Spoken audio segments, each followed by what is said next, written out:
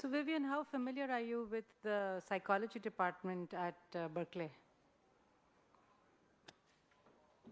Somewhat. My appointment here was at a place called the Redwood Center for Theoretical Neuroscience, which is basically a bunch of physicists pretending to be neuroscientists. Yes, yes. But there are a fair number of computationalists at CMU. And my interest was always single cell to modeling society. I don't care. If it's people, I'm interested. So, yeah, I got to spend a lot of time at the psych department as well. I made the move from physics to neuroscience at Berkeley many years ago. Birdsong learning. It is a thing that I think many grad student has learned, which is if you have an undergrad in physics, engineering, math, that's not a problem getting into psychology. Everybody wants a student that can solve their equations for them. So as long as you don't mind having to do everybody's statistics for them, then yeah, it's an easy transition.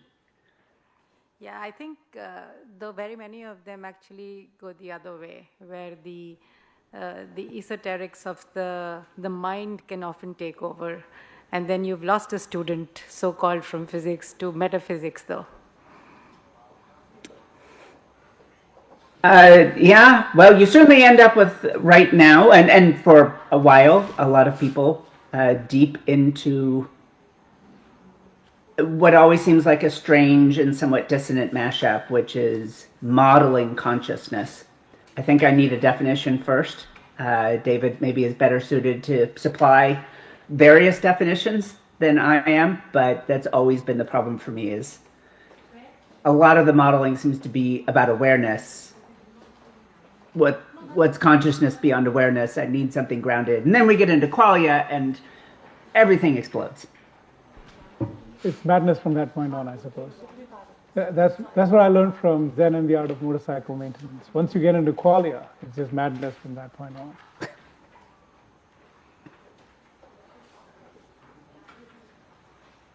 Hi, David. Is this on? Hello. Yeah. Is this? Hi. Hi, David. Hi, Vivian. Hi, Gaurav. Good to meet you. Sorry. Hello back. This is Jyotika. Hi. We're just going to start in the next 3 to 4 minutes, and yeah, I mean, continue to interact. Sorry about the little time lag. We're just expecting something to be taken care of. So in about 3 to 4 minutes, I hope that's okay. No problem. Yeah, thank you.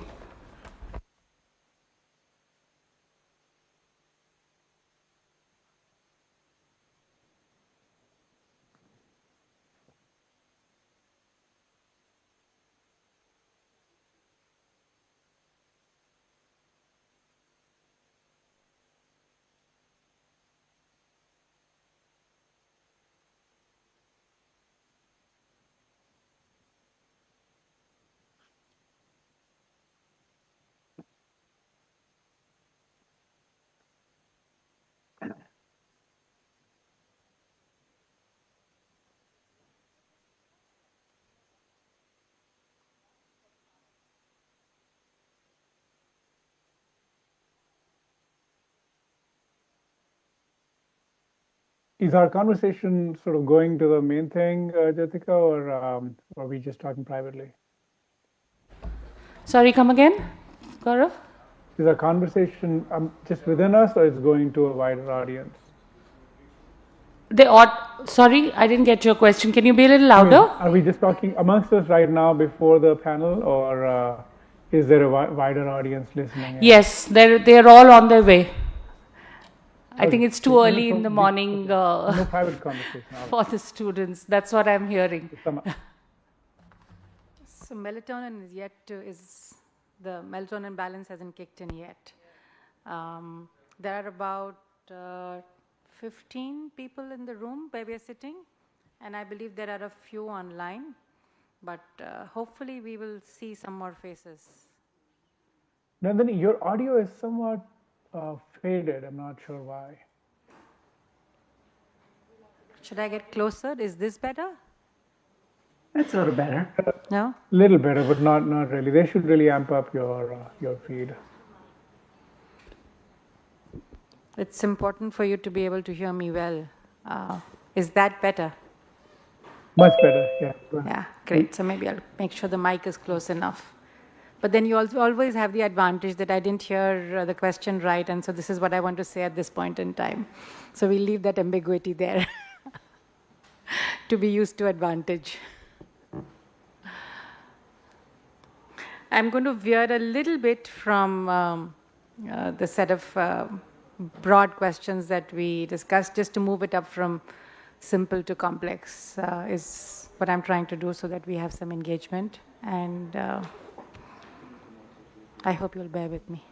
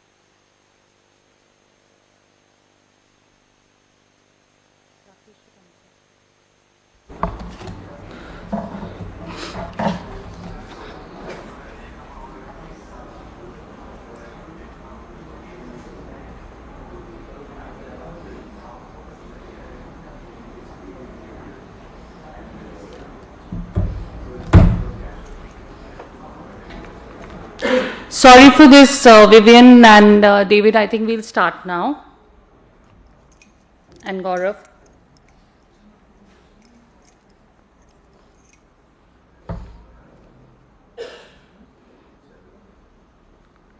Is the screen going to be back on? Is the screen going to be?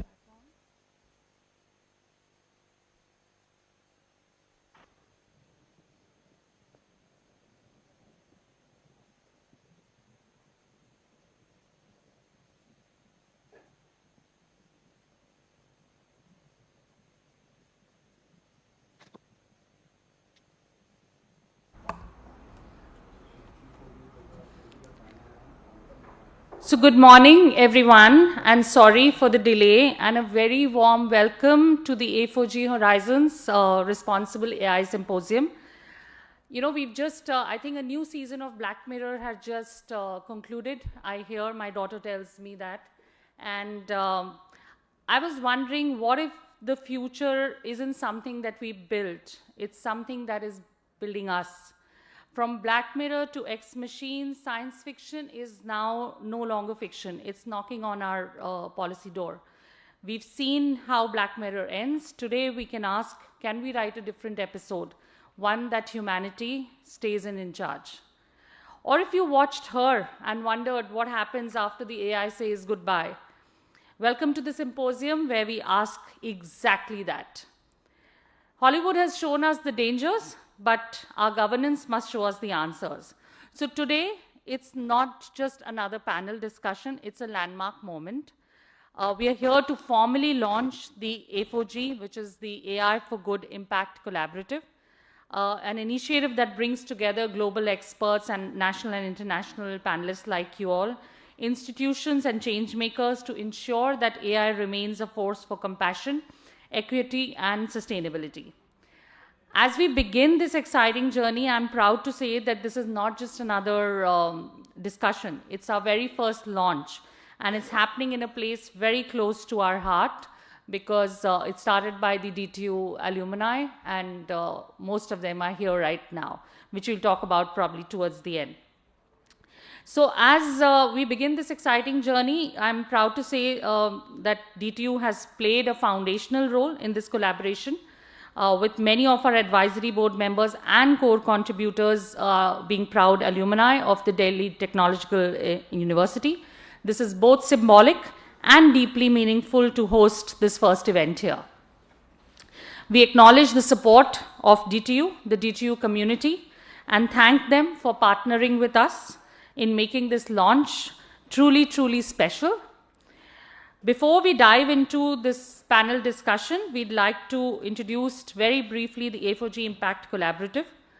At the core, A4G envisions a world where AI is aligned with the best of human intention, amplifying compassion, fostering equity, and empowering humanity to thrive. So they are working across three pillars: AI for sustainability, for mental health, and governance and ethics.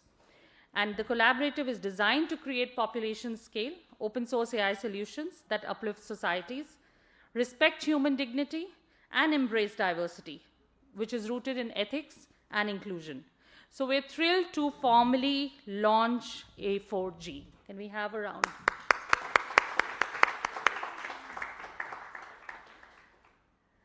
We now bring you two very special messages from the DTU leadership. First, a message from the Vice Chancellor of the DTU, Professor Yogesh Singh, whose visionary leadership continues to shape DTU's forward-thinking ethos. Can we play the message, please? Professor Yogesh Singh.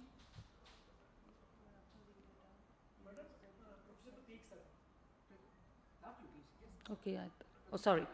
Okay, Professor Prateek Sharma, my bad. Is are we going to play the message now or? Okay.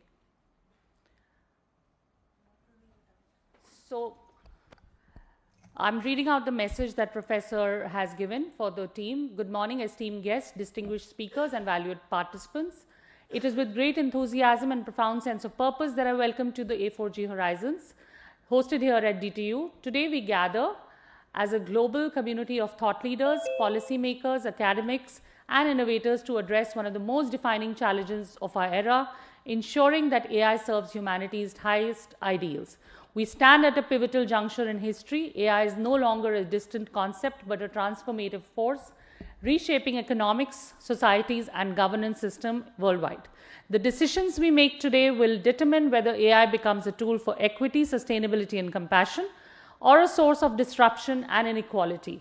The symposium is not just an event, it's a call to action, to co-create frameworks that integrate human ethics and values to the very fabric of AI development.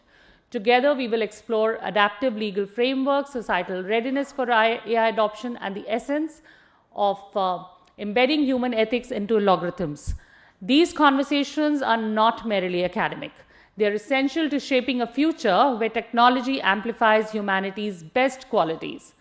Let us use this platform to forge partnerships, exchange ideas, and commit to actionable solutions. As we embark on this journey together, let us remember that the true measure of progress lies not in technological advancement alone, but in how it uplifts every individual and community it touches.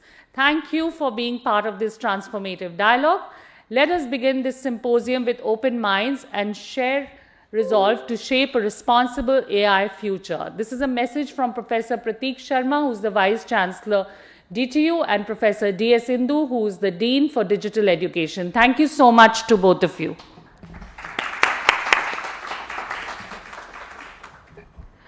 So let's begin the session now.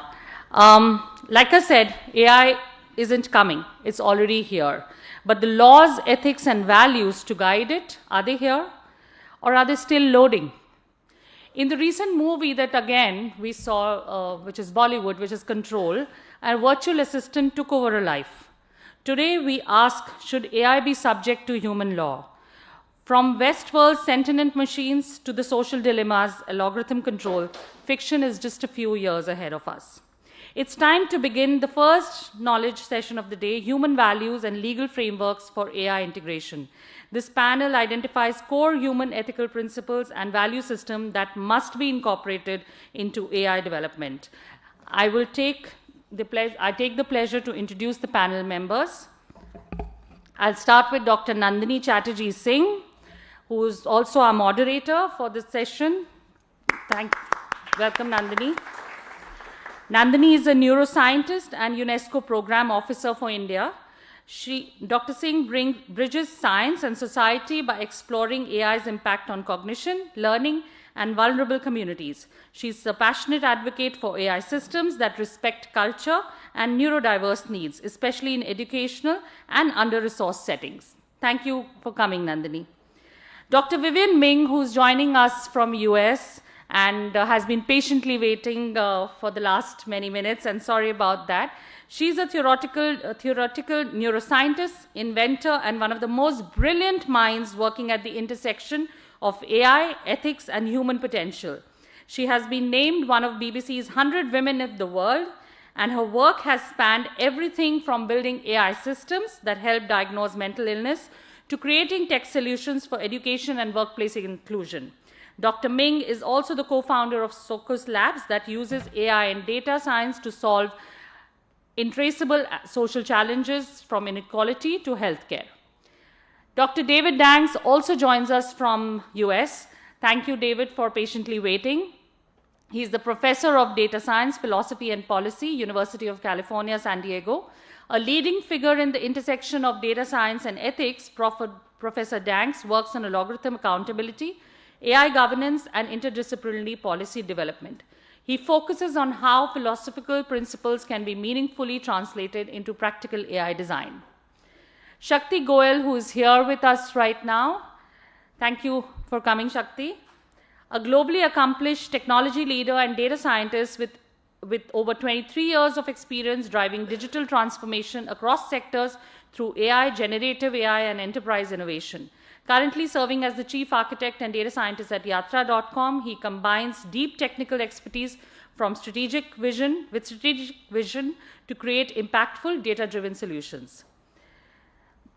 Gaurav Rastogi joins us from US as well. He's a Silicon Valley entrepreneur, spiritual teacher, and author. With a rare blend of technological innovation and spiritual wisdom, Gaurav brings deep insights into integrating ethical consciousness and indigenous values into AI. His work reflects how spiritual traditions can inform a more balanced and compassionate tech future. Mr. Rakesh Maheshwari joins us here in India. Thank you, Mr. Maheshwari. He is a distinguished expert in cyber law and digital governance with decades of experience shaping India's data protection and cybersecurity frameworks. As the former group coordinator for cyber laws and data governance at the Ministry of Electronics and Information Technology, he played a key role in drafting and implementing key national policies around data privacy, cybersecurity, and digital trust. Aarti Ahuja, who's here also with us, is a psychologist and mental health expert whose work sits at the fascinating intersection of human behavior and artificial intelligence. With deep experience in applying psychological insights to AI-driven tools, she explores how technology can both support and challenge emotional well-being in the digital age. So that's a lot of technology that I spoke. A lot of words, but I'm so excited to hear this conversation. Let us now invite our moderator, Nandini, and the distinguished panelists to begin this important conversation. Over to you, Nandini. Thank you very much, Jyotika. Good morning, everyone, and thank you for coming in the morning. My name is Nandini Chatterjee Singh, and what are the odds, you think, of having two panels, one after the other, both of which contain an individual named as Nandini Singh? For those of you who are interested in probability, that's a very interesting exercise. In this whole wide world, even a country as large as India, to find two Nandini Singhs for the same day, hats off. But I made sure that there was something in between the Chatterjee which might help you differentiate. I'm currently Senior National Program Officer at UNESCO MGIP, and the MGIP stands for the Mahatma Gandhi Institute of Education for Peace and Sustainable Development. We are located in New Delhi, and we are UNESCO's first Category 1 institute for education in the Asia-Pacific region. MGIP's vision is to build kinder brains by mainstreaming social and emotional learning in education systems. Along with the founder-director, Dr. Ananta Durayappa, we formulated a framework called EMC Square, which is building competencies of empathy, mindfulness, compassion, and critical inquiry, okay, as a framework for social emotional learning, which is something that we try and now build competencies for using immersive technology across schools and universities in the world. I'm very excited to be moderating this panel on human values and legal frameworks. And I've been told that the purpose of this panel is to identify core human ethical principles and value systems which must be incorporated into AI development. This is a tall order because I'm neither an AI expert nor a legal expert. However, I am human, and I possess a value system which is often at odds with the moral systems around me and what I also deem as ethical systems. I therefore set out to review 3 of these terms before today's discussion. And I just wanted to set the stage with that so that we also have these somewhere on the horizon. Based on the little bit that I read in the last 72 hours, which is when we sort of agreed on my coming on board as this panelist, values are an individual's personal principles or beliefs. Values are individual and are personal principles and beliefs. They are distinct from morals, which are norms or codes of conduct about right and wrong. And these might have cultural influences. Ethics are broader principles and standards of conduct that govern behavior across societies and cultures. So ethics right now is that superset, I think. So I wanted to try and make sure that we keep these in mind as we use these terms and realize that they are not necessarily interchangeable. Okay, so just to keep that thought in your mind, my own career trajectory has moved from physics to neuroscience to education policy, and has given me some opportunity to reflect on how values, moral systems, and ethics can conflict with each other, often giving rise to cognitive dissonance, which in turn influences human behavior and decision making.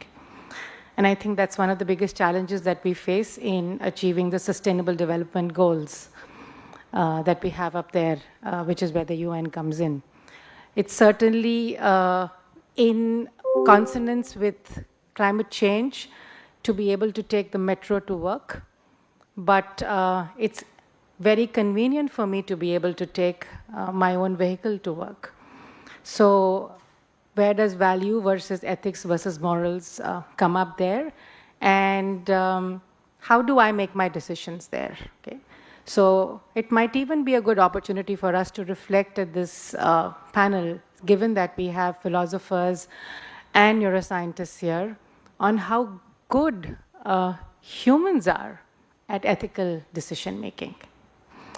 So some of the questions that have plagued me, I just want to put up there and see whether we'd be able to answer some of them, or at least get insights into them.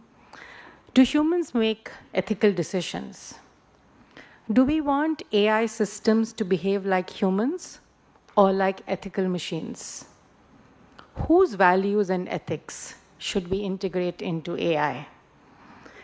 How will we find data for technology and AI to learn such ethical decision making? Just a couple of minutes ago, I was talking to a fellow panelist who told me that his role really is to bring in the data on which these machines get trained. So where is that data going to come on, even if we do identify these principles? And the biggest question of all, if AI does take these decisions, will humanity be willing to abide by these decisions? If we are to build autonomous AI systems that make independent decisions, this discussion couldn't be more urgent and more pertinent. As a neuroscientist, I know, and somebody who does more of experimental neuroscience, having people do tasks in the fMRI scanner, that decision making is an emotional cognitive process. For everybody who's part of this panel, I can assure you, you have never made a purely cognitive decision in your life. At least the measurement of the brain says there is some involvement of emotion always. Okay. So with that background, okay, before we get into the technical roles that each, and expertise that each panelist comes to this table with, I wanted to start this discussion on a more basic note, which is something that even you could think about, is I want to go around the panel and ask each panelist to answer each question without putting in front your technical expertise. What is it to be human? And can you provide examples of 3 human values that matter to you? So I'm starting with Vivian. Easy questions.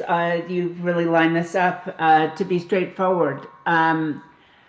So also being a neuroscientist, although I happen to make fake brains on computers, the funny thing I often say is that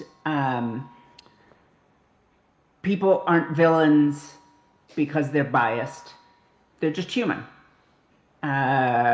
We only become villains if we refuse to do anything about it, refuse to acknowledge it. So certainly one aspect of being human with which I would agree with you, which is that, and I suppose many might, which is we're variable. We have this idea that we're a fixed thing. We will always make the same decision, and that just isn't true. So for me, being human is fundamentally being imperfect, because in a complex cognitive system, perfection is simply unattainable. There isn't such a thing. It's not a well-posed problem. So it may not be a holistic statement, but being human is being biased. Perfect. Okay. David, I hope it's okay. I'm referring to you all by first names. It just makes it a little more closer. Certainly fine with me. Yeah, I mean, the question of what it is to be human, you're asking a philosopher, and so I hope everyone is prepared to be here for quite a long time. But I think at core, especially when we think about these topics, I think perhaps the most interesting part about being human is that we have the ability to choose and to shape our own values in ways that are arguably close to unique in many parts of the world, and certainly when we compare it to AI systems. They implement and embody values, but they're the values that are coded into them either directly or indirectly. And in contrast, I think one of the things that's really remarkable about humans is that we have the ability to decide, you know what, this other value is more important to me. I'm going to change who I am. I'm going to change the way I act and think about the world. And that kind of metacognitive reflection, meta-emotional reflection on what we really want to value is, I think, one of the hallmarks of being human. Great. Thank you. Gaurav.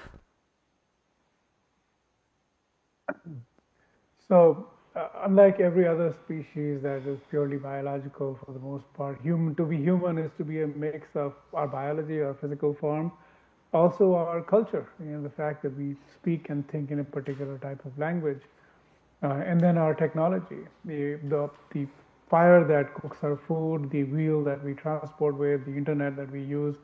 To be human is uniquely to be a mix of biology, culture, and technology. The three values, your question, I have a longish answer, but I'll try to boil it down. The first thing is Sage Yajnavalkya in his conversation with his wife Maitreyi said, everything is dear for the sake of the self. So what we value most are things that we see ourselves in. And so seeing the self in other things are the things that we truly value. The second is always a choice between pleasure and purpose. The Sanskrit words for those in India are shreyas and preyas, things that are pleasurable and things that are purposeful and right. And so having to choose between those often reflects our values. And the third thing that I think humans value the most is connection. Connection to each other, connection to meaning, purpose, value, markets, all sorts of things. And so in terms of what values I think are human values, I would put those three there. Thank you so much. Shakti. Yeah, hello everyone. I'm actually a practitioner of AI. I build, develop AI applications, and I also define how AI works in an organization. I've always seen a conflict between AI and how it is interpreted by human beings. So like, what are those core values, what are those human ethics that we should worry about or AI applications should worry about? One is, as human beings, we want the systems to be able to differentiate between what's right and wrong, right? But the interpretation of right and wrong can also be dependent on the human being, on the individual, or on the culture the person comes from. Then the AI should have the ability to be fair, right? To be honest, at the same time be compassionate. If I'm applying for a loan and if my loan gets rejected, I want the system to be able to tell me that, look, it was being fair and that's why my loan was rejected. Can I quickly jump in there, Shakti? Yeah. We will come back to that part of it. I want to know your own individual... Sure.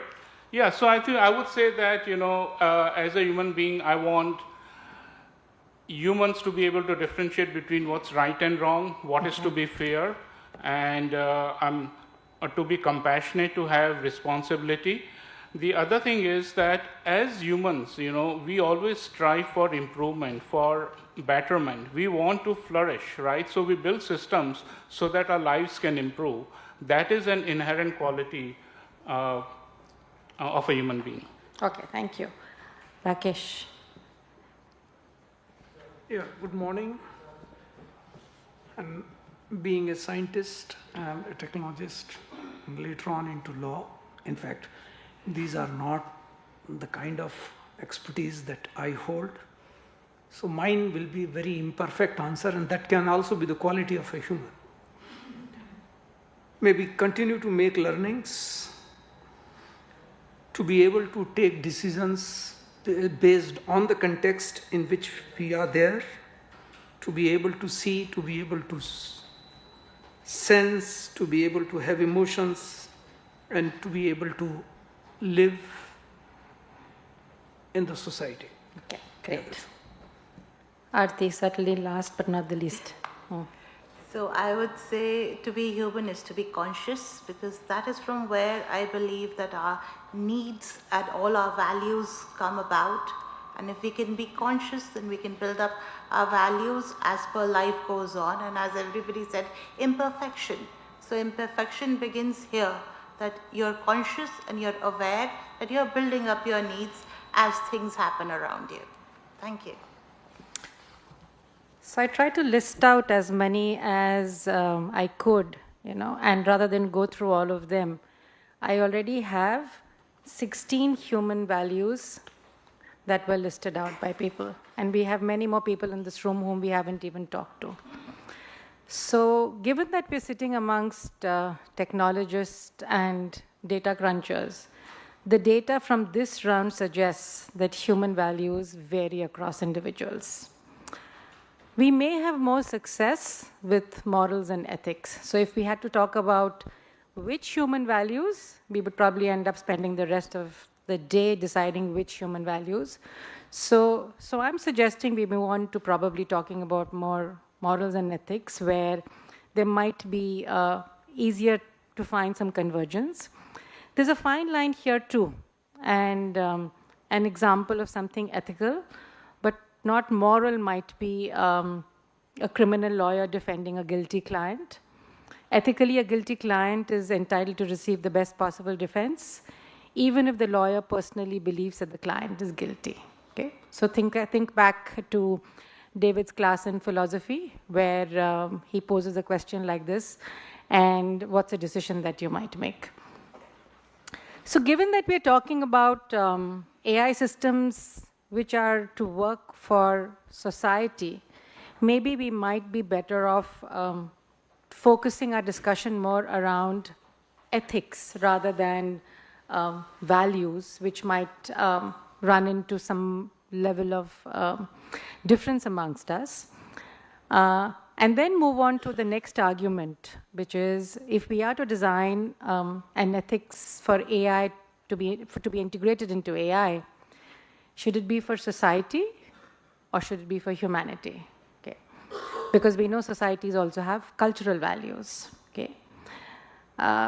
So here is where I want to tap into the unique expertise that each panelist brings to this table. And just to be clear, the question here is not ethically where we should be using AI, but rather how do we integrate ethics into AI systems so that the emergent behaviors and decisions are ethical. At least that's my understanding of the purpose of this discussion. So to dive in a little deep, can I pose the next question to David? As somebody who comes in with a background on data science, philosophy, and policy, how can philosophical frameworks help us identify morals for ethical decision making? Sure. I'm going to give perhaps an unpopular answer, which is I don't know how much they actually will help. Sorry, David, would you say that again? We need to. Sorry? Would you say that again, please? I don't know that philosophical frameworks, the large ones that we tend to think about, I actually don't know that they will help very much with AI systems. I think with AI systems, we need to think about their behavior, how their actions advance some values rather than others, how they support some communities and individuals rather than others. And we need to judge those using ethical frameworks. But I don't think we should be trying to put the ethical frameworks into the AI systems. And I wasn't sure which direction you were going from that. Why don't you pose the but- question the way you would like to answer it? So I think, I think the real value of the philosophical frameworks is that they give us a chance to think about the really hard cases. If I'm trying to decide whether to steal $20 from Gaurav, I don't need an ethical theory, a fancy ethical theory to tell me I should not do that. All of the ethical theories are going to agree that that would be unethical for me to steal from him when I have no, compelling reason to do so. And so I think what we need to do is recognize that many of the questions that arise for AI systems, we need the ethical theories for the hard cases, for the cases where we have multiple self-driving cars on the road and they have to they have to coordinate with one another and with the human drivers, or when we're trying to decide how to balance the false positives in our diagnostic AI system that's going to we know it will make certain errors, just as human doctors do. Who should bear the cost of those errors? Who should be told incorrect information? And I think that's where the ethical theories can really come into play. And so one of the challenges, I think, for people building AI systems is how to recognize when they are facing one of those kinds of cases. So how do they know when to call somebody who's trained in philosophy and thinking about that? And I think that that's one of the challenges we as people who want to help AI developers have to try and solve, is for them to know when they should call somebody for help. So if I may just do a follow-up, if they did call you in as a philosopher to be able to decide what should be the decision to be taken, how do you go about doing it? So I would start by trying to understand where your previous question started, of thinking about values and who are the relevant human stakeholders who are impacted by this system and by the decision, understanding how those values should be prioritized, how they can be traded off against one another as we may have to, and then using that as a background against which we can try and understand what is technologically capable, or technologically possible, sorry, because there may be things that we would like the AI to be able to do that are, in fact, there's no way to get the system to do it. We just aren't able to have systems that are smart enough or context sensitive enough to be able to handle that particular challenge.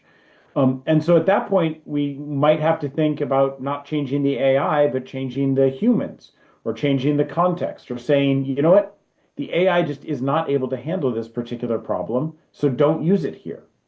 So I think oftentimes when interacting with people who are building AI systems, as an ethicist, I find sometimes the most important thing I can do is tell people, maybe you should not be using AI here at all.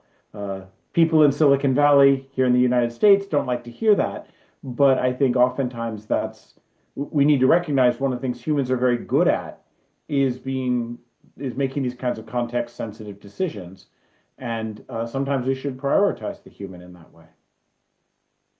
So you are of the mind that some difficult decisions can still be left to, what did we say, complex, imperfect human beings, and trust them to be able to make the right decisions, right?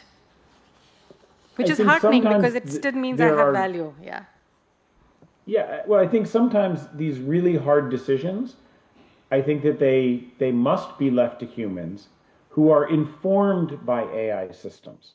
So I think the AI can play an enormous role in helping us to understand the different dimensions of the problems we face. But ultimately, I think the really hard decisions, the uses of AI in warfare, for example, really should remain with the humans because we are ultimately the moral agents here. Thank you so much. So on that rather interesting note, may I move to Gaurav to say, from your unique perspective, bridging spirituality and technology, would you wish to add to David's argument or add a different flavor? And a second question to follow that is, do you believe that AI systems will be able to capture such essentials? Yeah. Thank you for that. And it's hard to follow up on David's amazing philosophical input. I'll just add from my point. I'll just double click on something I said earlier. Making choices is hard, and this is the hardest question in human history. In general, all the Indian epics are entirely about what is the right decision at this point of time, and it's never easy. And that's the reason breaking it down into a discernible moral code is not something that in the Indian system stands the test of time, because the context matters, the space and time also matters. So space, time, and context keep changing, and because of that, it's impossible to think of a an absolute moral code like the 15 commandments of AI ethics or whatever, because the context is always variable. And for that, what I was saying earlier was the choice between the pleasurable and the purposeful is a hard choice, and it's not immediately evident. So Shreyas and Preyas, AI systems today, especially all technological systems, are designed with the short term in mind. They're designed to be pleasure maximizers in that sense. And because of that, AI systems tend to make the shortest, quickest decisions because they don't have the discernment to make longer term decisions.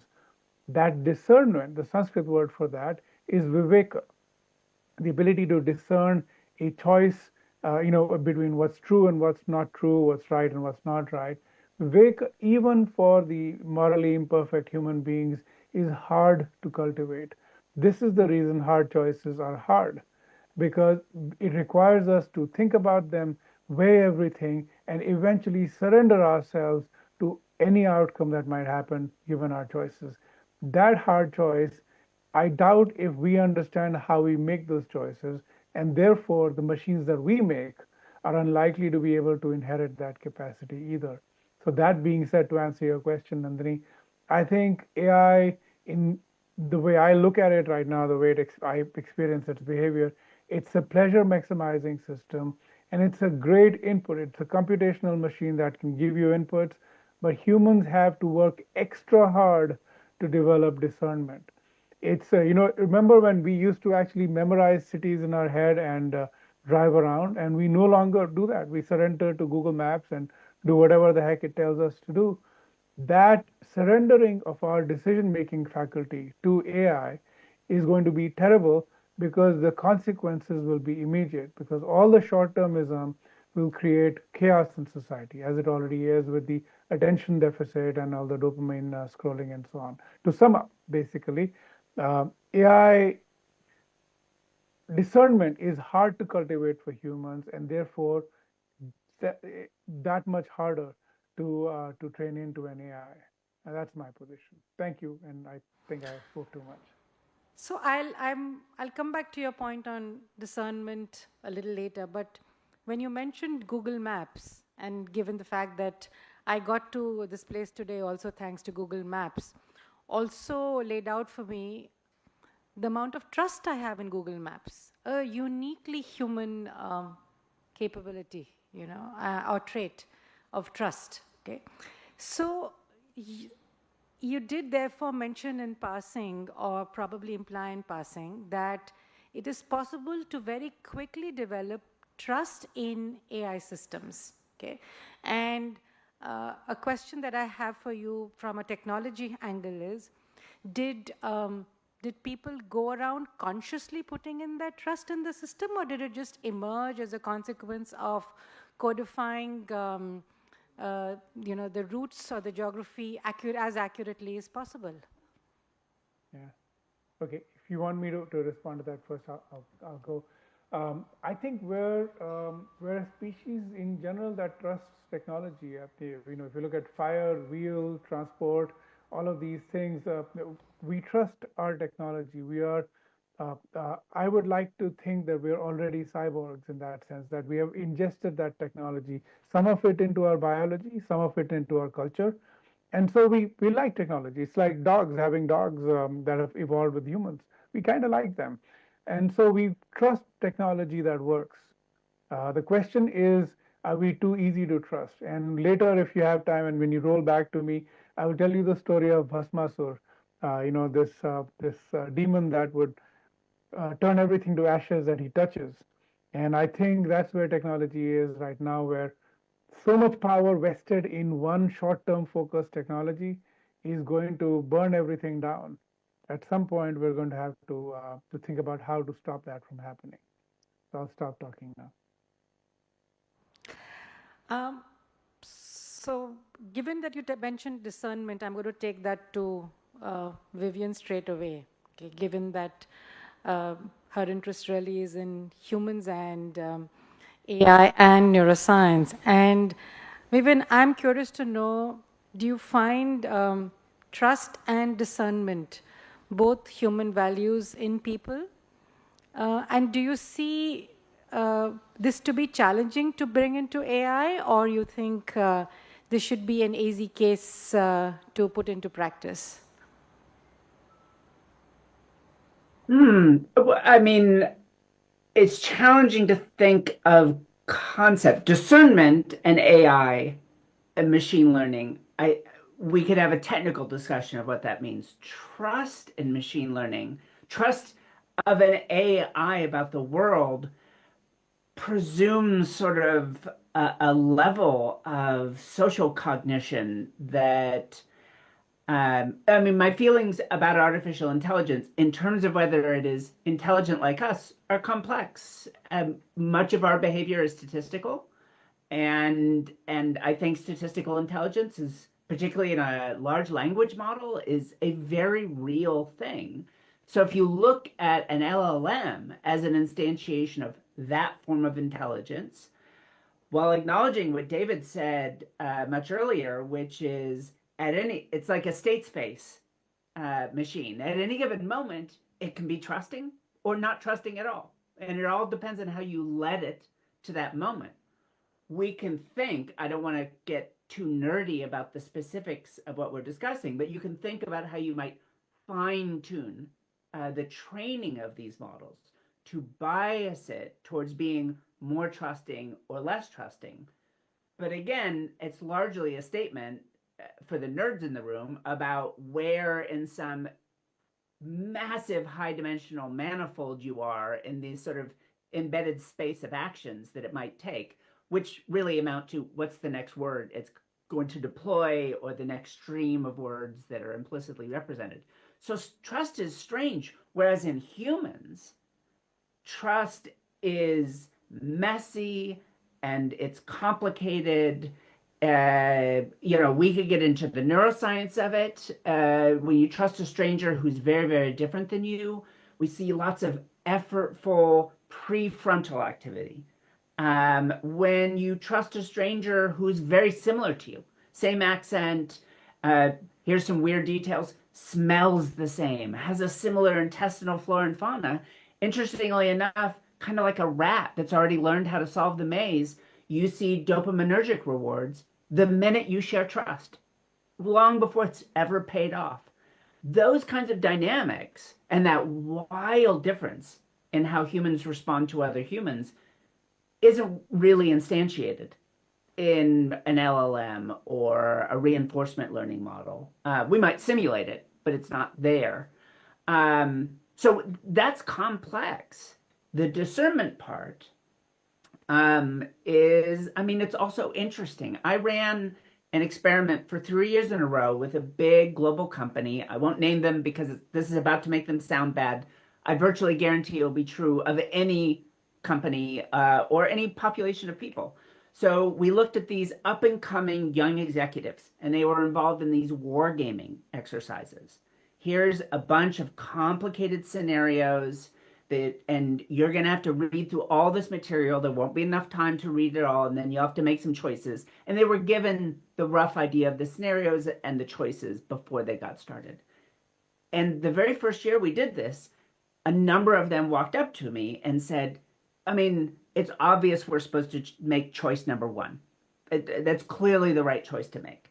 And choice number three, I mean, Mr. Burns from The Simpsons wouldn't make choice number three. You'd have to be a horrible villain to make choice number three. And then that first year, we just let the thing run normally. Every single person chose the thing they themselves had identified as morally wrong. every single one. These are highly educated, highly ambitious global executives, and they themselves were engaging in this behavior. So maybe we're very state-spacey. In the quiet of thinking about it on their own, they made one set of choices. When there was social pressure and time pressure and cognitive load, they made a completely different set of choices, even though they were the same person. So maybe in these questions of how you discern the choices before you, as well as how we trust, perhaps in some ways we're more like an LLM than we would like to admit. We are much more variable. We're like these big, gigantic wave functions. Now, to appeal to your physicist side, we are a tendency to exist, but we can be any of these different versions of ourselves at any given moment, depending on context. And I think understanding that about humans gives us some insight about AI and the much more complex question of how humans and AI interact. And if I can, because I will keep this very quick, about 15 years ago, this was probably one of the first things I ever shared in social media because I hate it with a passion that dims the sun. And so I don't do a lot, but I shared out this prediction that I bet in 5 or 10 years, people are going to find that Google Maps actively accelerates early onset dementia. Not because I don't like Google Maps. I've used it all over the world. I've used it to get around in Bangalore and Shenzhen and Kuala Lumpur. Just like that, I know how to get to my hotel from anywhere in the world. But I didn't have to think about getting there. So I will say, as a context for all of my future comments, I'm going to be very practical in my statements. I am better when I use Google Maps, but I am worse than where I started when I turned it off again. And one thing I challenge my students at UC Berkeley to think about is, if you're going to build a system, less so than thinking about meta-ethical frameworks for AI development, are you confident? Do you know that the system you built not only makes people better when they're using it, but they're better than where they started when they turn it off again? And for me, that's always been the driving question about our interaction with AI. I think David's 100% right. When you have these things making autonomous decisions at large scale, and particularly AI-powered weaponry, all of this stuff incredibly complicated. But if you're talking about people, I'm the thing that I want to be made better. And that always has influenced. It probably came out of my work in neuroprosthetics, where I don't want to put something in someone's brain that does for them what they can already do. I want them to get better at doing it. And I carry that over into my work in artificial intelligence. That was very interesting, and it brought back two interesting incidents for me, which I just want to put in context here.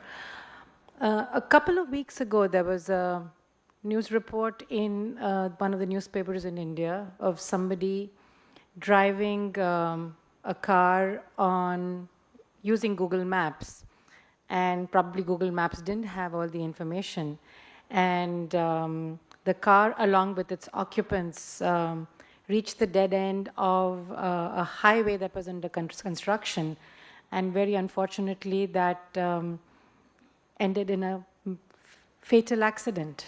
Okay, and so implicit trust in Google Maps does not work, one, or should not work, one. And a second point that you probably didn't explicitly say, but I think you mentioned or referred to when you were talked about even the link to dementia, is somewhere never stop being human.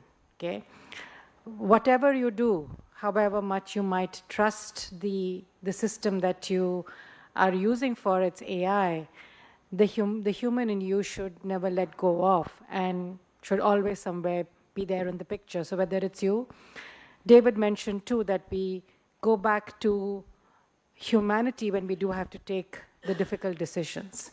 So I think one important take home that I already have after the three of you have spoken is somewhere we can't let go of being human and expect that there will be a time that AI will take over all my decision making for me and therefore my thinking for me.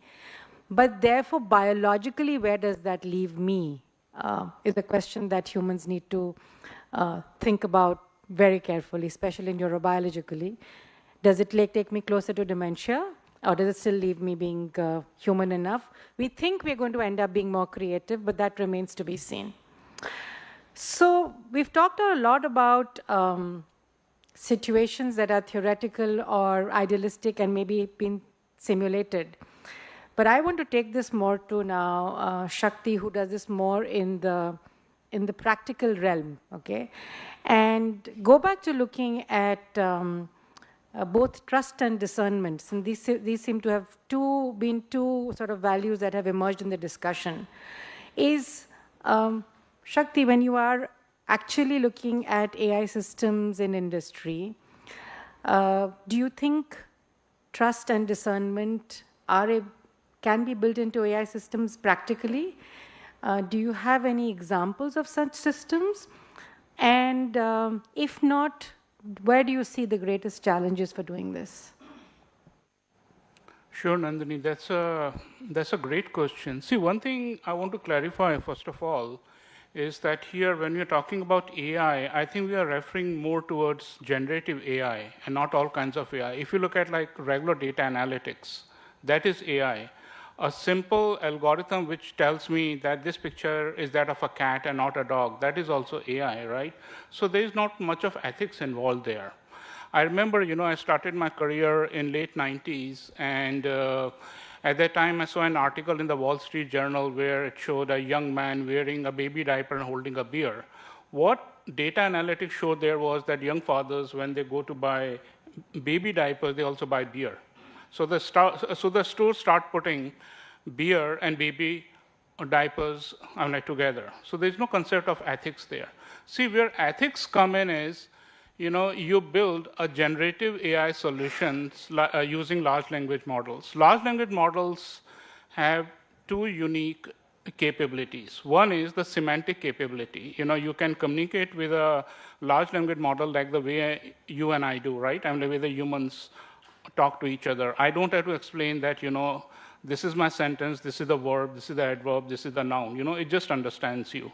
The other thing is the amount of data that it is trained on, right? It is extremely knowledgeable of all the things out there. Like a model like ChatGPT 3.0, when it first came out, it was trained on 21 petabytes of data. That is a lot of data, right? Now the thing comes here is that these models don't have any ethics, right? It is just a piece of software. You have an input, which is a data set, and it will do what it is trained to do. That's it.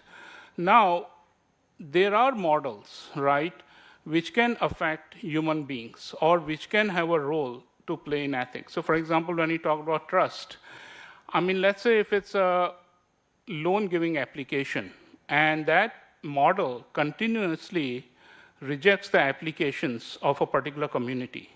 Why is that happening? Is it because the model is biased? Is it because I cannot trust it? Or is it what the data tells me?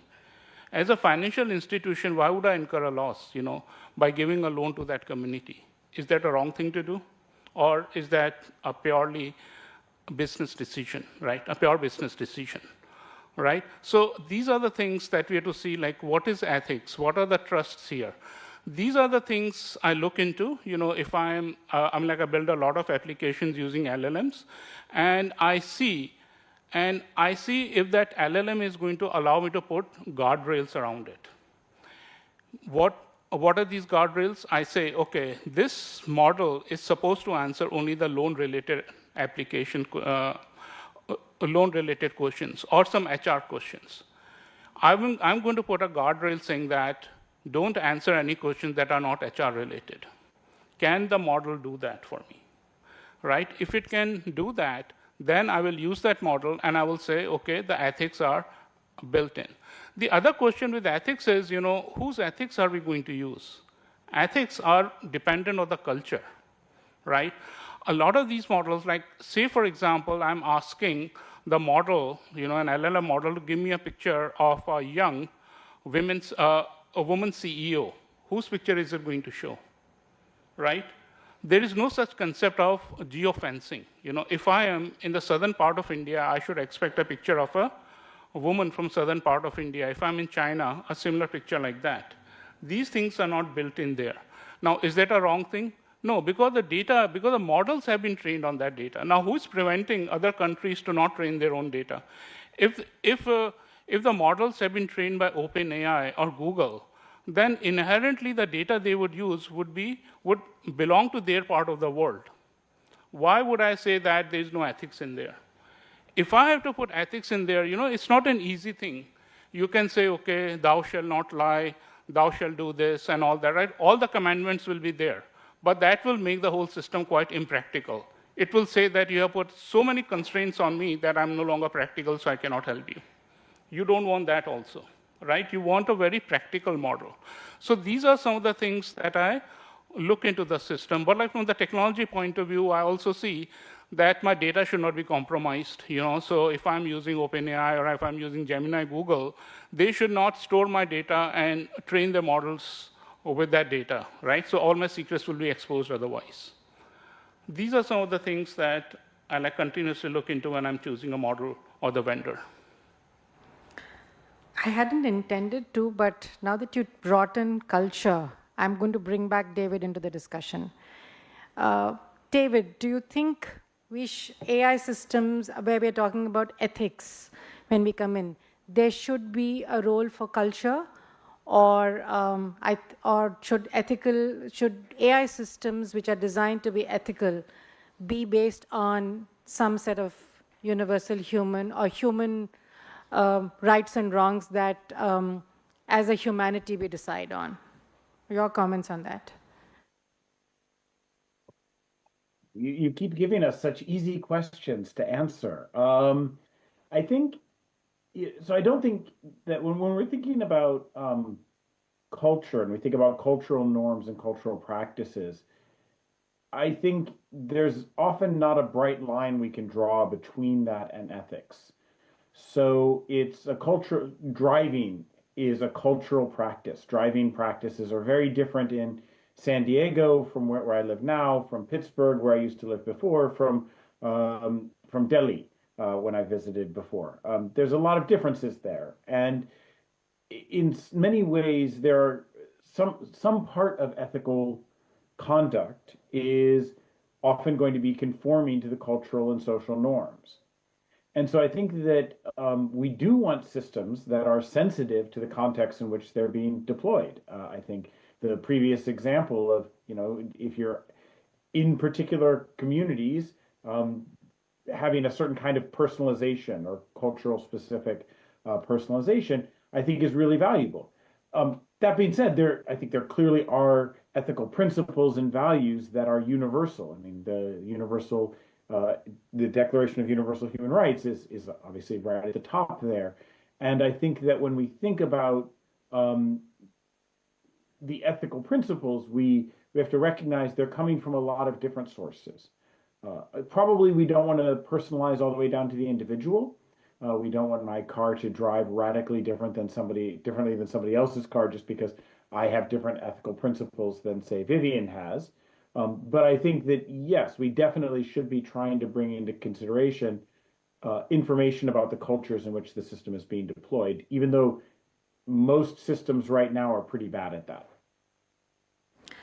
Okay, so it's interesting that we are sort of treading the line between reality and optimal or ideality, if such a word might exist.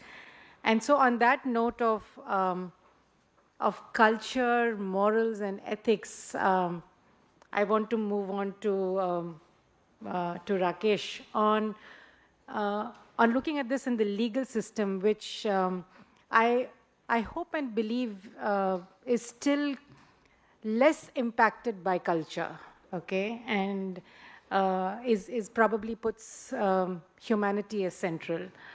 Rakeshji, do you think that the legal system, the way it is designed, has a sense of universal ethics already built in, which you would find across the world? Or do you think this is also impacted by culture? Yeah, legal systems to me in any case are highly context sensitive. Different countries have different legal systems, primarily because of maybe what is acceptable to my culture may not be acceptable somewhere else, and vice versa is also true. And the same thing has been built into the law. And to that an extent, I do believe that any AI system for that reason should take into account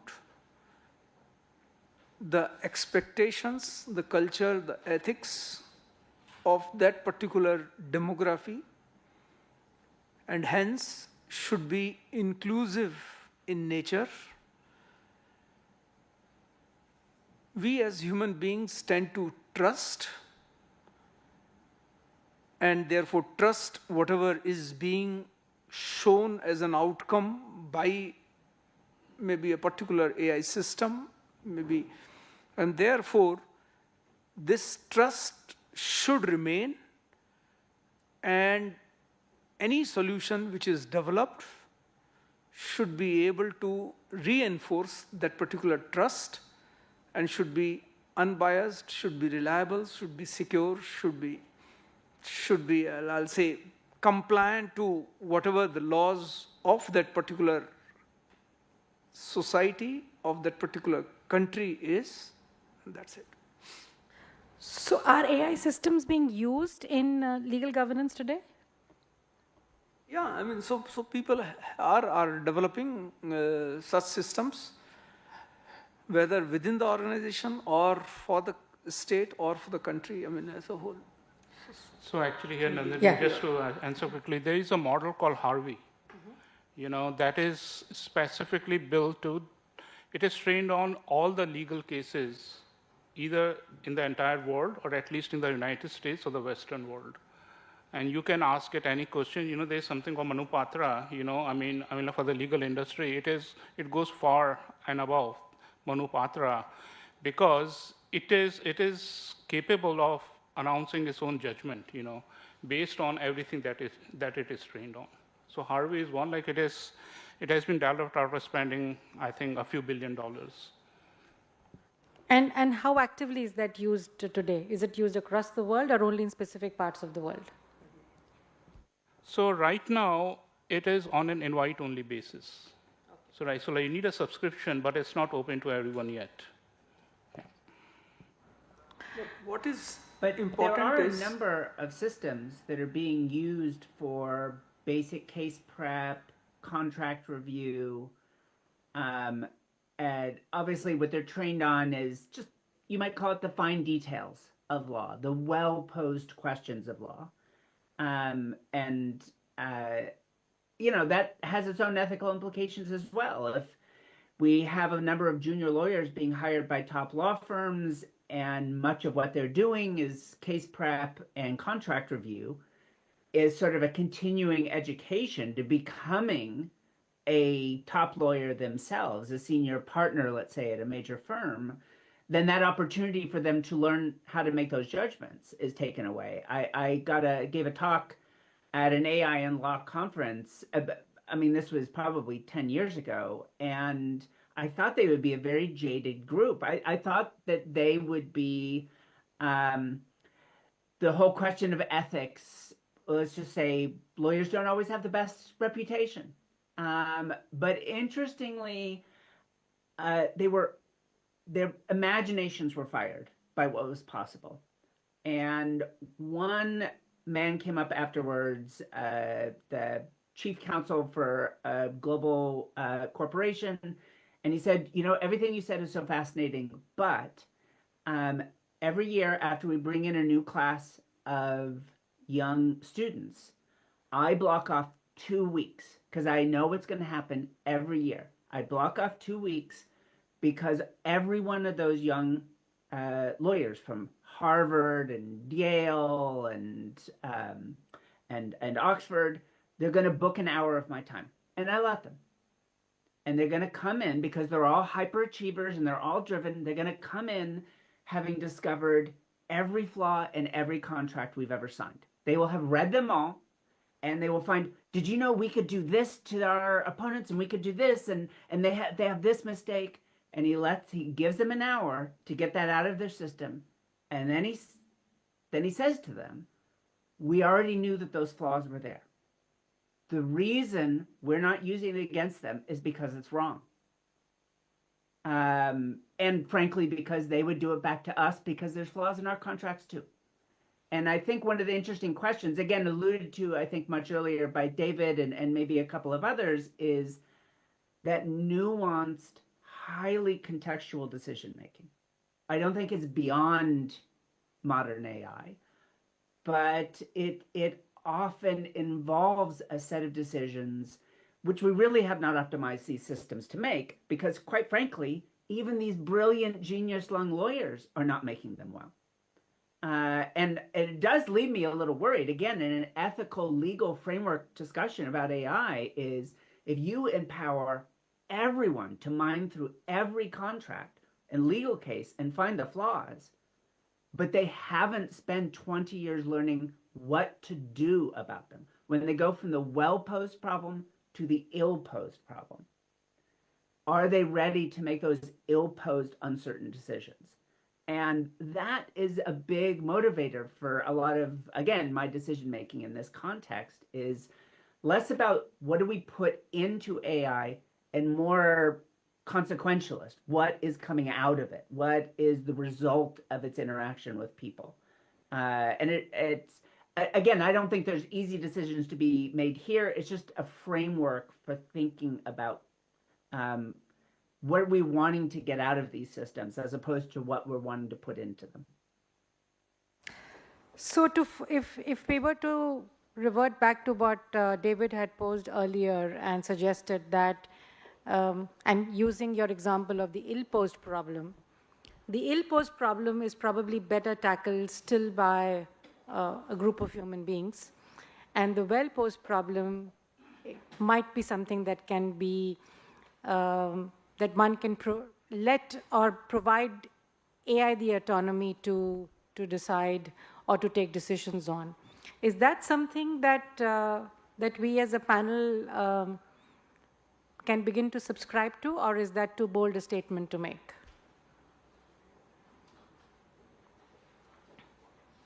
So I'm not really seeing anybody have too many concerns around that. So maybe that's one I would like takeaway. to Sure. here. And this is where I was going to just take the decision back to you. Is as I was hoping there would be a voice of dissent from you as a mental health professional.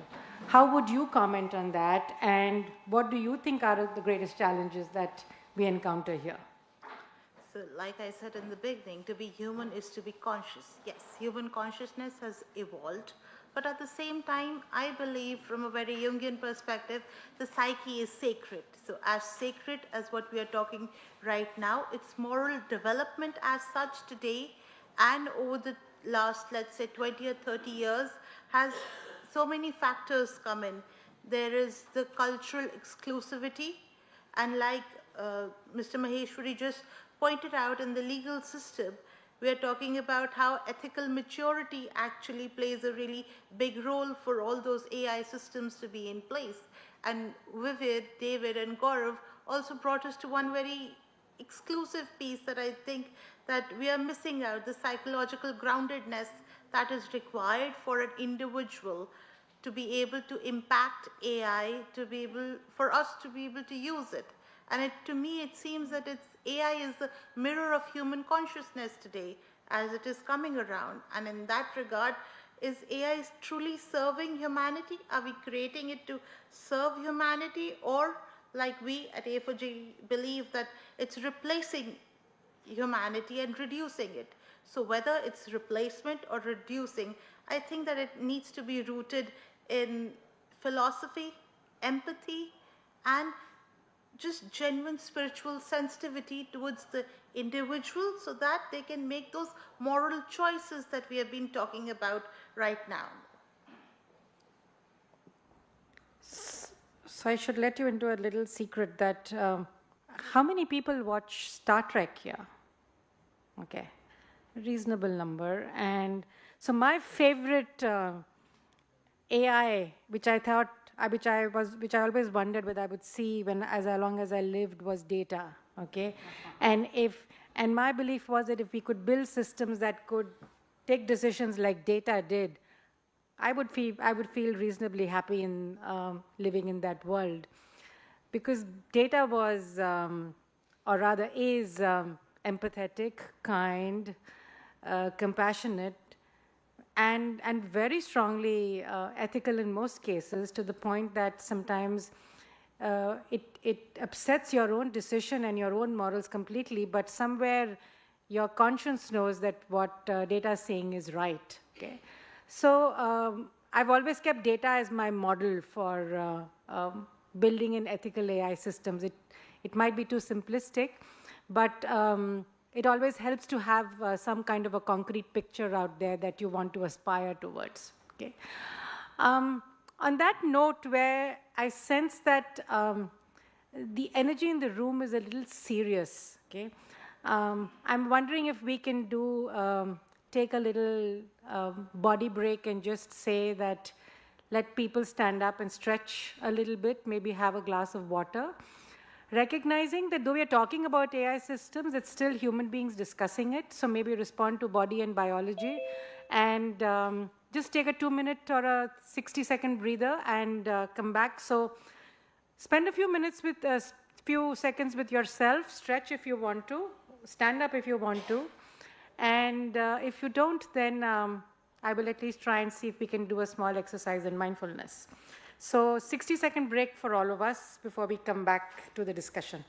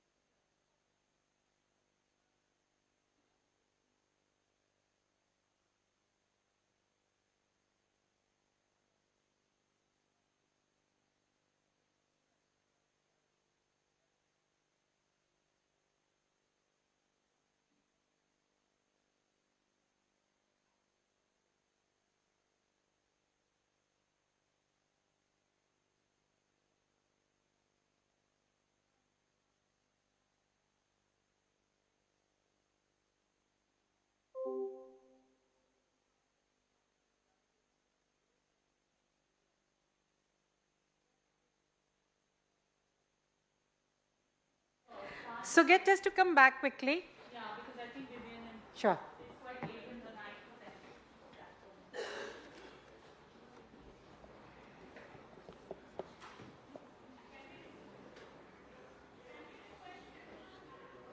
आप on कर देंगे फिर से वो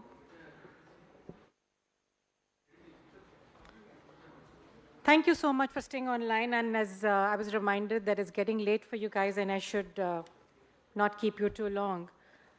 But also aware that as a lot of the discussion I realized was getting too philosophical for some of the people in the room, and I could see some switch-offs happening. You know, people were beginning to nod off and gently begin to leave. I thought it might be time to do a quick sort of reboot or touch base to come back. Something that I do in a lot of in-person workshops, given that I do a lot of work with teachers and children, is to do a quick body check. You know, I want all of us to make sure that you have your inner voice that is still connecting with you and speaking to you. I'm not sure, I'm pretty sure Gaurav knows this, but I'm not sure about David and Vivian, whether you are familiar with this very simple exercise that is often done to, I do it to check back to my inner voice, but it's also something which helps you sort of restore balance and calm. It's called Brahmari, okay? So you plug in your fingers into your ears. So you're sort of blocking out the sound outside, and you just hum to yourself, okay, like a bee, okay? And it's believed to reconnect you with your inner voice as well as bring back a sense of balance and grounding. So if all of you are with me in this room, and in an attempt to bring back the collective which started off this discussion, let's all do a quick Brahmari together, okay? So I want you all to join me. Plug in your ears. Just plug this in. And you can follow Gaurav as some people do it this way. You can do it this way too. Close your eyes and just hum loudly to yourself like a bee would, okay? So Dogu.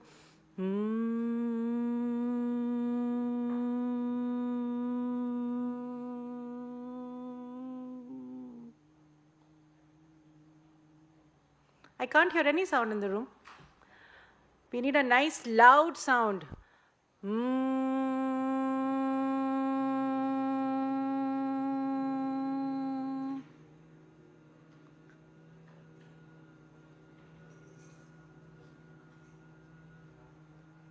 Thank you. That's a little better.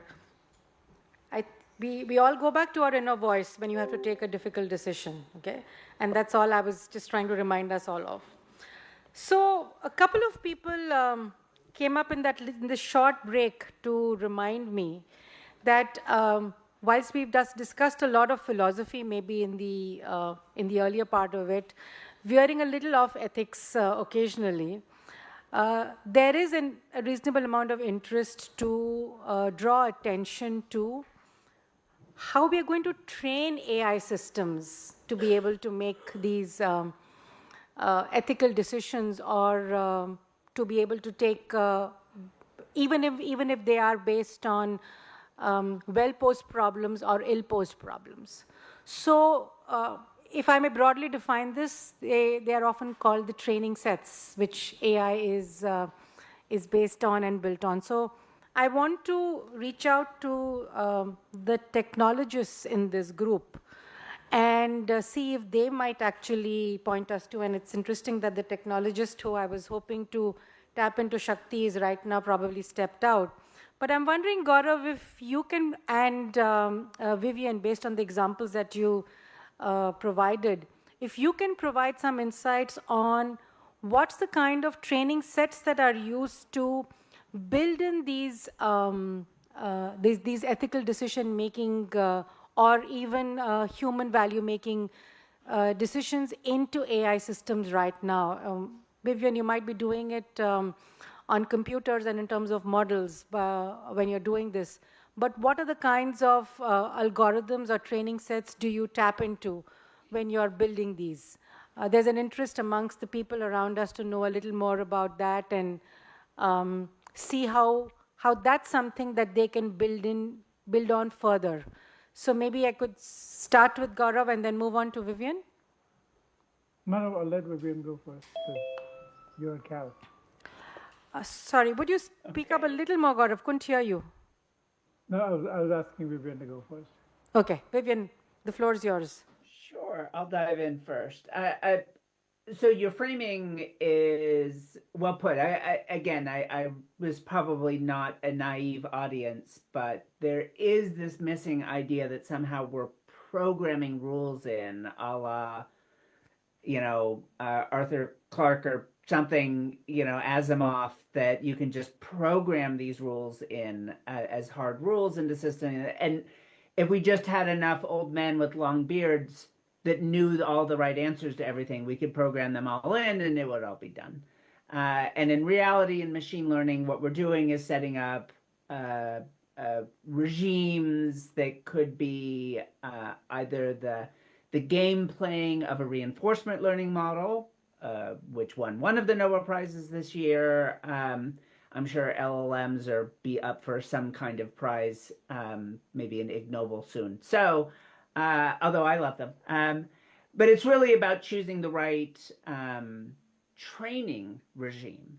But what's interesting is we focus so much, and so much conversation in the world of AI goes into where do we get these wonderful curated data sets on which we train. Obviously, again, in the RL space, one of the big breakthroughs is I don't need any data set. I can create a simulated world and just let, let's say, AlphaFold play with all the rules of proteins to discover whatever it wants, playing games against itself. But in the space of large language models, it's this mass of language.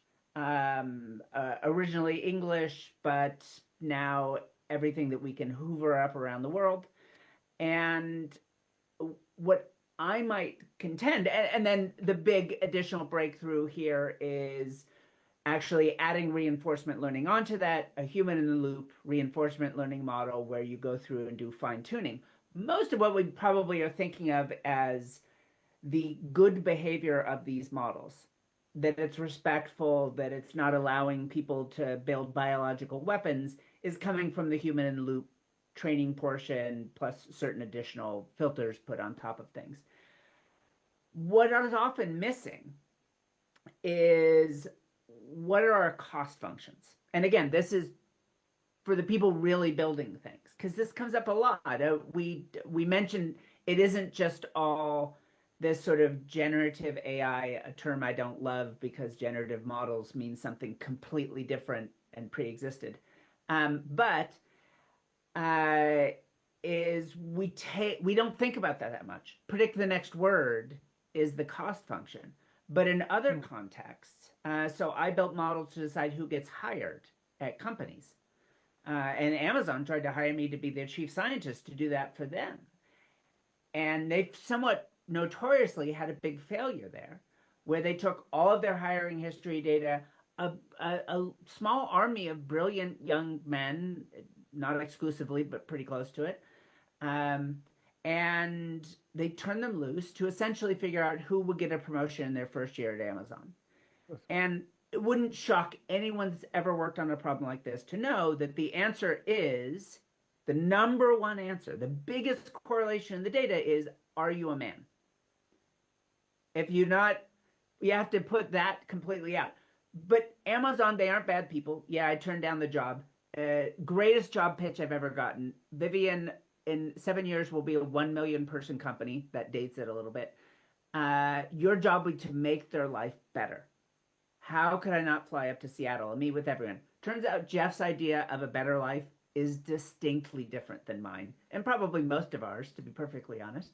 So I didn't take the job, but they're not bad guys. So when their system wouldn't hire women, they did everything that, at least in that era, ethical AI told them that they should. They took off all the women's names, all the women's college, all the gender markers. And the AI that they built, a deep neural network, to do this discrimination in the generic sense, did something amazing, something no human being at Amazon could do. It figured out who was a woman and wouldn't hire them. So that cost function is where their system failed. No one on the team pushed back and said, is whether you got a promotion your first year at Amazon 10 years ago still the right question to be answering today about who will be the best employees? And probably there's not as much thought about those kinds of complex questions going on, partially because so many brilliant students coming out of top universities have simply been said, hey, we're going to train a deep neural network to recognize dog breeds, and here's all the data, here's all the right answers, here's the architecture I want to build. Go build it for me, find all the right metaparameters. And you do that for 7 years, and then you get a job in the world where you're deciding who gets loans, who gets jobs, who gets police scrutiny. And you haven't been trained to say, are we asking the right questions? And I mean formally instantiate that in the cost function of the model. And that's hidden in the ethics of LLMs because the cost function is simply predict the next word.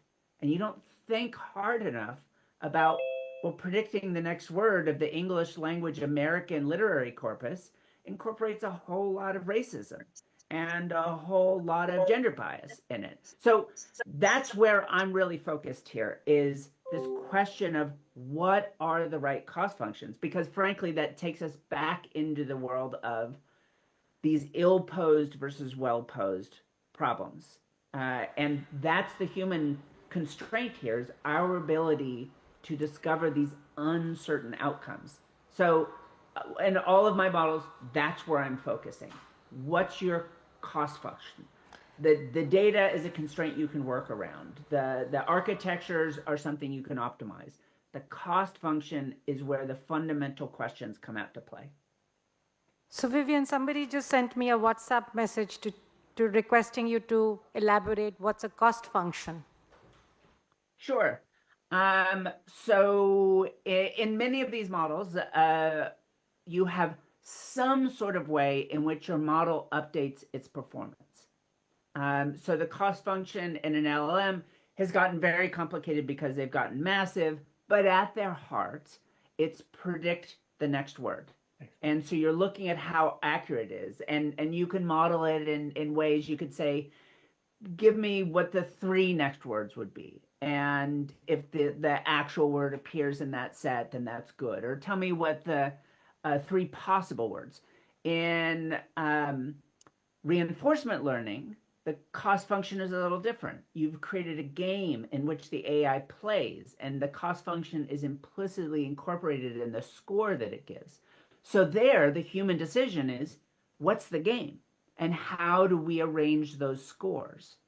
And in the case of that I started with Amazon and a deep neural network, just to have run through 3 broad types of models, the cost function was given information about a specific human being, predict whether they got a promotion in their first year at Amazon. And then you take all the historical data. In all of these cases, you would get some kind of a numerical value, which you can compare against a scalar, a vector, and derive from that then some kind of signal that you can send back through the network for it to update all of its decision making. And in some ways, there are implicit cost functions in human beings as well. We just don't think about them because well, we can get into a lot of complex questions about where you think those come from. Save that for David. Save that for David. Yeah. Yeah. I'm saving the cost function in humans for David, now that you brought it up. So I'm giving you a heads up, David, there. But Gaurav, what about you? Yeah, since you like movie metaphors, in Planet of the Apes, the chimpanzees finally acquire guns and they have tremendous power. I think the question of how to train AI systems to make better ethical decisions. I'm going to go back to what Vivian was just saying, and just add to that my perspective. I don't think you're looking in the right place. So you can't train AI systems to make ethical decisions if you don't understand what ethical decisions are. So I'd want you to go past your engineering education and really acquire a better sense of how the world works, a good sense of history, philosophy, and culture. Because if you don't understand it, you're a chimpanzee with a gun, extremely powerful and completely like dangerous. And so my recommendation to everyone in this, in this room listening, all the students, is acquire a better sense of the world and history. You can see that, and I'm sure people on this panel will agree. Uh, uh, Engineers have now become to dominate world culture, as you can tell, and certainly this. And much to their surprise, the world is not an engineering simulation. And they are learning that by applying their power at a global scale and to complete chaos and poor outcomes. The point is, you can't train AI systems to make ethical decisions if you're not trained on making ethical decisions. You need to learn that yourself first, and only then will you know how the data can be, can be looked at. Sorry, we can't lost your voice there. Give AI decisions that are ethical decisions. Keep them out of the AI's decision-making purview because of the reasons we just talked about. All right. With that, Nandini, I'm giving back to you. Okay. I'm going to move this back to Rakesh to get his perspective on, can he think of the idea of a cost function in legal governance or even in terms of accountability? Is it possible, Rakesh, for you to think of that? Yeah, maybe I'll talk about from a perspective of accountability. Okay. So if we look at the stakeholders in the whole ecosystem, there is a user, there is a developer, and then there is government also, who also has a clear role of maybe ensuring that the internet is safe, secure, trusted. Because once again, I mean, people may use it in whichever way they want. Government has always certain role towards the society and towards the country. So in that context, let's understand, I mean, as to what should be done from a user perspective, which I told, I mean, people tend to have a trust in the system, or people believe whatever is being generated as an outcome by an AI system is true. And this is mostly true, and that's where, I mean, the kind of examples that you gave is where people had belief and maybe things went wrong. But things generally go right and should go right, and that's why maybe the platforms were asked to convey that, and platforms have devised their policies. I mean, while everybody talks of responsible and ethical AI, particularly in the context of generative AI, platforms have started writing that the AI is experimental. Don't 100% believe. It may be hallucinating sometimes, and therefore it is important that some critical thinking is done on the outcome that has been delivered to the person who has used it. And particularly for students here in this, I'll say, audience, today maybe each one of us may be using AI in whichever context. And I have, for example, I'll say studies wherein, particularly in the urban India, many students above 10, 12 years have started using AI in one way or other. So while there is nothing wrong in using AI to be able to maybe submit your exercises, to be able to submit your assignments, it's always important that you be aware of the context and you do the critical thinking before any submission is done. So your value addition is important. From an organizational perspective, it is important, and those principles of inclusiveness, I mean, whatever trust people have, you should also be as much as trustworthy. You should have taken into the context. You should have, make it more inclusive. And so all those goodies which are there, which are considered to be the principles of responsible and ethical AI, is what you need to follow. Of course, simultaneously giving the bottom line that maybe don't trust it completely. So it may make mistakes. On the government part, it's important that maybe, because government has to frame regulations as to which kind of regulations should be brought in. I mean, AI is an emerging tech. A lot of innovation is possible. It's transformative in nature. And particularly for countries like us, it has a lot of potential, I'll say a lot of opportunity. It presents a lot of opportunities. So government, while they frame the regulations, so first of all, are there any regulation as of today? Maybe not specifically. The IT Act, which is there, does cover intermediaries, online intermediaries, social media platforms. But the way AI systems have emerged, they are actually not intermediaries, they are actually not publishers as well.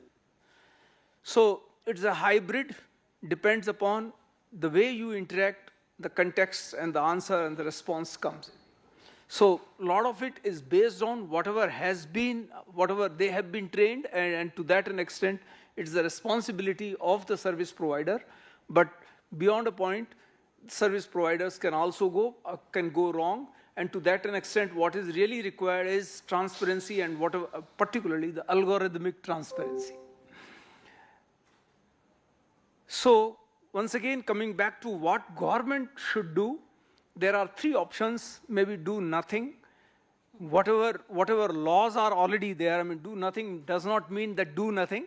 That there are already laws of copyright, maybe AI Act, maybe security, maybe on privacy. Such laws are already there, and therefore any new system, any new service provider should continue to follow those laws which are applicable in other areas. So that means, for example, if I say that no content which is considered unlawful should be shown by any of the query that you may put to the AI system.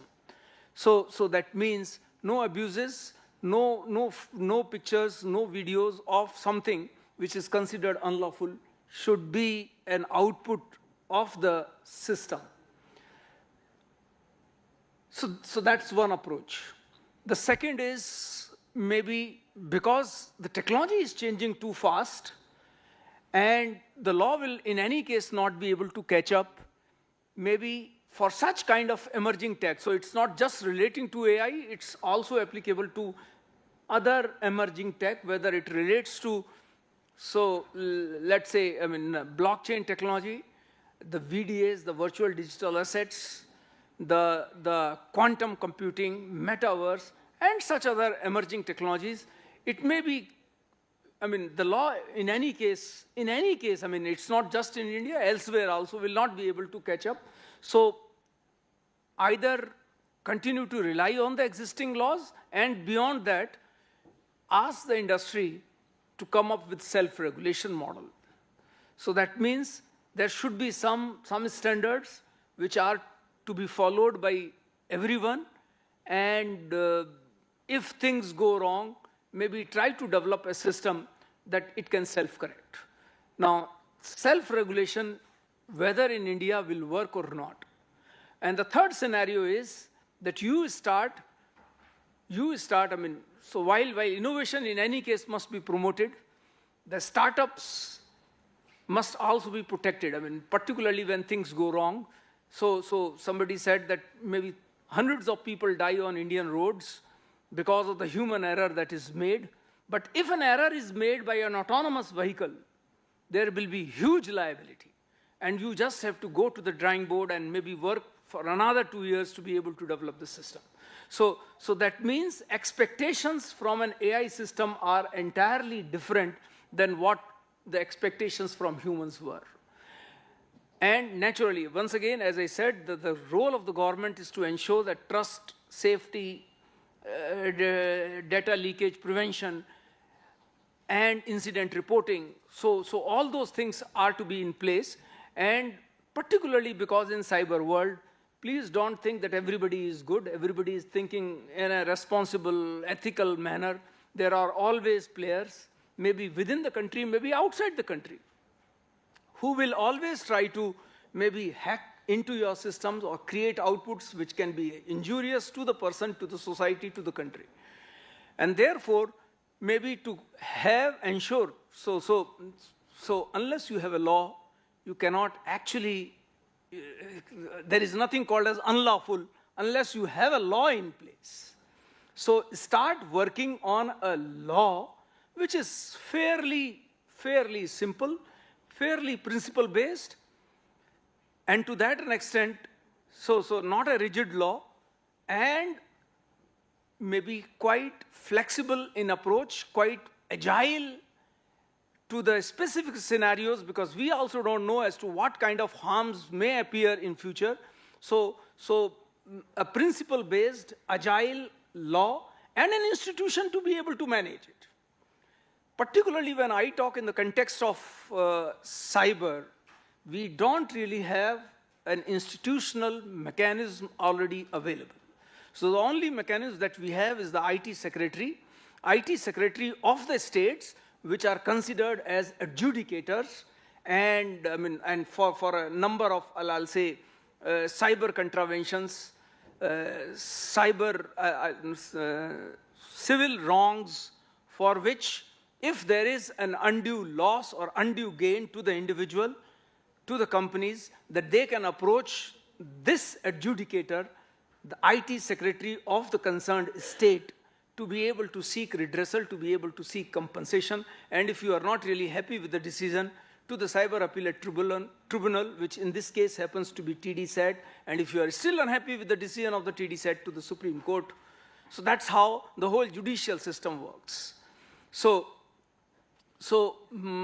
as I said, so whether this arrangement will be good enough in the context of such emerging technologies like AI and other technologies that I talked about, or should we really think of a different kind of regulator in the cyberspace? Or maybe because we already have RBI, we already have SEBI, we already have IRDI, we already have a power regulator, we already have TRAI. Can any of these regulators be assigned this role? Or now maybe we will have a data protection board as well. So can any of these regulators be given this responsibility to ensure that maybe what companies are claiming to be responsible and ethical, and as and when things go wrong, maybe fix the accountability?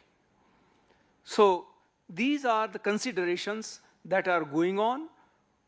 To the best of my knowledge, government is already working on maybe creating a AI Safety Institute, so some sort of a hub and spoke model of how a safety institute shall work is already being thought of, but government does remain open as of today as to how regulations in this area be taken up, and particularly, once again, in the Indian context, making a law, taking it to the parliament is a long process.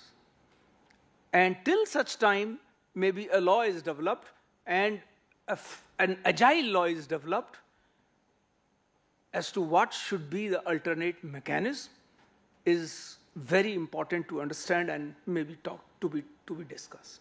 Thank you. Thank you for bringing such massive points onto the table, which I think require a symposium by themselves to deliberate on.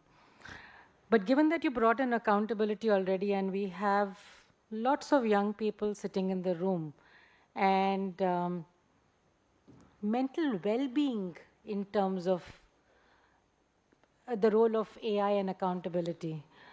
Aarti, do you think AI should also be held accountable for contributing or impacting the well-being of young people, which is supposed to be of serious concern today? Should there be a place for well-being also being part of this accountability equation when the government decides to come up with regulatory mechanisms, in addition to being shown what is right or wrong or permitted or not, because that's where the ethics will come in. But coming back to the well-being issue, which I think is even more prime than deciding that. So how I see it is that government bodies and corporations are like psyche, quite literally, because you have these stages of development in psychology that a human psyche goes through. Similarly, for corporations and governments, just like Mr. Maheshwari was right now mentioning, that there have to be systems in place. So when you filter out these systems and understanding processes of what's inclusive and what's not inclusive, you come out with your own morality, which is a choice, which we have been talking about over the past 1.5 hours, that what are the choices that we are making right now in the evidence-based scenario that we are placed in, because it's a constant interaction with how the environment is changing. That brings me to something which is very at the core of everything: authenticity. Authenticity and accountability go hand in hand.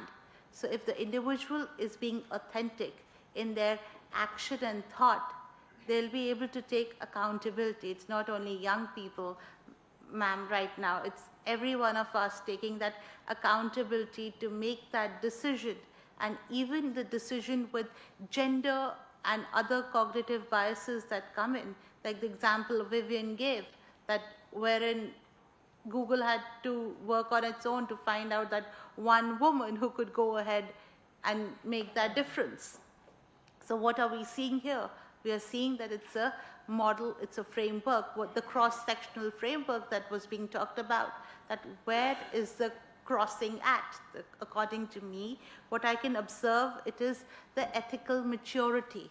And with governments working together, with corporations working together, we can actually bring about an ethical maturity model that can be given to students as young as 3 or 4 when they start socializing, and build up that accountability and authenticity within that young soul to be able to sit in positions like we are sitting here today, and many of these young people will be sitting 10 years down the line and saying in symposiums like these, that the choices we made back then were the ethical choices that are leading to better future outcomes.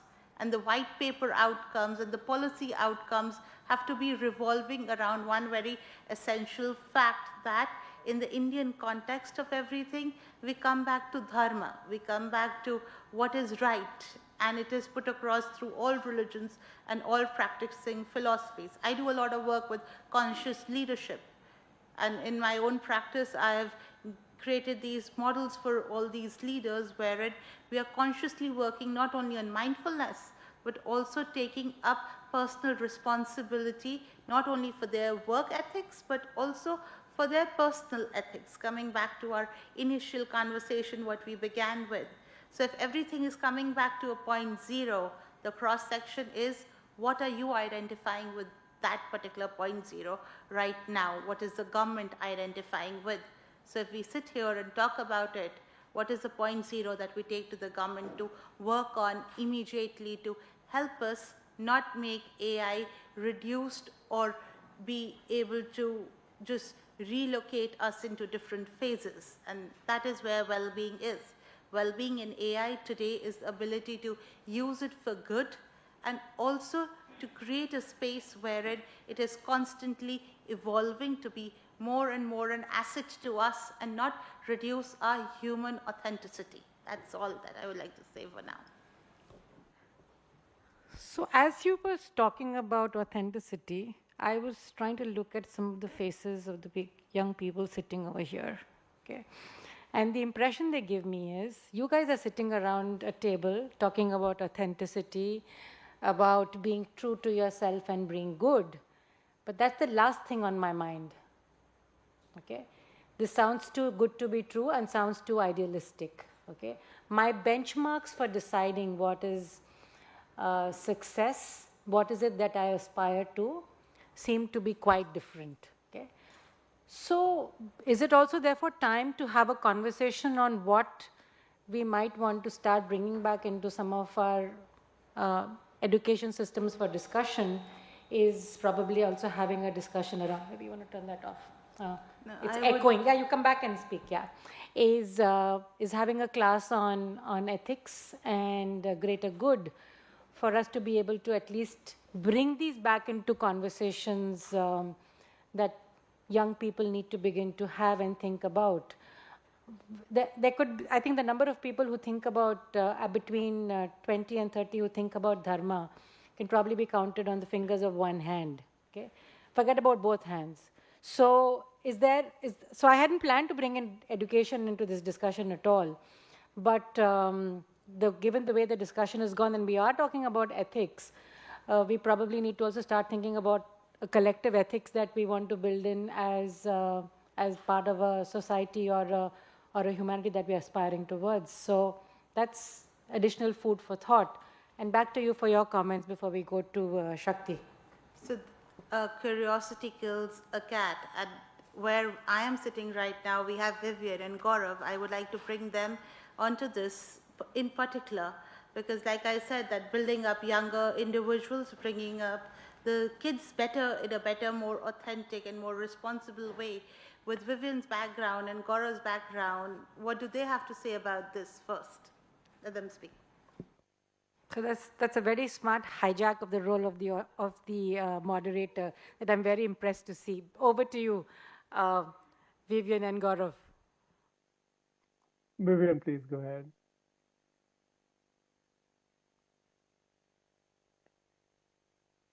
I think David and I Can't both hear did the you. universe I guess you're on sign for mute. you're on mute. There we are. Great. Sorry about that. So I think about this a lot when I made the truly horrendous choice to leave academia and start a company twice over. It was an education company. And the first company, we did something really cool. Nobody wanted to use it, but I'm still proud of what we built. But by the time we got to our second company, we were looking at what actually predicts life outcomes in kids. And it turns out, once you control for a lot of the information about someone, it's not whether you went to Harvard, it's not the skills you have on your LinkedIn resume, it's none of those things that are kind of conceptually what we think of as education. It was other things. Some of them are very grounded, like working memory span, early numeracy and literacy. Others feel big and expansive, like construct strength of purpose, resilience.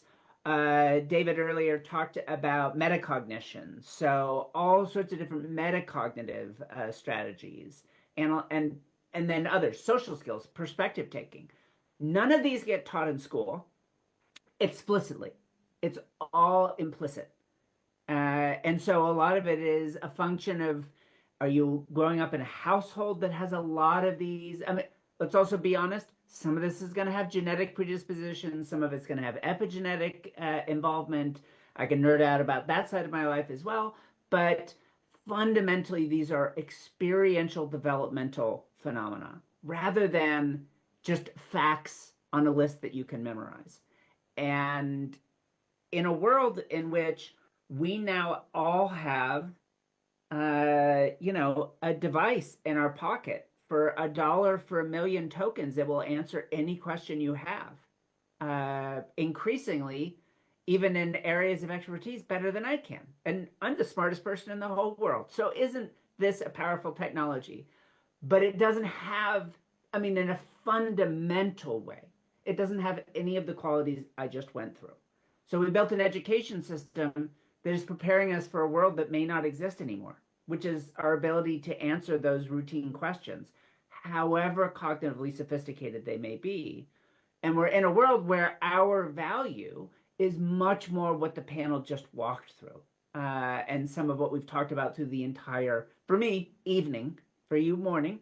I can see it in David's face. It's definitely evening here in California. And that kind of fundamentals, a big shift. I know India has a big test-taking culture, even more so than the US. East Africa also has a big test-taking culture. You'll never beat this device at taking those tests. But what we are uniquely good at for the time being are these bigger, more complex issues and the underlying human factors involved in them. And so I'm very much agreeing that I think we need a big shift in education. I'll put it this way to bring it back to AI. If we truly want better AI in the world, invest in better people. That's where it's going to pay off. Thank you so much. Gaurav, your quick thoughts.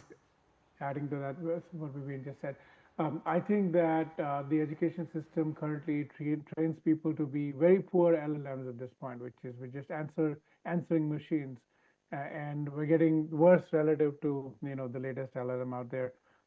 So my own sense is that there are 4 types of things we need to learn. So social skills, just interacting with each other; spiritual skills, which is building resilience, purpose, and meaning; understanding the true source of that; the sales skills, storytelling, influencing; and finally software, not just coding, but understanding how software works and how technology works and the role it plays in our life.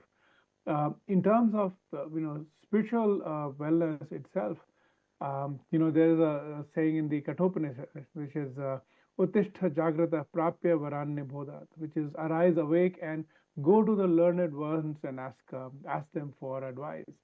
I think you're going to be well served by looking at all the wisdom we've already received. Go to people that are wise. Go talk to them and understand from them their view of the world. They may not understand the latest technology, but they've probably heard a lot of stories about the world that's already come before us. So you're going to have to really double down on your non-engineering education, is what I'm saying. Go read the classics, go talk to the philosophers, go talk to the wise people, really build a better sense of what it means to live, building resilience, building purpose, finding your meaning. These are not things they teach you at engineering college. And these are things that are going to be extremely important, because everything else, computers will do better than you can. Thank you. I swear I didn't plan this with Vivian and Gaurav as well as Aarti, but you're veering a lot towards a lot of what I believe in and practice. And so, given that there are, again, lots of young people here, and we have Shakti, who comes from the world of practicality, okay? He's in touch with the people who are doing the hiring, who are designing the algorithms based on which these young people will get hired. Do you think there is an appetite for the skills that are being discussed here on resilience, on compassion, on gratitude, on grit, that might have greater value than the ability to do calculus or read Dickens or literacy and numeracy in short? So let me understand the question. Is the question about, are companies looking for people who can incorporate compassion and all the fine human qualities into their AI algorithms? If no, that it's a little less simple than that. I mean, basic than that. Mm-hmm. If I don't have 98% marks in physics and chemistry and mathematics, mm-hmm. and in engineering drawing, but I have skills of resilience and compassion, would a company be willing to give me a job and think I'd be valuable to them? Because I have computer systems that can do the literacy and numeracy for you. So I would say that the short answer is most likely no. Because the companies, why do companies exist? They're not NGOs. They're not like not-for-profit organization. They are there to make profit. And how do you make profit? You don't make profit based on compassion or, incorporating ethics into the systems. You make profit by building systems and making the companies more competitive. That is the thing. But there's one thing I want to mention here, regarding Gen AI and like these technologies. See, building a Gen AI large language model can be esoteric, right? You need to have a lot of knowledge and understanding of ML and of, this architecture called transformer architecture, how it works. So you need PhDs and, data scientists to do that. But in order to use a Gen AI LLM application, which will be 99.999% of the cases, right? You don't even need a bachelor's degree. If I can get a person who knows Python like the back of his hand, right, I actually hire that person. I have a team of interns. I don't have a team of full-time employees, right? But these interns, they understand Python so well, then it becomes my job to teach them how like Gen AI works. If I can teach them that, then, and I'm able to build like 6 or 7 applications using Gen AI LLM in parallel, and at what cost? No cost, right? Almost zero cost. That is something where the world is moving towards. No code solution. You don't need to know too much programming. I'm not looking for computer scientists, especially for this role. I'm not saying that the computer scientists will not be in vogue, right? They will still be there to do other things. But for this AI specific things, no. Now, regarding ethics, we have like talked a lot about ethics, and here I'm sitting thinking that, there's one very principle that we teach to our kids, when we are in, I don't know, primary school or something, thou shalt not steal, right? If we implement that ethic in building LLMs, then LLMs would not exist. What about all the copyright violations that have happened, right? I can post an article on a site, and I give that site a copyright access, right? But I'm not giving the company building the LLM to use my article. I can get a summary of, the Count of Monte Cristo. I can say, okay, write a summary for me in 500 words. How is that even allowed? How is the LLM allowed to do that? So when we talk about ethics, we have to balance, ethics with innovation, right? Ethics that we used in moderation, they have to bring about a practicality.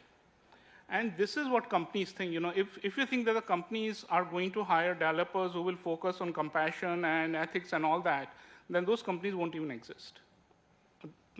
That's my point of view. I'm sorry. This is a straight point of view. So I want David to have the last word here, because as the philosopher, he can bring back, probably help us build a bridge across these to see how we should be taking that. And we'll move after that to questions from the audience. Yeah. So the first thing I would say is actually the preliminary research suggests the opposite of what the previous speaker just said. The preliminary research coming out of IBM Research and Notre Dame University is that there's a positive return on investment for responsible AI practices. So I think there is actually hope that companies might have a financial reason to do responsible AI practices. I think that the key, especially when we're thinking about the next generation, is that most of the people that I work with in companies, if I ask them, what do you want to hire? Do you want to hire a superstar coder? Do you want to hire somebody who has a lot of life experiences? They almost all say, I want to hire someone who's curious. That's the single biggest thing that I hear from people. I'm a professor. I don't hire them myself.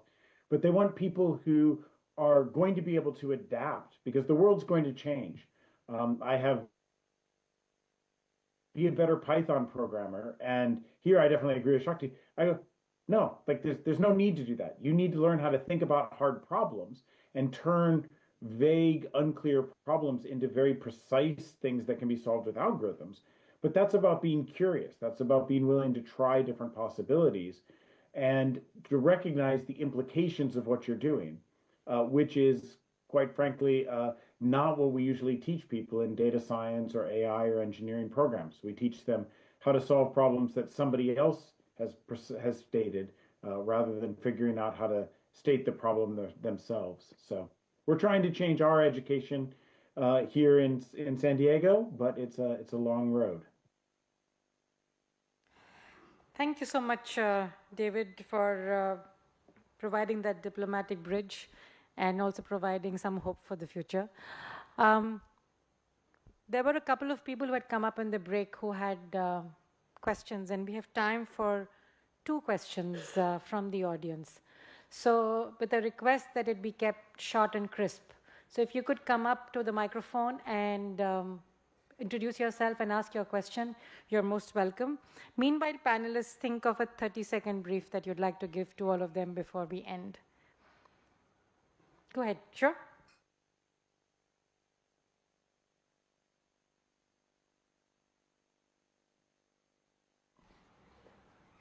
May I just go ahead?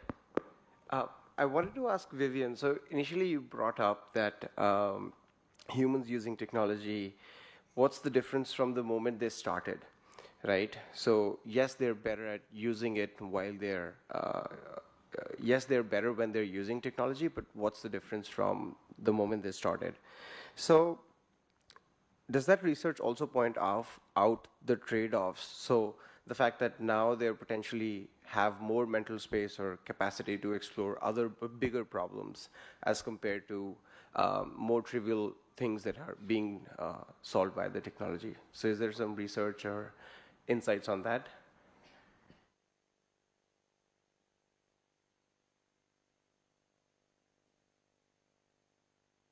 Well, they've frozen for me. There, perhaps we go. Okay. Sorry if I missed the very last of it, but I think I know what you were asking about. And this was actually going to be my 30-second close. There is this idea. I think Sam Altman, if he's visiting your company and trying to sell you a product, is saying, hey, imagine GPT is going to do all the boring work for you so that you can focus on the creative work. So I built a model. In this case, not a model of the brain, a classic economic model called a elasticity of substitution model. And we look at it in a complex way.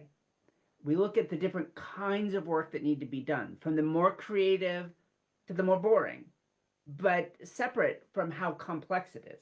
So you might have very routine but highly complex tasks, which modern AI is doing in many ways much better than we are. But then you might have very creative tasks, which at all levels of complexity can be genuinely challenging for, let's say, an LLM to do. And what we find is almost the exact opposite of what Sam wants to sell you. If you build AIs that handle all your emails for you, guess what? You get more emails. The demand for routine work increases if you make routine work more productive, but you don't make creative work more productive, which is the exact opposite of how this is being sold. There have been a number of papers that, to my mind, have effectively shown this over and over again. There's a great group doing work at Harvard, but others have shown this as well, showing that almost all the benefits of LLMs in worker productivity are on the inexperienced, lower skill level. Interesting enough, and this is true regardless of whether we're talking about very low skill call center workers or very high skill BCG consultants. Across all of that skill level, it's always the lower skill, less experienced individuals that are benefiting. But there have been some papers, including one in the Proceedings of the National Academy of Science, that showed the exact opposite effect. In this case, it's a reinforcement learning model that helps scientists explore. In the particular case of this paper, it was exploring material sciences, but AlphaFold explores proteins, and there's a whole bunch of areas. Someone just built it for business ideas recently. What's interesting here is it shows the opposite pattern. The top 20% of scientists didn't just show the equivalent of writing more lines of code. Productivity for the entire company increased. The number of patents for the entire company increased. So you see these huge benefits accrued only in the elite performers. And interestingly enough, the 80% below them hated it. And the bottom third saw negative productivity. Again, this is the bottom third of scientists, not the janitors. So this presents a different sort of perspective. I really want to push, again, with my focus on the kind of practical, real-world implications of responsible AI. that what we desperately need is AI that augments human creativity, not AI that does the boring stuff we don't want to do. We need AI that makes us better at going deep, not AI that takes away the shallow, because to be perfectly blunt, given the opportunity to stay shallow, most people will. And these tools should be explicitly supporting that. It's what my whole class is about at Berkeley, and it really is, again, back to this idea of how do we build better people. We're highly heterogeneous. People are very, very different. That's one thing that makes it wonderful, AI in this moment. You can do things you never could have done before on the level of understanding individuals. But core to that understanding is this technology needs to drive people deeper. If it does the busy work, you get more busy work, not less. So here, I will share my practical perspective as to what we do at Yatra. We have a lot of corporate clients, and they frequently ask for flight options. Hey, I want to go to Dubai from Delhi. What are my flight options? When the email comes in, it takes 2 hours for a person to attend to it, and then do a search. Takes another half an hour. Probably takes another 15 minutes to compose that email, and that email is not a superior quality. It could be like broken English, and I'm like, it doesn't look professional. So build a system, email comes in, we understand the intent using the LLM, we call the API as agentic API, right? And then the response goes out in like 5 minutes. Look very professional user experience. So what I'm trying to point out here is that the stage right now where AI is, Gen AI is, you can treat it as your assistant, right? It cannot be your master. It does not have its own way of critical thinking. It cannot come up with scientific ideas for you. There's another article I was reading, and it said that a lot of graduates from top MBA schools in the US are finding it difficult to get a job in the investment banking industry. Why? Because all these compliance documents that they would earlier prepare, LLMs can do them, do very easily for that. Also, like the paralegal, all like what paralegals do, largely is also to prepare legal documents. But if there are LLMs to do all that, with like all the legal mumbo jumbo, why do I need people? That is where I think the world is shifting towards. So I'm sorry to jump in, but I'm afraid in the interest of time, we will have to move on to closing remarks. I'm afraid, can we take one more question? Okay.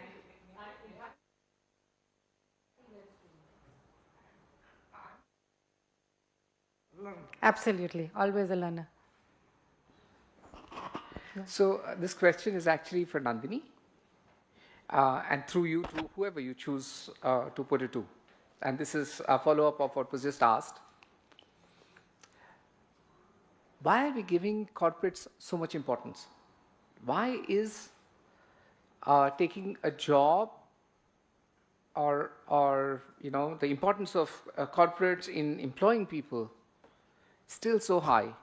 I mean, given that, what I understand, one, we are talking about what is the current potential of AI, what it seems to be doing right now. The other is with the extrapolation of what it's likely to do in the near future, which is be capable of becoming a company on its own. So why would the corporates actually think of employing more people is one. Two, why would they need people with the skills that the AI already has? What the AI doesn't have right now is the compassion and all that you spoke about. So I have the combination of these two things, multiple things playing in my mind, sorry. So one is, why are we giving so much importance to, I know most people here are worried about jobs, and it's very natural, but I see a big change happening in the whole economics and sociology of the world because of how this thing is playing out and becoming bigger. So I think I've confused the question enough, and then you can. Anybody from the panel would like to take a shot? Else I can take a shot. So I think what Nitin is trying to ask is, why are we giving corporates so much importance when they're trying to just employ people to use AI? why are we not giving more importance to things that matter in life, that is well-being? Okay. So then you frame the question. I'll try to re-articulate. One is that I believe that the way AI is growing, the agentic framework in particular, it's capable of becoming an organization in itself. And that's why I've been talking to some of the people here to start thinking of one-person unicorn companies, or move to that mode of not having to think of working for somebody or employing even 10 people. I mean, you could get everything done, learn that. That's the capability towards which we are moving. So why are we giving corporate so much importance? I mean, that's the one question I have. The other is, if the corporates, even in a short term, were to look at, who do I employ? I mean, they should be able to see that most of the skills per se is what AI would be able to bring in any case. So all you need is AI operators. And AI operators with an artistry, with the ability to interact with AI as a human being and get the maximum out of that. So the short answer, to that is, so I'll give you a scenario. Let's say I'm going to train a large language model with compassion, ethics, and everything, right? It costs me $2 to $3 per hour per GPU hours, and I need hundreds of such GPUs, and I need to train it for a week, for a month. Where is that money going to come from? From the corporates, right? That is the thing. Corporate interest is research is always on the practical side. So when I was doing my PhD, my research was to understand how gases, nitrogen oxides, nitrous oxides, they are formed when you burn a single particle of coal.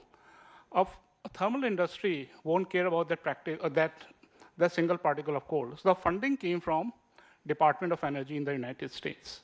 Okay, so if you can find a source of funding to do this fundamental research, to do the research on ethics, that will be great.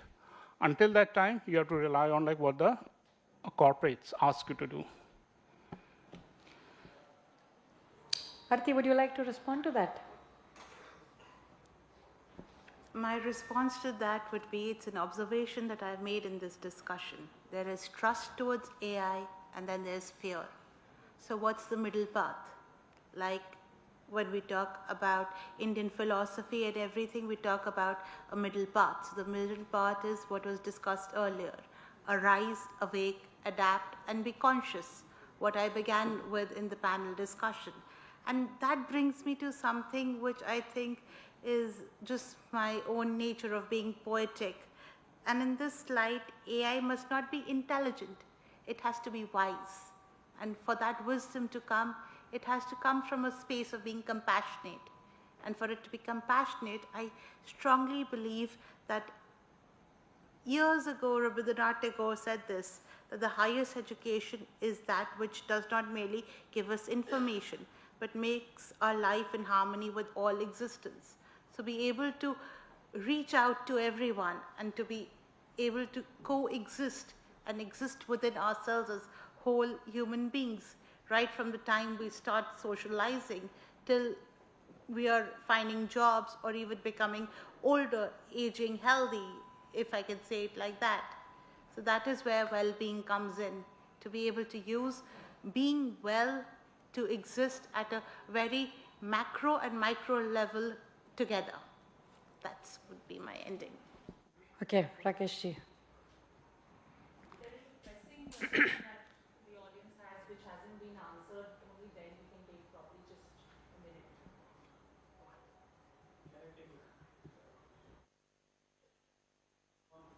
Should we allow the market forces to take control of what's really happening? What tends to happen is whenever new technology comes in, there's a lot of discussion around regulation, etc. There's so much fear around academia and everybody else, obviously, in the public as well. So would market forces actually decide who's producing the better model, who's producing a more responsible solution?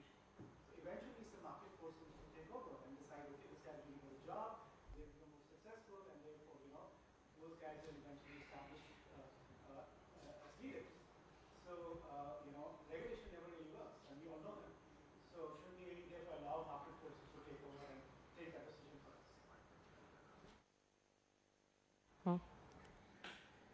So while it's always true that the one which has come up with a better product will always win the race, it's not the way government thinks is sometimes different, and particularly because of the cyber world being different, things actually tend to go differently. Everybody understands the potential of AI being good for maybe enhancement of your productivity and everything. But it is also true that AI can be used to create deepfakes. So on one side, there is a good use case, and whoever develops and whoever is able to enhance the productivity or is able to maybe develop the use cases for the enhancement of the society per se, there are always misuse potential. So government role therefore is, or a regulator's role therefore is, to see that while the good is being promoted, the bad is being maybe prevented, deterred, detected, and acted upon. So that's one. And as I said, I mean, the bad can be from anywhere across the world. And to you, I mean, you have to protect yourself. Second thing is, which I also wanted to maybe comment, is if AI becomes wise and compassionate, actually we will end up losing jobs. It is because of their maybe not being able to do the perfect job, that's where the engineers are required. To do as much as possible the perfect job, and to also maybe fill up the gap. And therefore the critical thinking that I was talking about is something which we must always be aware of. And the third point, which I also want to convey, I mean, maybe from a user perspective, that there are, I mean, AI is asking for more and more data, and they are devising means to collect more and more data. Of course, let them. I mean, it's a business that they are in. But please do not share your personal data, your photographs, your personal details. While using such systems, there had been a very recent case of AI Ghibli scenario. Millions and millions of people have shared their data. You don't know, I mean, what their terms and conditions are. So, because we never tend to read those policies, so either be aware, and if you are aware, maybe you will never, ever share such kind of personal data to anybody. I mean, yesterday I was trying to apply for a credit card, and the kind of information that they were asking and were saying that this is where it will be shared, and this is how it can be used. I actually stopped the application halfway through itself. So be aware of the terms and conditions, of the privacy policy, of the security policy, of whatever, before you start using them. And of course, that they are not perfect as of today. Use them sensibly. Thank you. On a humorous note, maybe soon AI will start telling you which agreement you should sign and not sign before you when you buy a credit card. I'm going to let, since we did give a few minutes to Vivian, maybe let David and Gaurav share some last words with the group before they sign off. It's late in the day. Your 30 seconds Sure. starts now. I mean, Yeah. So I'll end with a depressing comment, which is everything that we've been talking about today, magnify it by another 50 to 100% when we have agentic AI systems, which is what is currently coming and is kind of here. These are AI systems that you can tell it in natural language. To use an earlier example, find me a plane ticket at good times to go from Delhi to Goa, and go ahead and just buy it and make sure to get me an aisle seat. And you can just, in natural language, tell it what you want, and we'll go and do all of those things. And the number of ethical issues that arise when you have AI systems actually changing the world and making decisions that no human is going to have any oversight on until far too late. So take everything we've talked about today, and it's going to be even harder, even more challenging, but also even more important with the rise of agentic AIs. So, Thank you. Nandini, I'm going to talk about Peter Parker as his uncle Ben was dying. Uncle Ben said, with great power comes great responsibility. With very powerful AI, you're going to have a great need for responsibility in managing it. The story of Bhasmasura, of course, is well known to people in India, but essentially a demon acquires tremendous power to turn anything he touches to ashes. And now the gods have to conspire to recursively have him touch his own head so then he can be turned into ashes. That's the problem with getting too much power all at one go.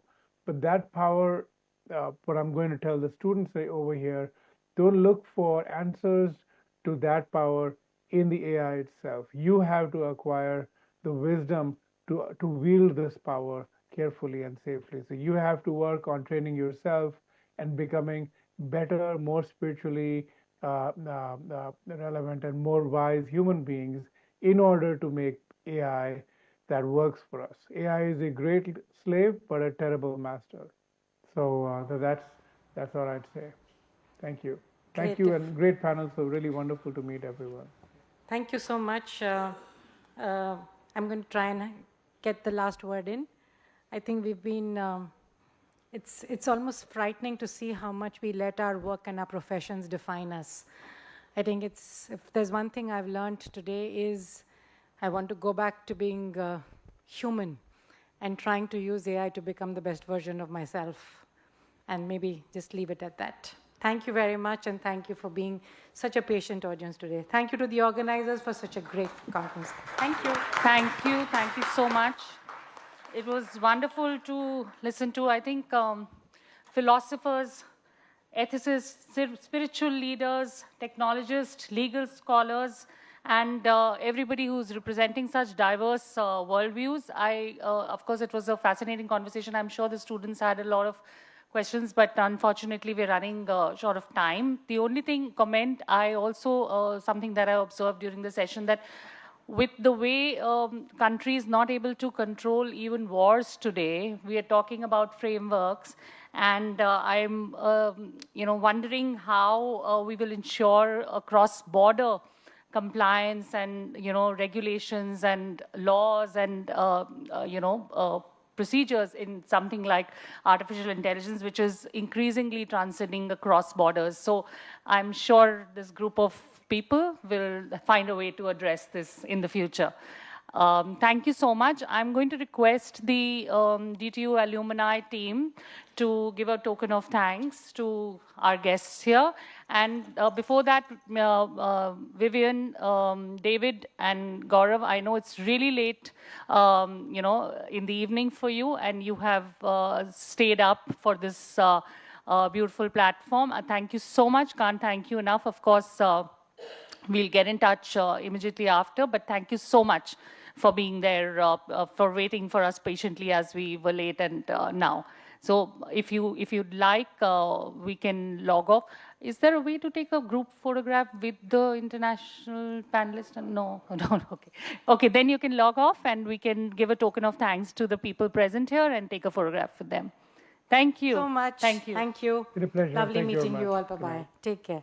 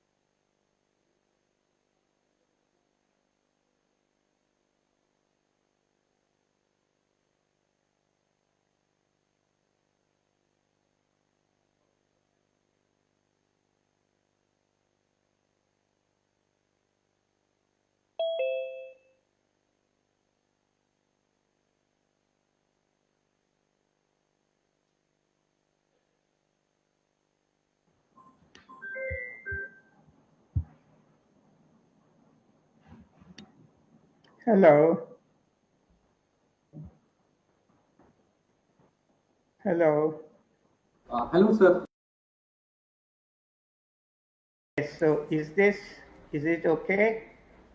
Can you hear me? Can you hear me? Professor Ramanand, Professor Ajit, can you see me? Yeah, I can see you. Yes. Lovely. Good to see you too. We just start in about a minute.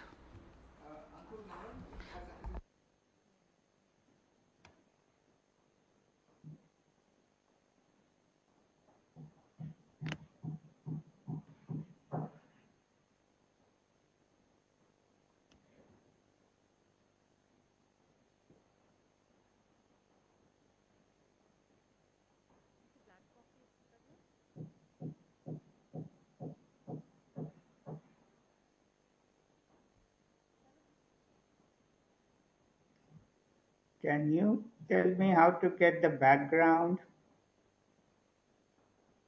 So Tanya is going to share with you. Uh, Yeah, within 5 minutes you will receive through your mail. yeah,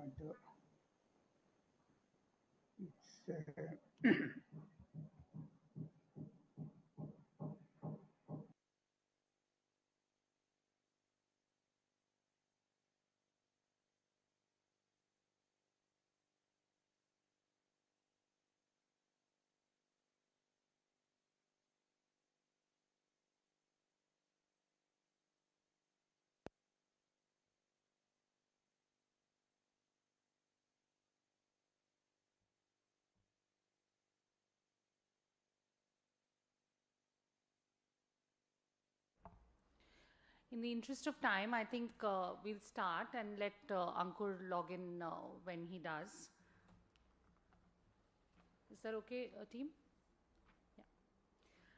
So I hope you can hear me, the online panelists. Thank you.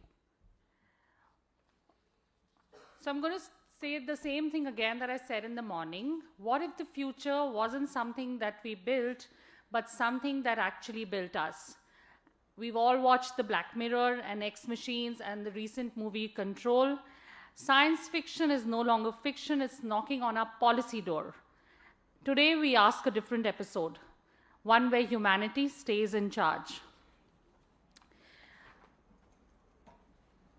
In 2011, actually, coming back to an Indian context, we saw this movie called Ravan, where we built a game villain which was so powerful that he stepped out of the screen. What we thought was just a code became a force we couldn't control. Ravan wasn't just a superhero movie, it was a warning to all of us. If we create intelligent systems without rules, we may end up fighting the very tools we built. And unlike movies, real-world AI doesn't need to break through a screen. It's already here, embedded in our policies, our platforms, our daily lives. The question is, are we governing it, or is it already governing us? So we'll now transition into our second most important session of the day, a critical and a forward-looking dialogue, which is on AI's impact and societal governance model.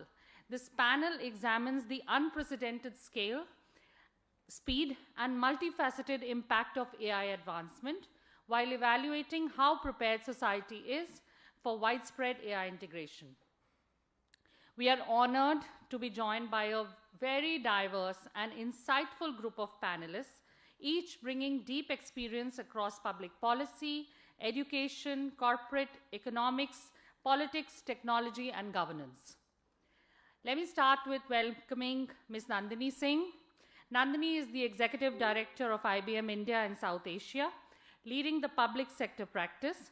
With a distinguished career at the forefront of digital transformation in government and public services, she brings a strategic lens to how emerging technologies like AI can drive inclusive growth, better governance, and citizen-centric innovation. Her leadership reflects a powerful blend of technology, expertise, and public purpose. Mr. Anil Antony, who is the National Secretary and National Spokesperson of the Bharatiya Janata Party, and a prominent voice at the intersection of technology, policy, and national governance. With a background in engineering and public affairs, he brings a unique perspective on how emerging technologies like AI must be shaped by democratic values and strategic foresight. His experience in both the private sector and public policy enables him to bridge innovation and governance in ways that serve the public interest. Dr. Ramanand is the Director, Center for Policy Research and Governance, CPRG. He's a scholar practitioner at the forefront of AI governance. Dr. Ramanand holds a PhD in public policy focused on AI and society. He works on designing governance frameworks for emerging technologies and navigating societal impacts of disruption in public institutions. Professor Ajit Sinha is a renowned historian of economic thought. A former director for the Asian Development Research Institute, Professor Sinha brings a rare historical economic lens to AI discourse. His work analyzes the long-term impact of technologies like AI that displace labor and restructure markets. Mr. Sharad Arora is a steering committee member at AI for Good Geneva. He's an education and inclusion specialist. With a focus on AI for educational equity, Mr. Arora empowers remote learning system ecosystems through AI and ICT. He brings global insights into responsible deployment and governance of EdTech solutions. Ankur, who's not here right now, but will be joining us shortly, Dr. Ankur Narang is a global AI innovator, former IBM scientist. He's a current tech leader at Apparel Group with 45 patents and a legacy of innovation and high performance. Dr. Narang brings an industry-focused perspective on legal readiness, explainability, and responsible AI implementation. Nitin Dhawan, an alumni of this prestigious institute, also the co-founder of A4G Impact Collaborative, AI for Good, and the Wong Movement for Youth. With a background in social innovation, youth empowerment, and policy engagement, Nitin has built global platforms that connect students, technologists, and policymakers around sustainability and ethical AI. As a passionate advocate for using technology to drive change, he envisions AI not just as a tool, but as a responsibility. So we now invite our moderator, Nitin, and our esteemed panelists to begin this very interesting session. Over to you, Nitin.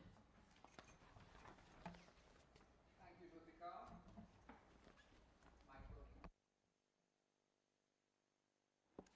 Yeah. So I must add to the introduction a little bit for what my adjacent people told me. So Nandini was also responsible for bringing in the university management system. No, I did not succeed, though. Oh, okay. She tried to bring in the university management system into NTU with Dr. That was long P.V. time Sharma. back, 20 years back.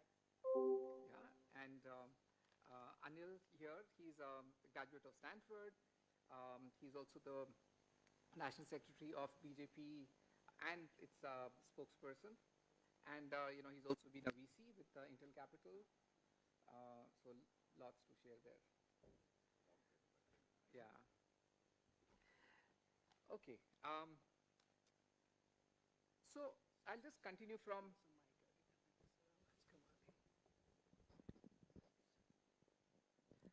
how this panel dovetails into the discussion that happened this morning.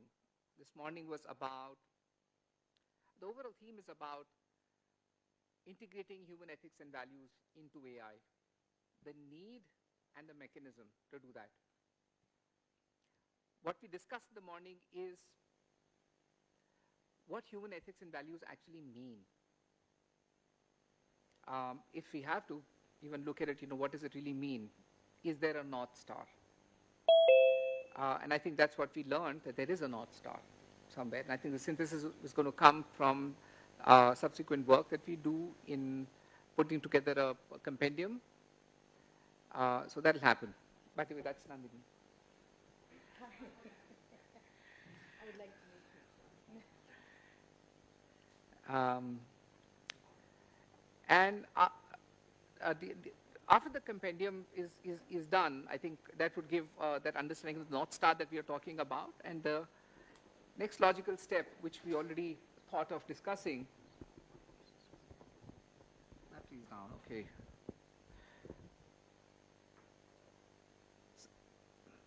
Okay, yeah, so the next thing that we wanted to discuss is the need for it. Is there an urgency? You know, what's the need? Why are we even discussing this? So there is a feeling, there is a general feeling, there's a general understanding that disruptions are happening. What scale, what pace, we don't actually know.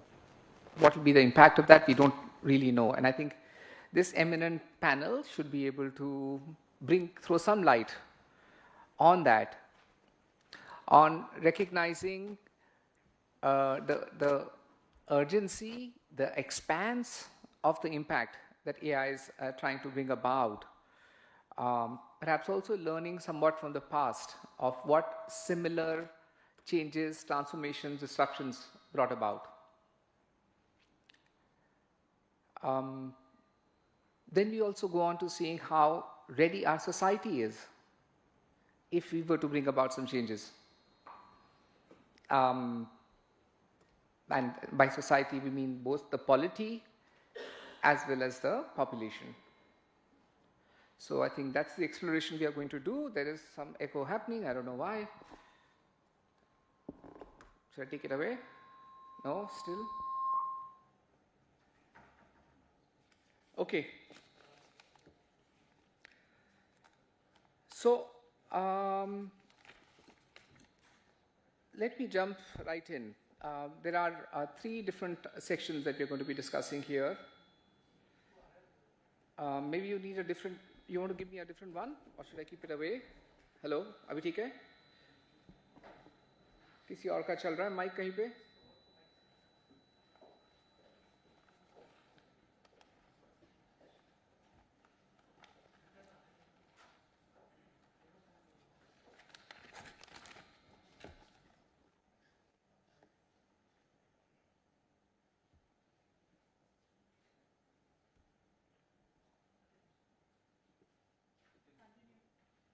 Okay, we are going to be discussing exploring three areas today, and we try to do it in depth and then follow it up with questions so that we are able to get some good wisdom out of this discussion.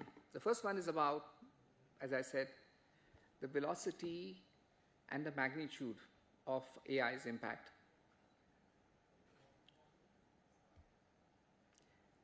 Professor Sinha, I have the first question for you. Okay. I can start with the, are you ready, Professor Sinha? Am I audible? Yes, go ahead. All right. So, with the background that you have in labor economics as well as economic history, the first question I have is for you, which is, how do you compare this change that AI is bringing about to the global economics compared to some of the prior disruptions or changes that may have happened? I mean, you could talk about comparison with the Industrial Revolution or the Internet Revolution or anything else. Yeah, thanks for your question. You see, I'm not an economic historian, nor a labor economist. I am basically a historian of economic thought. And so, yes, I can relate to your question. You see, basically, from economics point of view, I look at it from a theoretical perspective. And from theoretical perspective, where we're going and where the policies would be chasing this sort of a changes. So if you look at economic theory in general, starting from Adam Smith, you find that there was this idea in Adam Smith, and it was followed by Ricardo and others in classical era, and then again by the Austrians, and it has never left economics in a way. And the idea was this, that you take a production process and you can go back and back and back in time, and you can reduce all the means of production to labor alone. Okay, and that was the basis of what is later people call labor theory of value.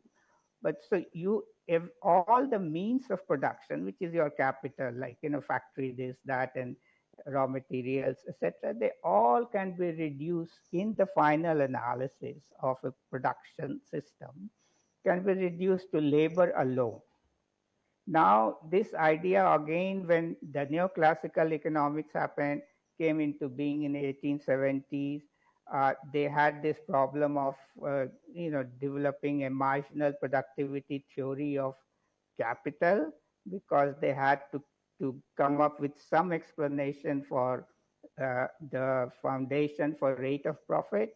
And they also tried to do that because measuring capital was the big problem. That's called capital theory problem. So they also tried to go back and try to measure capital in terms of time. And so what happens that, so if you go into either classical or neoclassical modern economics, etc., labor is something which is most fundamental to production, and labor and nature. In between, you can remove that.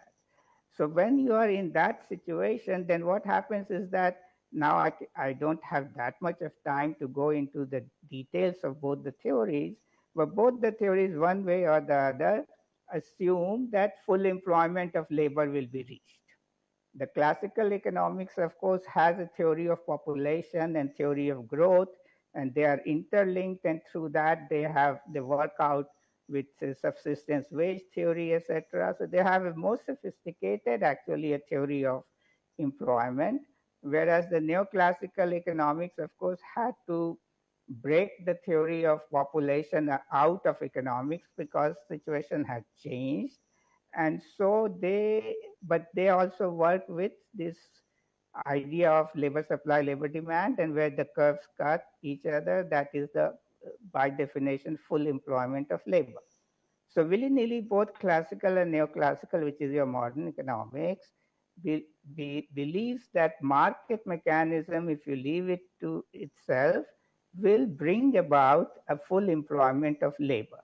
So if you don't have full employment, then some amount of structural change going on, and it's just a matter of time, system will adjust to full employment. So unemployment is not a big problem. If you look at Keynesian economics basically starts off with this problem of that there is unemployment, and then it tries to solve that problem by saying that, look, if you have unemployment could be caused by lack of effective demand, and that is simply because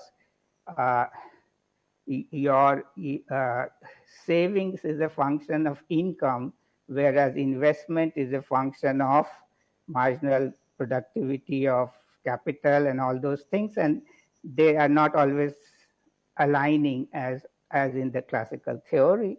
So you can get into unemployment situation, and so government has to play a role in those situations to bring the economy back to full employment through fiscal and monetary policy. So as you can see, all the major economic theories don't allow for unemployment as such.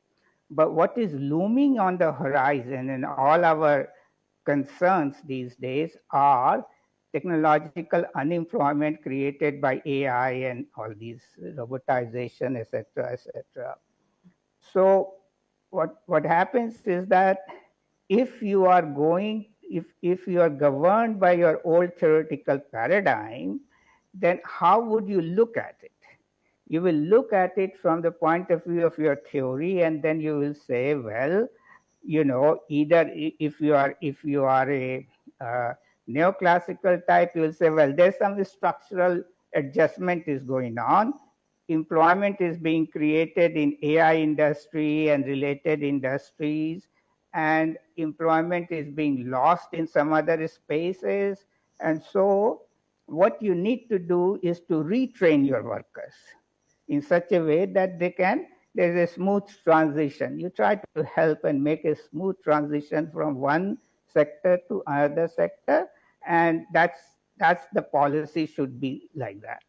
If you are a Keynesian type, then you will see it as, oh, unemployment is happening. Then you'll say, well, you should have expansionary fiscal and monetary policies and try to get to your full employment situation.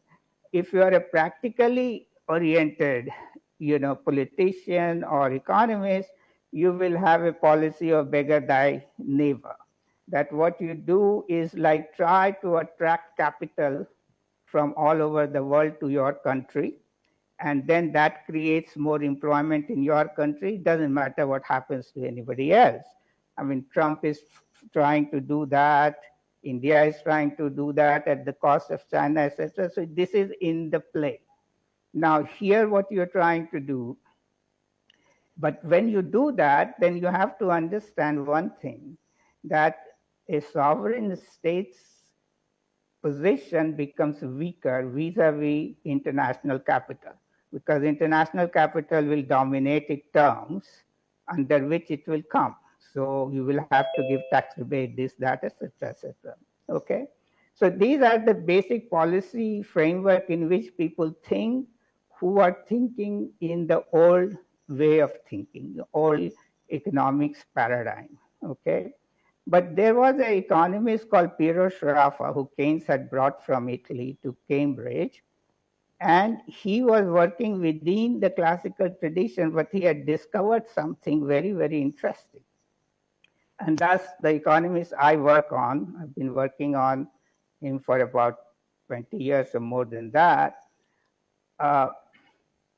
He showed that, you see, in all these earlier economics, when you can reduce the middle capital to labor in one way or the other, when the rate of wages go to zero, rate of profit must become infinite. System will break down. So it will break down in classical system, it will break down in neoclassical system, it will break down in Marx's system also, because in Marx what will happen is rate of exploitation will become infinite. But he said that if he showed it, that if the industries are interconnected, that means that coal industry needs iron industry needs coal industry, and things like that, then what happens is that when you go back and back and back in time in any production process, you can never get to pure labor and nature situation, which Adam Smith was thinking you can. So what he said, that there always will be a commodity residue. So when you have that, then you have a very, very big theoretical, momentous theoretical development. Now what you have is that when wages go to zero, rate of profit becomes a finite maximum. And in Sraffian system, what you can show is that you can have labor going to zero, so labor input going to zero, and still the system will have positive prices and positive rate of profit. So that means that capitalism can exist without labor, which is what nobody had thought of, and Marx completely never thought of it, that's possible, because the whole system rested on exploitation of labor. Surplus value was exploitation of labor. But here you have a possibility. Okay, that's my argument. It's not, Sraffa was not making that argument, but you can see that from his equations. So, and when I look at, if you look at a long history since industrialization, you will find that at least in the advanced capitalist countries, in terms of per capita, labor employment is going down. Like, earlier people used to work 16 hours, then this, that, etc. Now people work 40 hours a week. and soon there will be demand for 32 hours a week, etc., etc. So what you are having is that slowly there is a movement due to technical change, this sort of technological unemployment. Now, due to this particular AI, etc., this process could become much faster.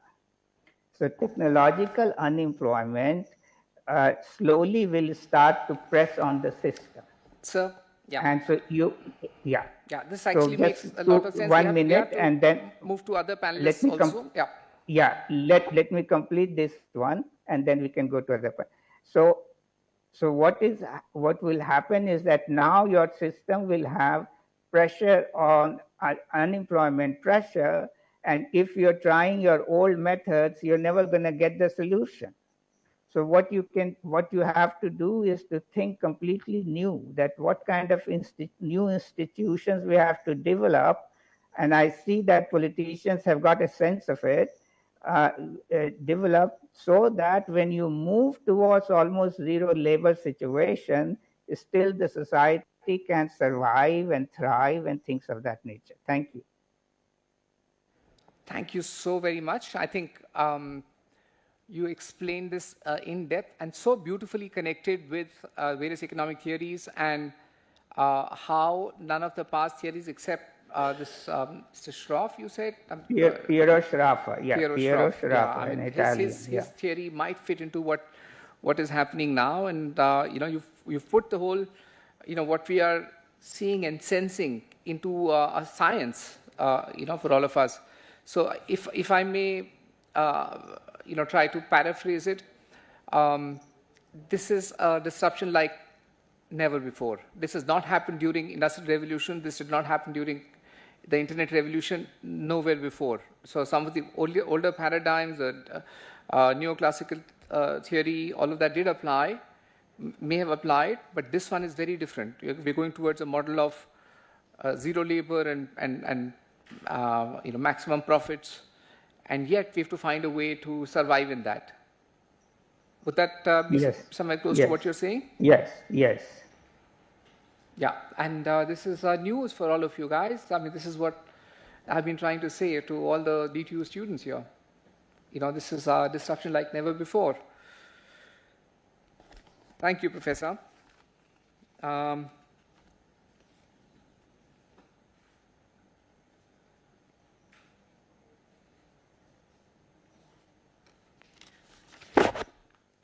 Okay, my next question is about trying to understand which sectors and communities seem to be more vulnerable to the disruptions caused by AI, and this one is particularly to Dr. Sharad.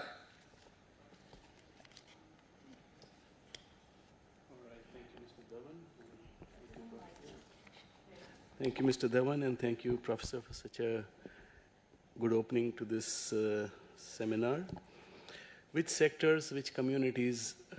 Before that, if you permit, can I express a few things about what I think this whole very large disruption is all about? I come from telecoms and IT. I have spent almost 35 years as a telecom, security, and IoT expert. I have written standards, and frankly, never seen anything like what is happening right now. I have lived through the computing age when we were in 2000 starting to live off computers, the computing time. Then I launched Escotel, Tata Teleservices, and so the rapid uptake of life-enriching services through telecoms, through mobile. Mobility came in. So we disrupted computing. We've seen disruption of mobility, which is communication. What we are seeing right now is the disruption of thinking and how machines are invariably replacing the process of thinking. That aspect, that disruption when machines substitute thought is what we are experiencing right now. And at the start, and perhaps at the end of this conference too, what can happen when the thought and subsequent to the thought, the experience gets substituted by non-human resources is what is going to lead us to consider and worry about the balancing aspects, the governance as we call it, which is necessary.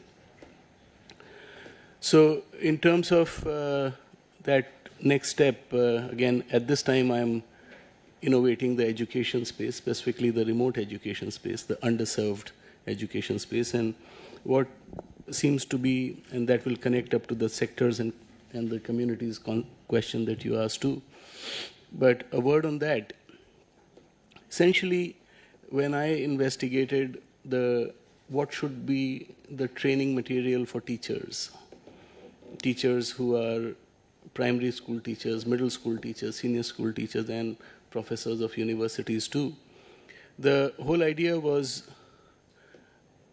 without the AI and ICT knowledge, teachers actually don't occupy the same place as they did in the classroom.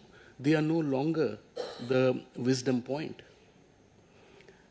If a teacher is standing up to teach a subject and the student knows that it has far better options outside of the classroom to get knowledge on the same subject, it basically changes the equation for the classroom, whichever classroom it is. So the process of learning that was institutionalized in universities, schools, colleges is transforming itself in that fashion. What would schools look like, what would universities look like 5 years down the line is really something that for me is hard to tell. But they will have to struggle to retain the position that they have in the value chain today. 5 years later, that will be disrupted in a very big manner. So, coming to connect with the point, sectors and communities, the sectors that are likely to be impacted most, actually it's very hard to isolate any one sector that will not be impacted. AI is rappelling at a speed that it boggles the mind every day in terms of how its applications, its speed, the data-driven decision-making, the automation, the coding, the development of systems. It's affecting the industry, the society, the governance, standardization at ITU. And I think the communities that are clearly the greatest at risk are those that are already underserved. So will AI play a role to minimize the digital divide? Will it bring equality? Will it get more prosperity into underserved areas, into underserved communities? It's hard to say right now unless there is a governance mechanism that comes into play very quickly. It's very hard to say that there will be an equality in how the benefits of AI will proliferate. And I think this is one of the reasons which brought me to this conference. This is the part which we must understand. And presently, on removing those biases, having the sandboxes, and focusing on the underserved, I don't think that is the agenda at this point in time in any of the major AI initiatives. It should be, but is not. And only thing I would like to say, and the other panelists who are waiting to have their word, but the thing I would like to say is that unless that is made center stage now, you could be in the same league of the problem as we have with climate change right now, where forests and rivers are burning, and we are asking the question, should we do something about it? 100%, sir. I think you pointed a couple of things here that no one is paying attention to this right now. But I believe that initiatives like this are going to force the governments of the world, to start looking at that. So it's absolutely, very, very important. That's actually one of the key focus areas that we have is for AI for good. Exactly what you spoke about. How do you not allow the vulnerable to become completely marginalized, in this change? So totally concur with you on that. I did have another comment. I just completely forgot. I want to keep this open to anybody else to comment on, if they have any views on sectors and communities that to you appear to be most vulnerable to AI disruptions? Dr. Sharat said it's everyone. I can't think of anyone who's not going to be, but the vulnerable are going to become, possibly even more marginalized. Any comments, anybody? Yeah. So, yeah, I agree with you, Nitin, here. The marginalized will be more marginalized if they do not come up. For example, in healthcare, doctors will have AI supporting them in diagnosis, drugs, whatever, patient monitoring and all. But what happens to the ASHA workers? What happens to the last mile connectivity of our village where the person goes and visits that house? I mean, so that is where the AI is required to go there. We all can actually, as an IT person, it's very easy for me to say, but we should as an industry or the companies like IBM should provide to the last mile. We have mobile, right? We can do that. So, so teachers, he talked about. Teachers would be, if we see them as, we see teachers as just information dissemination, yes, they will be replaced. But if we have to build a teacher as you going to the Gurukul era, friend, philosopher and guide, there are 40 students in his or her class. AI has to do that, taking his and her and him. So here, I'm not AI, so teacher has to be how should she address 40 people, 40 students, intelligent IQ only, level of intelligence, knowledge, what do they grasp? I can go on internet, but will I be able to understand and comprehend whatever is written? And then there will be emotional needs. So all these things have to be taken care of while formulating now going forward in the education system. We won't replace teachers, I don't think so. But yes, teachers have to change and probably go back to, again, what we were. So that's a little bit there. Your last mile connectivity is the most important. Your rural health people, your small farmers, the ones who they also want the predictive analytics on their farming, on their soil structure, on a lot of things.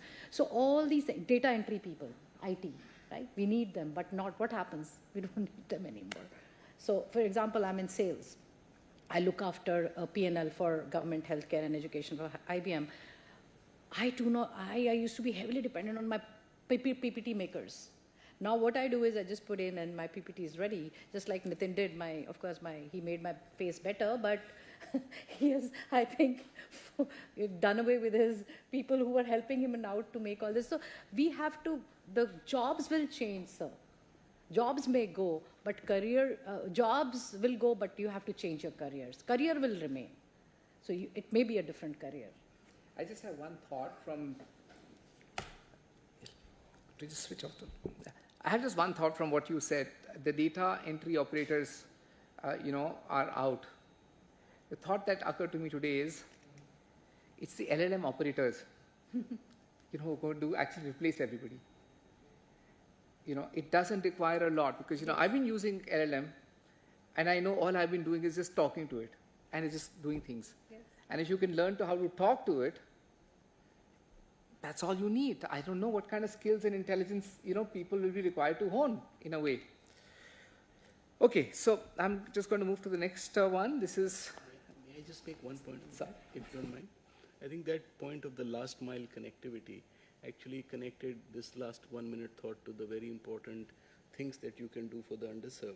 With the 270,000 panchayats connected to the Bharat broadband, I think efforts that will lead to, for instance, the footprint, the chipsets that are required to run an AI agent are very small. So at 5,000 rupees, you can have a fully functional device. If you can convert that sort of priority and focus to delivering to the marginal farmer the crop, the seed, the advisory, to the remote primary health center, the diagnostic tools, and perhaps to ASHA workers, the training that she needs. There's a huge gap of 1.5 million Anganwadi workers. They are to be trained some 24 days a month, a year, and I don't think we can even achieve 10% of that. But with that last mile connectivity and education being delivered, education, health, agriculture, animal husbandry, those can be impacted. Thank you. Thank you so much. There is an echo. There's another mic which is on somewhere. Okay. my next question is, starting with directly to Anilji, and especially because I think you're in the digital policy space and work internationally, and having studied in the US. So how would you possibly, and the fact that you are in politics, to look at and explore the global power dynamics that will be impacted because of AI, in your view?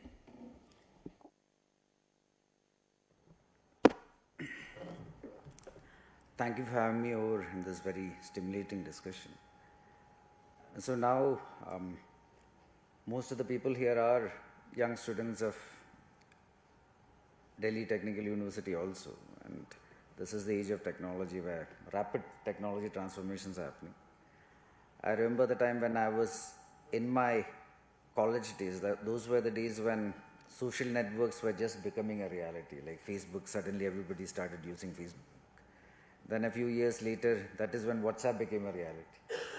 And then all these aggregators started becoming a reality just 4 or 5 years back.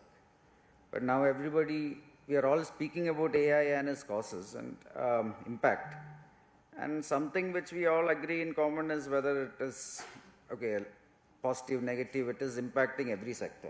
Now you look at any sector, AI is a reality, like finally, and I'm somebody who personally thinks that despite positives and negatives, the final impact of technology has always been positive. And now any area you go, whether healthcare, education, whether it is defense, security, wherever it is, even agriculture, AI is a reality and it is impacting it.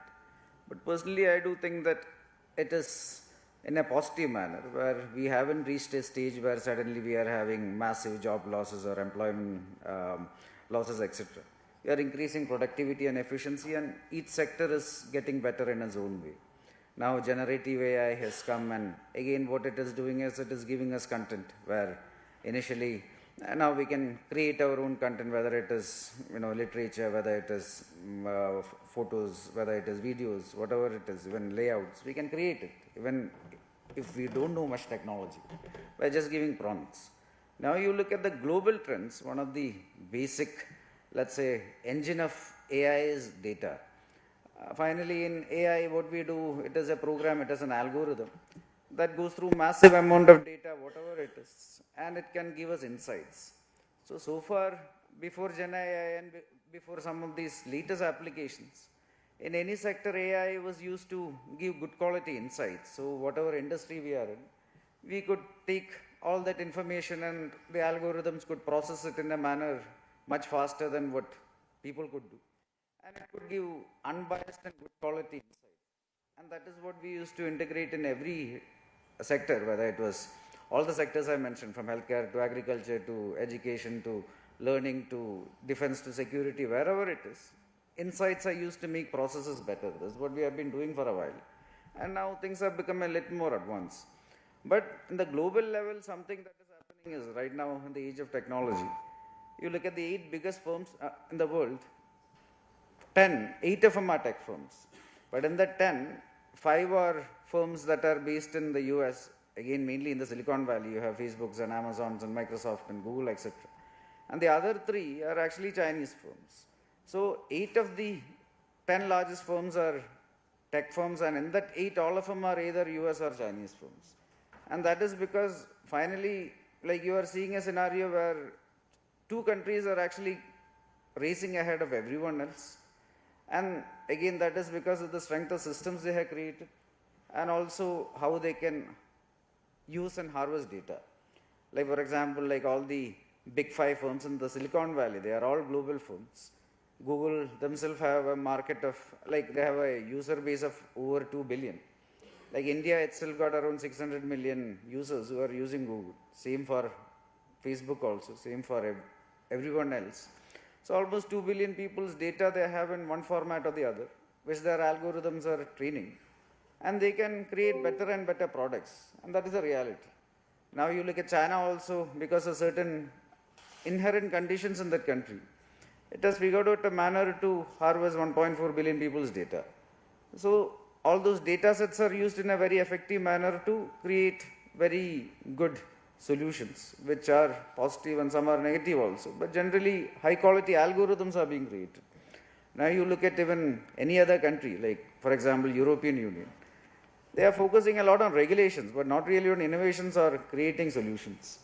Now you look at India also, we are moving forward. But when compared to these big two countries, the capacity of us to, one, create quality data sets, we are still a little behind. But we are also innovating. For example, now we are also trying to create large quality white label data sets.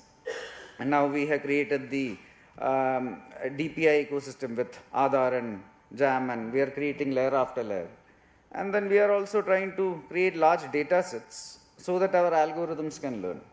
Similarly, we are a fairly diverse country, and now we are creating local languages data sets, where those local languages data sets also using tools including Bhashani. We are trying to create localized content which can be used by people. But again, you look at the global power dynamics right now, it is the big two of the US and China because of inherent systems they have. And everyone else are playing catch up. That is a reality right now. And different countries, depending on the kind of policies they make, it will depend, that will decide what direction they will go. Like for example, if instead of focusing on innovation and instead of creating quality algorithms and solutions, if you are actually thinking of the negative aspects and what all bad things it can create, and if your guardrails are mainly focusing on that, and if it is mainly focusing on regulations than innovation, you with time will be falling further and further behind. But then if you are actually focusing on innovation and creating good quality data sets and good quality algorithms and quality solutions for our people, then we also can race ahead. So that is the inflection point where we are at. But Indian government and our policy makers are very practical that way. We understand the, let's say, importance and etc. of data security, privacy, etc. But we are also focusing on creating good quality data sets, large data sets, and also algorithms. We are also allotting around 18,000 GPU of memory also like for high speed computing. And we are also trying to create our own Gen AI systems, AI systems, so that quality solutions can be given to the people. So this is where we are at. And over a period of time, again, the last few years, we had used our, we had created a lot of high quality digital public infrastructure. UPI is just one example, where now everybody uses UPI. Like when it was initially launched, there were a lot of people who were very skeptical, telling that, is it possible for, you know, a country where this is the demographics, how can they use digital payment, etc. But now each day, what has happened is after the integration of technology, now we have more digital payments each day in India than US and China combined. So we were able to create large public infrastructure, including UPI. CoWIN was another example. You know, ONDC is another example. And each of it also, even though they are technical solutions, each of this actually has AI competence also. AI is integrated in these also, because here and all there are large data sets and there are algorithms working on solutions. So these are all AI applications. Like we won't say it is an AI application, but the fact is there are algorithms that are working on this. Similarly, in future also, we will be working on solutions where we will use our demographic advantage, our large data sets, our algorithms to create quality solutions for our people. And here you look at the global power dynamics, it is right now the big two versus, like they are far ahead of everybody else. But we do think that India will also be one of those global drivers. Right now we are the fastest growing digital economy and the fastest growing startup ecosystem also. And sooner than later we will have a very robust AI ecosystem in India also. It's so heartening to see someone like you in politics, someone who carries so much depth, such understanding. I think this in itself for me augurs well for how India is going to be able to grow. So I mean I didn't know this kind of a background that you have, Anilji, and I'm so glad that you shared this. I'd like to take this to Dr. Ramanand. So your own views on the same global power dynamics, since you are at the helm of policy making, and I'm sure you'll be considering, and studying how this is reshaping or getting reshaped because of AI.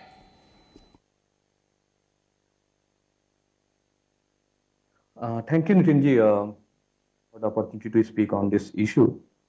I think whatever we are seeing and what happened to AI summit, some of were the part of AI Action Summit, and we have seen how global leaders, either tech companies, are divided on the future of AI, how they want to take it forward, because we could not come on some common declaration in AI Summit, and that itself is one of the indication about the kind of expression of the global tech companies and global leaders on the issue of AI. And we have, I just want to say, in AI Summit, we have organized one sideline event, AI for the development, data for global South. And I have given this idea. Presently, we are not divided in only, you can say, global North and global South. We are basically divided in two kind of communities. One communities which are basically more equipped with the digital infrastructure. That is a part of global North, and one society or community which have less equipped or not equipped adequately with the digital infrastructure. That is a global South. So even in India, there could be a global North and could be a North and South at one time. The ambition of global tech companies, the kind of a commercial ambition, undoubtedly we need to check on it, and that will further, kind of divide world on this issue. And the kind of, I will say, as I think, I think you have mentioned about the stance of European Union on the privacy issue, and that is the one of the major reason why we could not come on the, we could not reach on any common ground on the privacy issue. That is not, I think, a very good sign when India is going to host the second AI summit.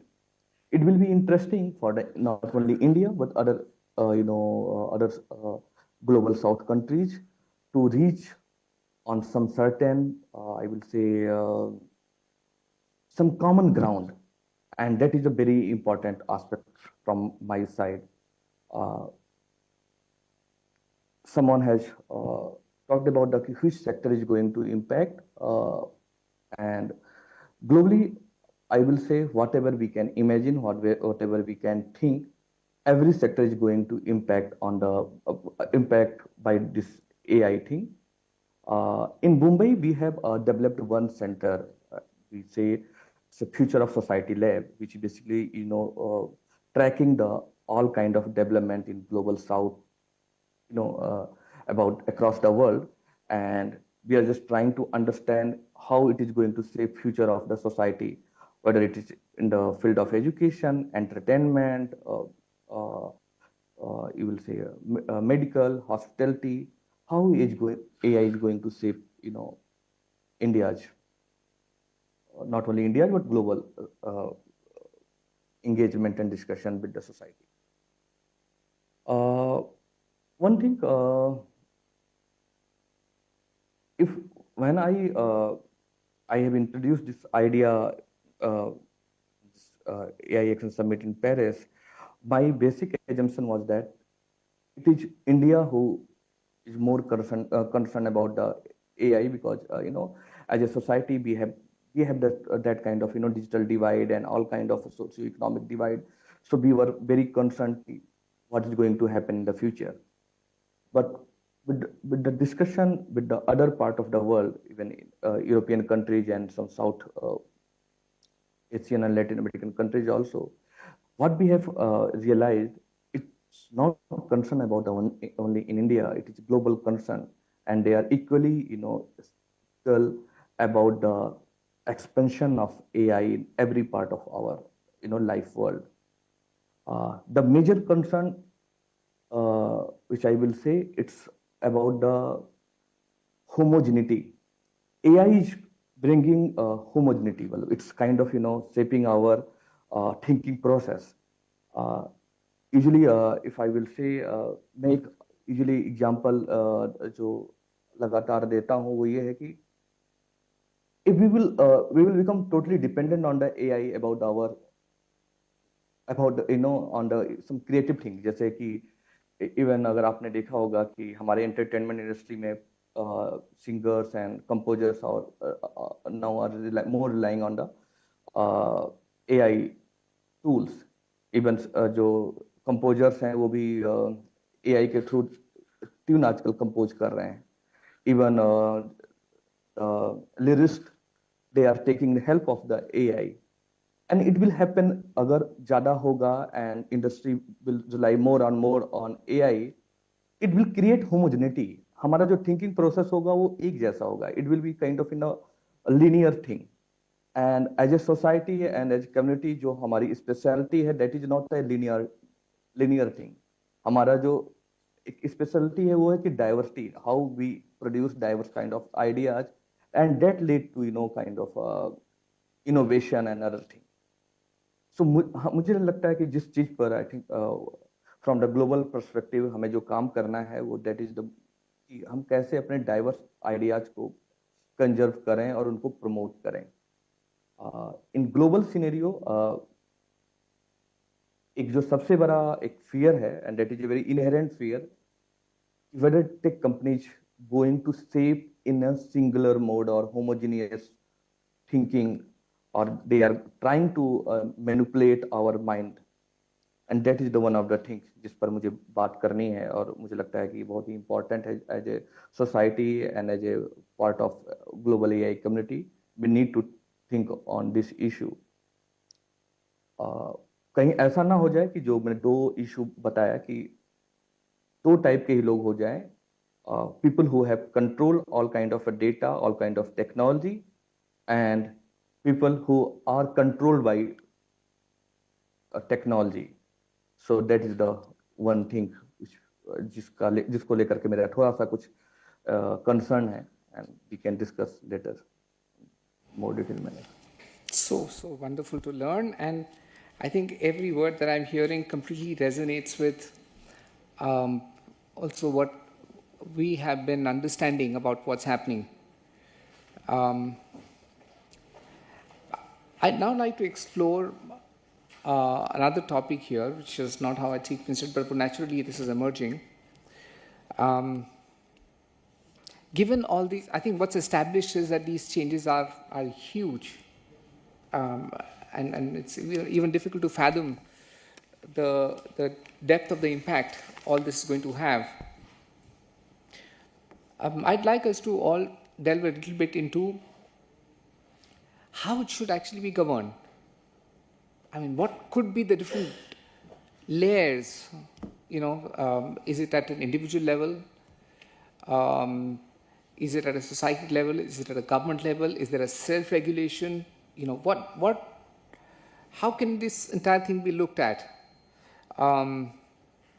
I'd like to, invite Dr. Ankur to, start sharing some of his views on that, and then anybody else can start pitching in. Yeah, hi everyone. So I think the governance part is an interesting aspect that people have been thinking very seriously for quite some time. This just post all the LLM kind of focus that happened with the ChatGPT release and so forth worldwide.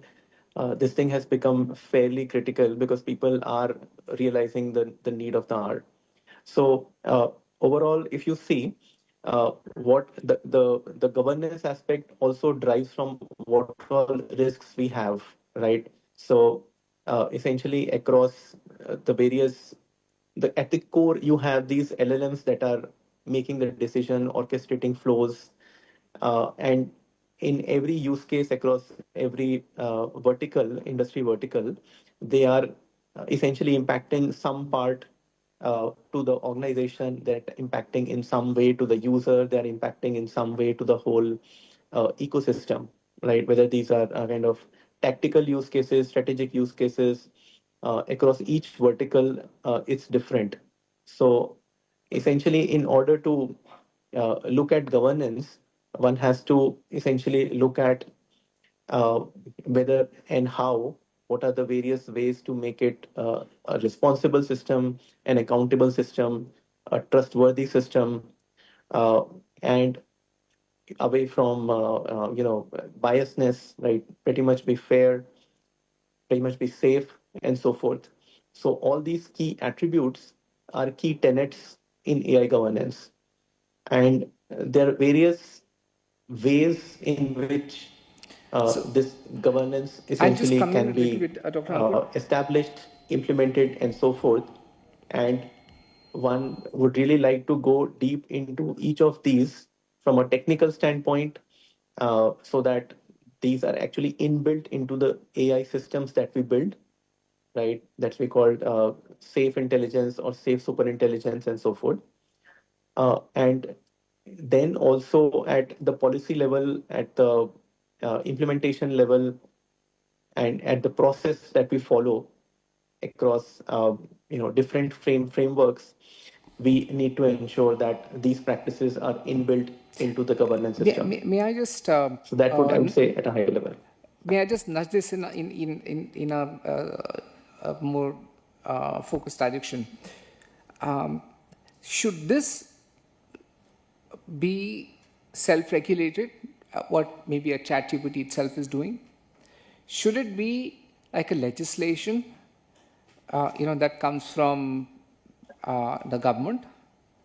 Or should this be a result of some sort of an international coordination, something that gets done at a UN or World Economic Forum or EU or some such level, then it becomes a legislation for everybody else, so something on those lines. Yeah. So I think it's given the scale of things, definitely it has to be an international effort where the practices, the frameworks need to be established. And that's where it would cover the wide scale of things and be more applicable and generically applicable to all different types of domains, use cases, and so forth. Self-regulation is essentially has to be an integral part of the way these AI systems are built, right? And then the legal frameworks really need to be enhanced, or I would say even disrupted in that sense, or rebuilt to handle all kinds of new cases that we are saying on who is responsible and what kind of actions need to be taken and so forth.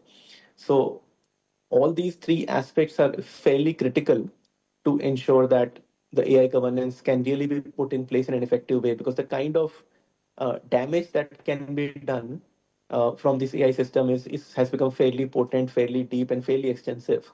Hence, it has to be a amalgamation of all these three levels that you identified, Nitin, that will make the AI governance really effective. Thank you so much. I'd invite anybody else who'd like to weigh in on this. Yeah, may I? Yes, please. I'll also take your permission to go a little back to Anil's comments, because they were so insightful and so delightful in a way. So our demographics, our large startup base, which is growing rapidly, and then our financial inclusion, I think those are three joining points that we as a country could definitely take into realm of our own. We still continue to remain the economy, as Anil said, that's growing the fastest. So there is some native intelligence that is built into our way of working that we should harness more and more of, and see how AI sitting on top of that engine of growth can become a differentiating model for the country. I think that part is really, really very insightful. In terms of governance, I think the matter that will most affect us is how the balance between innovation and control will pan out. Very hard to see UN-type agreements that all 147 countries sign into, but it's very easy to see a model in which you create regulatory sandboxes. This is how this is how telecoms has grown, that you create sandboxes, you observe in those sandboxes the performance of models, performance of algorithms, data sets that you have used, and then fine-tune, involve the regulator, involve the industry, the society, the politics, etc., and let that be a wide open canvas on which what are the results, what are the observations, and what are the acceptable means of guiding unbiased, transparent, fair regulation can exist. I think that sandboxing or regulatory sandboxes could be a very good way to go this forward. Thank you. Anyone else would like to comment? Nitinji, I just want to add. Yes, please. In my opinion, I think self-regulation is a kind of a very good word, but it will not work in this AI field. We have seen the experiment with the self-regulation with the media. It has not worked so far. And for the AI, where everyone has access of data and everyone wants to expand it, it is not going to work. Some kind of international consensus on certain point that can be done, but it will take a lot of time, because right now developing countries are thinking it is the kind of their industrial movement where they can leverage some of the gap. The developed countries thinking to kind of to control some narratives and other things through this AI. So I think for next 5 to 10 years there is not going to have any kind of consensus. Maybe some good talks, some good kind of common understanding, but on regulation front, I have my own doubt about it. Even European Union has taken some stand, and a lot of countries from the European Union are not happy because they have this kind of apprehension because of the very stricter guideline and privacy law. They could not do much. Their company have not thrived, and जो उनका जो share था market का share वो कम हो गया है, and they are keep complaining to European Union and other countries we should come out or we should kind of ignore some of the guidelines. So it is just like सामने कुछ है, it's very interesting and very aspiring, और आप कह रहे हो कि थोड़ा सा restraint दिखाओ. So it's not going to happen in my understanding. We can have dialogue on this part, but it is not going to happen, at least in next 5 years. Thank you. I think the more this conversation is going on, it's making me feel that we need to delve a lot deeper into all of this. There's so much knowledge and understanding and need to do some of this. Andini? This is one technology which is, as Sir said, that it has come into your, it takes care of your human mind, human behavior. So other industrial revolutions were about human muscles and information dissemination, right? It started with that, but now it's more of your human replacing and amplifying your, changing your human mind and thoughts and ideas, right? So concept building and all. So I totally agree with all of you. It cannot be one. This is only one technology where government, international government, your public, industry like us, everybody has to work in tandem to work out a very robust policy framework around this. While building LLMs and SLMs, IBM companies like my company and others should make sure that the constitutional legal framework is also embedded. Equality, justice, dignity. Your biases are moved out. So the industry also has a role to play, a very big role when I'm making a model or a big solution I'm preparing. I may embed GenAI randomly because I want to sell, but then very, very strong regulatory policies have to come out from local government. Then international, yes, we should have a digital economy framework, we should have G20 coming in together, and so that there's a homogeneity of policy framework. So all of us, then as a society, as an individual also, we have to make sure. But I do feel AI is one where it will take out and iron out our biases, taking care of our biases. Taking care of our biases, it will iron out and take care of look at the languages is spoken in India. Europe, compared to Europe and us, we cannot compare. So our AI policy framework and our AI will be so different from, say, for example, even Pakistan or China. So because of so much of caste, subcaste, religion, sub-religions, you name it. So so all of us have to get together. This is only one technology, you can say revolution, which is so different from the other. So beautifully put. You may have to, yeah. Now that brings me to another thought. Again, this is not part of what I thought of discussing, but something I've been thinking about. And it also comes from the fact that everybody on this particular panel is an Indian. And we'll be talking about, India's capability and India's readiness and the global south versus global north and all of that. It's this idea that India is also extremely rich in culture, in values, and in spirituality, if I may say that. And the discussions we had this morning were about how to make sure that it works towards, the emerging AI works towards the goodness of mankind, at a more macro level, than talking about ethics or talking about biases. I mean, not ethics, but talking about biases. And so I think that's more at a tactical level. So I think the potential, that maybe we don't have those top 8 companies, that we may not even have the top 20 companies in the world. It may be difficult to catch up. And we still have a lot of earth filling to do there, ground filling to do there, because we must have the base capacity. But wouldn't our differentiation actually be dovetailing into our own heritage and try to bring about that level of human ethics and values, and be a leader in that, because that has the potential to support entire humanity, not just India.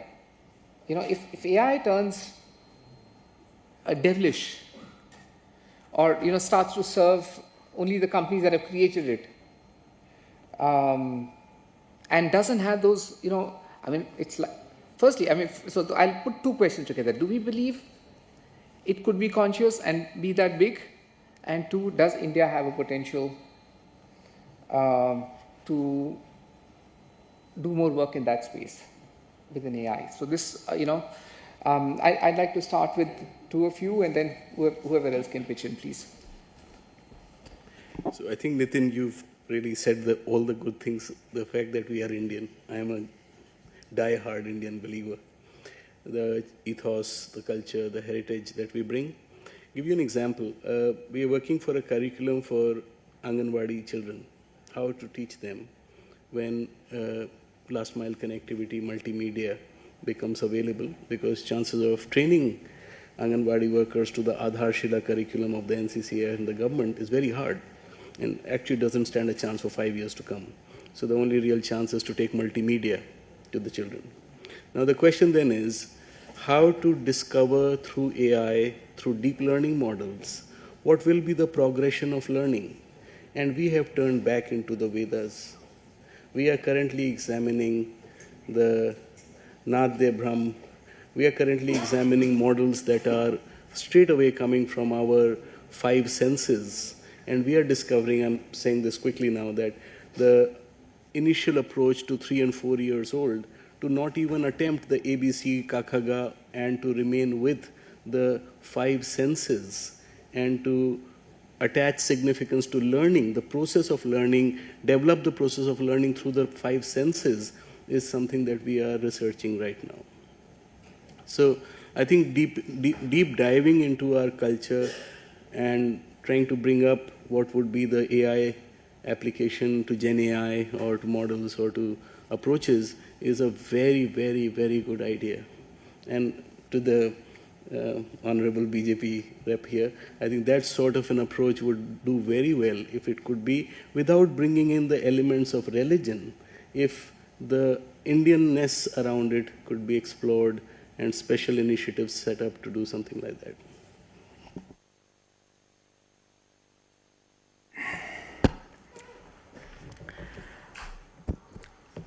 Thank you. You asked a very deep question, I would say. And again, these are conversations that are going on in a lot of spaces for a while. And that is ethics and the kind of AI we should be creating. But then, one, there are certain thought process we all have, but then there are realities also. For instance, right now everybody uses ChatGPT, everybody uses Google search, everybody uses DeepSeek also now. People are starting to use it. And everywhere when we ask certain questions or we are looking for insights, they all give insights based on whatever data sets they have and whatever algorithms are working on it. So for a while, many of these applications, people always felt that there are inherent biases because of the kind of data that have gone in. Now, a lot of it, especially when we are in India, we do think that it is sometimes having a bias which may not be aligned to our own way of thinking, which is true also. So this is why the government of India and our government, now we are having a very detailed plan. It's a very conscious effort where we are creating data sets which is our own data sets, and we are trying to give solutions and insights that are aligned to our own way of thinking. So this is what we are trying to do with our own generative AI that we are trying to create, solutions that we are trying to create. And globally, people are working on frameworks. Like, for example, there is a GPAI that we will be hosting next year. We had co-hosted it with France this year. And it comprises of 28 different countries and the European Union. And we are all trying to create frameworks that can create, let's say, safe and ethical AI. But then many of these things are perspective also where, let's say, everybody don't think the same. Every country thinks differently. Even people within a country thinks differently. And let's say a lot of these are individual perspectives. But then I do think that our focus should be on creating solutions which have Indian characteristics, which can be scaled to a global level also. But at the same time, the focus should be on creating good quality technology, good quality data sets and algorithms. Because finally, when it comes to technology, if we want to be a leading power, a global driver of tech, you need solutions that can be scaled globally also. Like you look at examples. UPI is an example. Again, I'm bringing it to it because it is not just 1.4 billion Indians who are using it. Now we have scaled it up to 30 other countries also. Like even COVID, during that time, 40, 50 countries in the global south also showed interest to use it. And then we gave it to a lot of people.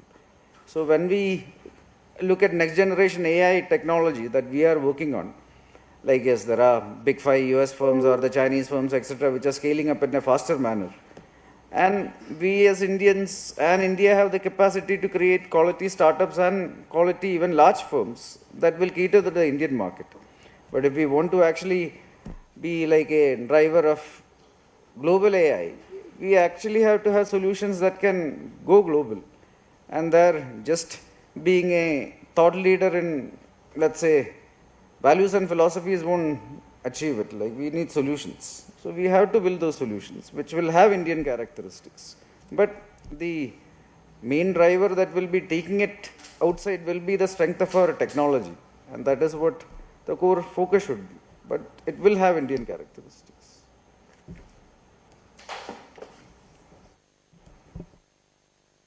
May I welcome any other comments on one?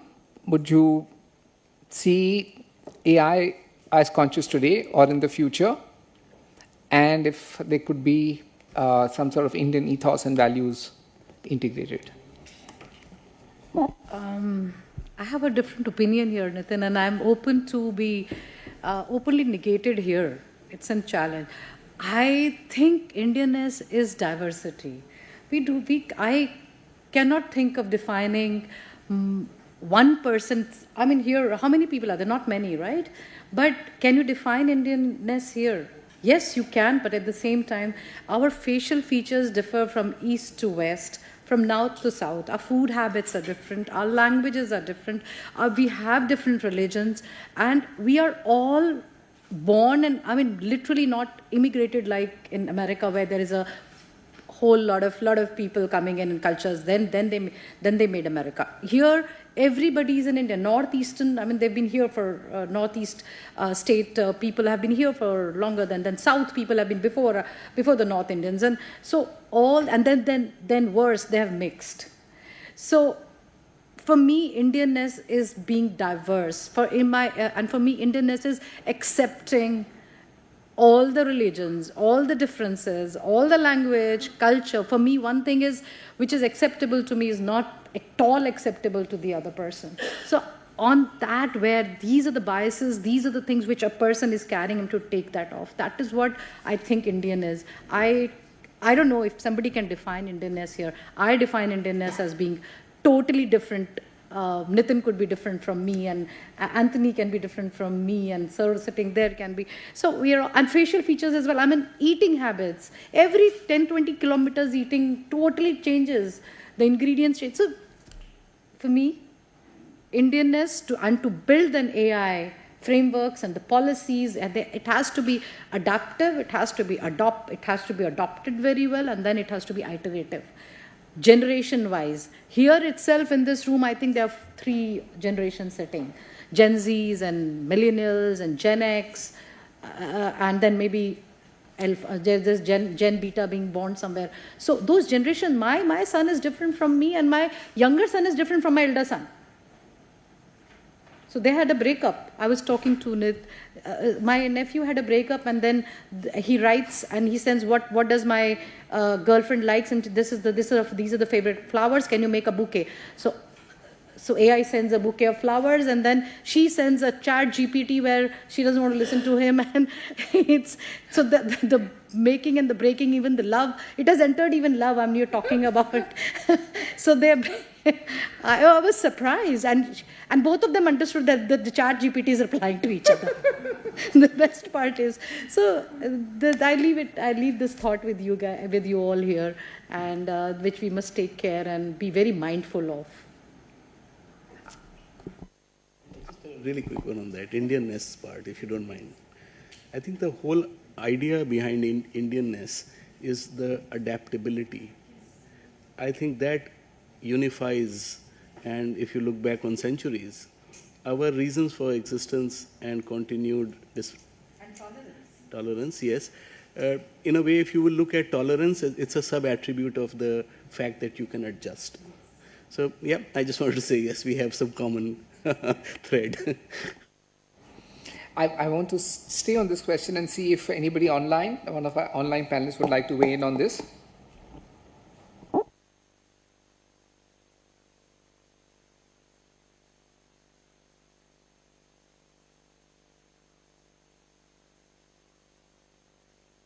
This part, if you don't mind. I think this, okay, sorry. Are you saying something, Professor Sinha? He's on mute. You're on mute if you're trying to say something.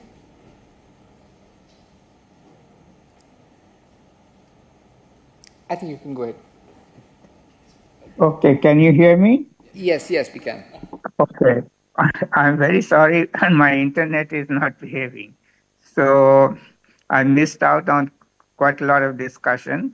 And, on this whole question of Indianness, whether you can bring into AI, etc., I don't know. I'm not a technical person, so I don't have much opinion on that.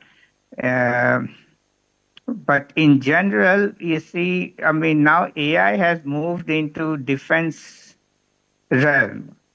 and you know the defense and its dynamics and rivalry. So it's very, very difficult to now control this thing or bring values to it, etc., because it's going to be bad from that point of view. Now, of course, it has its own dynamics, and the question, as far as I'm concerned, is basically whether this whole idea that machines will take over has any meaning, or in the end, the real fear is that whether the state or the big capital, which is now you see people like, uh, uh, Bezos and etc. So they will have so much power that we will lose our independence to a large extent. Whether state could, this whole big data and the possibility of analyzing anything very, very quickly with AI and quantum computing and all those things. So out there again, as I said, that on the one hand, we have to think in terms of this impending and perpetual pressure of unemployment, which will become stronger and stronger, and how to deal with it. And so how to make institutions that could stand up to this or recognizes this change and changes itself to accommodate it. And the other is basically how to again set up institutional arrangements where you can keep your liberty and keep democracy alive, because it does give enormous amount of power to some people, particularly state and big capital. So we have to think in terms of, it's not a question of like, today somebody is a nice guy, but tomorrow somebody, a bad guy would come. And then all of a sudden everything, goes for a toss. So we need to think in those terms. How to protect ourselves. Of course, it has many advantages, and the main advantage would be that it could liberate us from, drudgery of assembly line work and all kinds of things, and liberate us to, do creative work and live our full humanity. So how do we move towards that? And that is very, very important thing to do. That's all. Thank you. Thank you so much for your wisdom. I have a last prompt from my side, and then I want to open it for questions for others. And folks, if there are any questions, you can note down and pass it to me. So this is as a result of the discussion we've had so far, which is that there is a lot of understanding of what's happening with AI or with some of the initiatives with the government or in IBM or other places, but it's still limited. It's limited to some people, and what's coming is going to impact everybody. And whoever it's limited to probably don't have enough mind share to also keep doing something about it. So how would you suggest to involve people, the general population, in making them aware of what's happening and getting them involved in some way in defining, in contributing to how this should be governed? Yes. There's no other answer to it, Nitin. It's public at large and to the from the laborer. Why are we talking about AI as which is a technology which will be only understood by? It will be only understood. It will be only coded by people. The designing, the model will be made by people who are skilled in making all those. But why do you think that a laborer who knows his problems, challenges, cannot be solved and putting it in front. Or there's a big digital divide, we all understand. But what makes us think that they cannot use that technology? We have been able to take an answer involving them in defining how AI should be shaped. Exactly. Yeah. So they should be involved, because they are the ones who will be, unless we involve the society at large and their challenges, they won't be a perfect model designed by big companies. Do you have some thoughts on how something like this could be done as well? Okay. Government should form, let's start from the government. Then we come to the public, right? Government should have interministerial, your Niti Aayog getting into it. You have METI, you have your DOPT, then you have your RBI, then you have your ministries like your finance, all the ministry, interministerial, not only MITI. MITI should not be the only one. Just like other times, technology and IT was looked after by them. It's not. It's all the interministerial this thing. Then we should have civil societies, NGOs, startups getting together, and the only government can get them together in industry. Then industry has the industry should be involved. The big companies should be involved, and for smaller companies to be helped. Then we go to the public.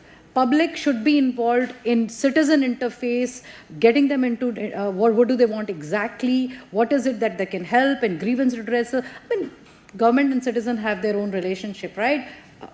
Government is for us, right? So build up all those decision-making cohorts, and then center of excellences are being formed at that government level, but at that lower level where we are worried about that they will be left behind in this big digital divide, they should be involved in all the making of at Gram Sabha level, at block level, and then at MCD and urban level, and then of course the state level. So this hierarchy has worked, right? We have seen it, IT percolating down to Gram Sabha, till Gram Sabha, right? Then why not helping them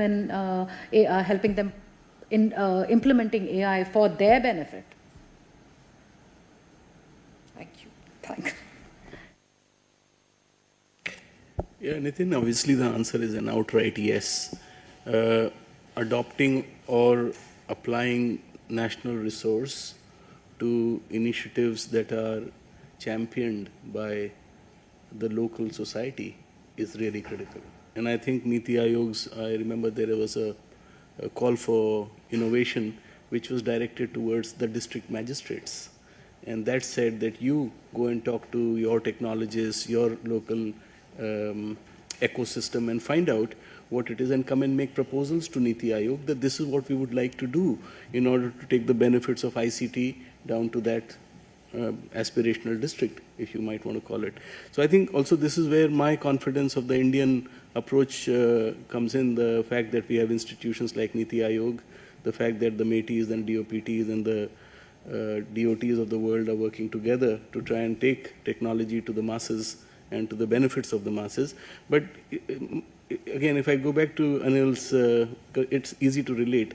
NPCI, BHIM, they are not technologies. They are use cases. Please distinguish that first. That the entire proliferation of the wallet as it is a brave step in which RBI took the initiative, set up IDRBT in 1999, started the whole ISO 8583, exploded into the public space, replaced the MasterCards and the credit cards, and brought in something that today generates trillions of dollars in value by making us the most proliferated, financially included country in the world. It's the use case.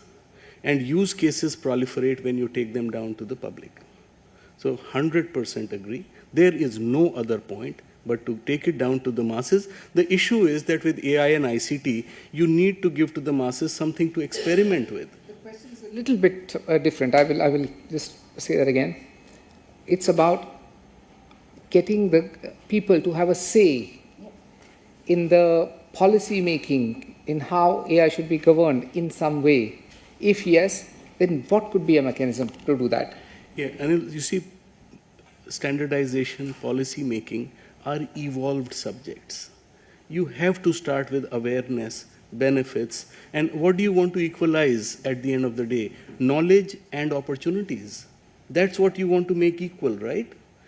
the only way to take it is to take it in means where the local population, for example, I travel very widely into very remote areas. They don't know anything right now about what is ICT or what is AI. How do you want to change that, all right? You have to think about that. Before you start to aspire to say, I have brought my last mile person into policy making, you have to drive awareness. You have to somehow get the benefits of this whole chain of moments that is happening. Anyhow, I was on that subject, that the idea should be to take ICT and AI into the remotest corners, whether it's agrarian approaches or it's health or education, but connect use cases to the large masses and then let them explore and innovate. That might be a good idea to start this whole thing. Thank you. Anilji, I'll repeat. I think you just stepped out for a minute. So this is the last question that we are, prompt that we are discussing, which is, if the public at large, should be in some way involved in policy making or defining how AI should be governed, if you believe that it should be, what could be a mechanism to do that?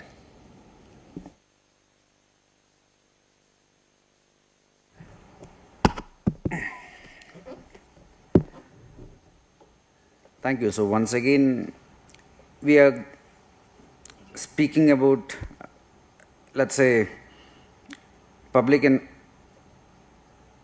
how public is getting involved in policy making. So this is the fundamentals of this.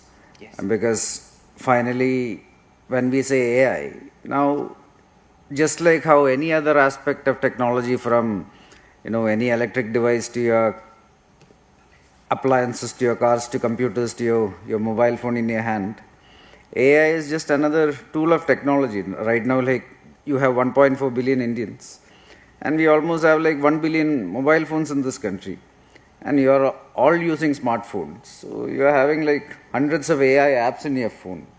So there is nothing called how public can become more involved in AI. Like everybody, AI is just like any other aspect of technology, it is in your life in every aspect. Like from going to a hospital to a school to, like, even when you go to transit points from airports to metro stations, everywhere, applications are used which is AI.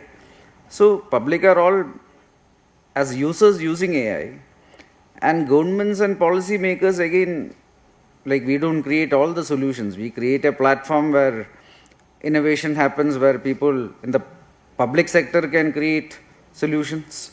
And we as the government, it is not our business to be in business. It is our job to create guardrails and policies that can encourage innovation, and we create solutions that are used for public good. So digital public infrastructure is just an example. But whether it is even the transportation sector, energy sector, financial sector, everywhere, wherever possible, we use technology to make things better. So this is what we as the government do. In the public sector, like, we create policies. And we create policies for public good.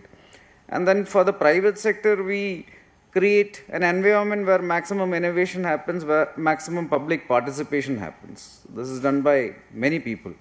Right now, let's say in 2014, India had 500 startups. Now, registered, there are 1.5 lakh startups.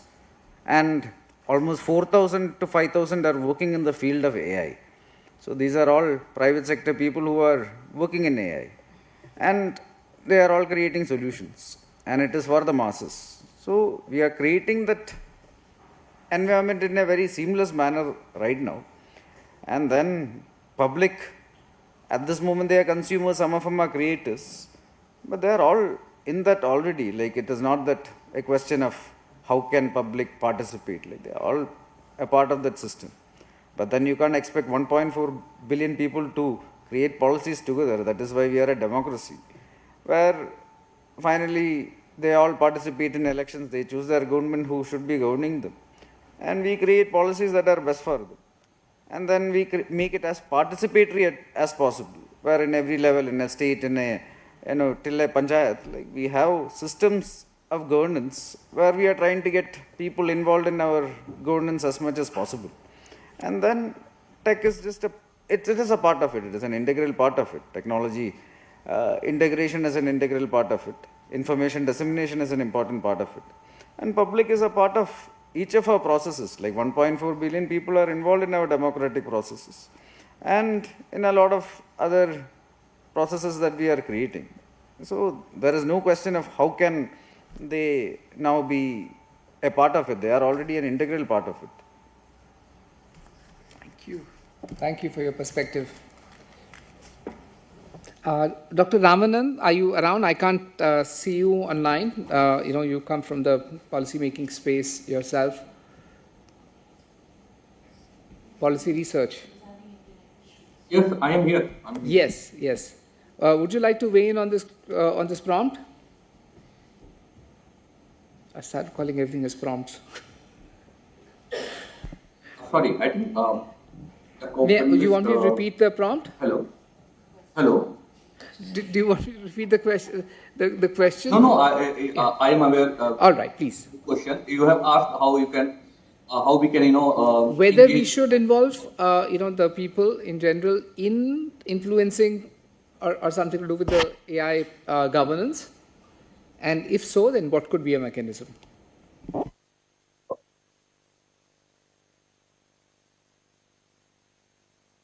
I think Nitinji, Anilji has answered this question in a very substantial manner.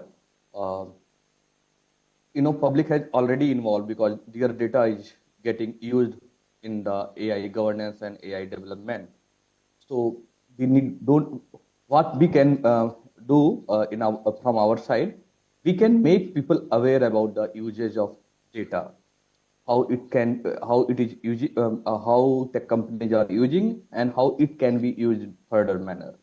So as Anilji also mentioned about, because we are using a lot of technology, lot of gadgets, and all our data is getting transferred to tech companies, and they are creating a lot of byproduct from those data, and lot of models are getting prepared from those data. So what from my understanding, we need to work more on the community preparedness, to the community preparedness, so people, society and large can understand how AI can be useful to them, and what could be the consequence, the data which they are offering, or they are kind of volunteering to tech companies, what could be the consequence of to share those data.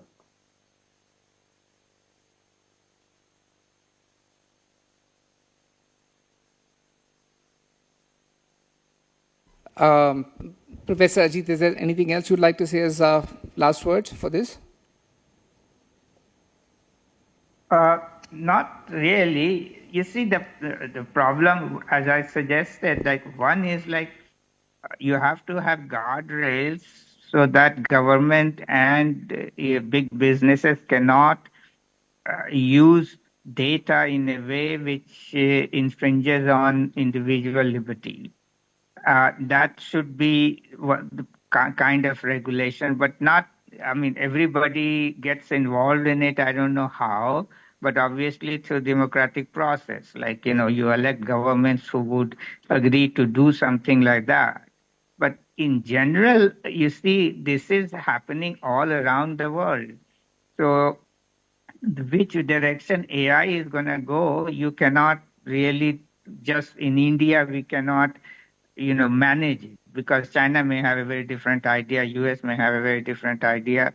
And as I said, that since it has gone into defense lines, it has a completely different dynamic. So we cannot, that way we cannot, control it. But we should be able to have institutional arrangements where we control our governments and our businesses from not becoming too powerful, because it is a very powerful, I mean, the whole system, just not AI as such, but, quantum computing, big data analysis and all that. I mean, all these things are extremely powerful now, every move you make and is registered somewhere digitally, and now they can analyze it very quickly. So it's a territory which we have. Only few years ago in England, people were debating about should we have CCTV camera or not, and there was a huge opposition to it. But now you can see that everywhere you have CCTV cameras, and in elevators and everywhere, and people are asking for it, and it has advantages. But then you have to have also guardrails where powerful organizations don't misuse it, and that's where we have to think in terms of building institutions. That's all I have to say. Thank you so much. This was also very powerful, final words. Couple of our panelists need to leave, so I'm going to request Jyotika to come in and wrap it up. For me, this was actually really, really insightful, and a very good flow from the first panel that we had. Great takeaways for us for the A4G Collaborative, and we hope to take this forward and build more and more such platforms and opportunities to make this, more useful to everybody. May I just quickly thank you for an extremely invigorating session. I don't know how you played it, but whether it was questions or prompts, it worked very well. Thank you very much. Are we opening for yes, the Q&A? You could wrap it up, please. Is there any question that any student would? Let's not take any questions because we should wrap it up now. Okay. Okay. Would you want to take one question? Yeah, one question. One question. Okay. Is that? One question. Who is that? If there is, yes. Please go ahead. Come.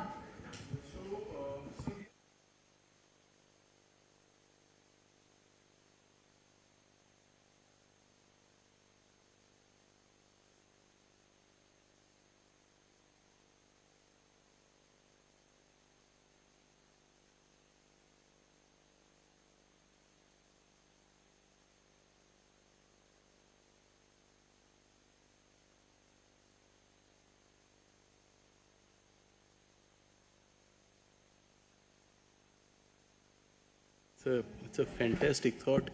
I think you rightly put it, surveillance, cyber measures for interventions into public and government interfaces, those are huge. So think of introducing noise, optical and audible noise. Think of a device that you keep around you that causes interference with any recording device.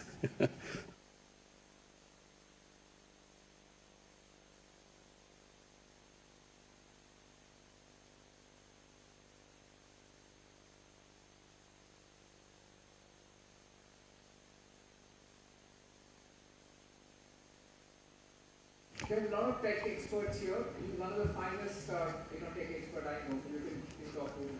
So yeah, once the panelists, some of them who have to leave, you can have this conversation. And I think the nature of startups is going to be very different from now onwards.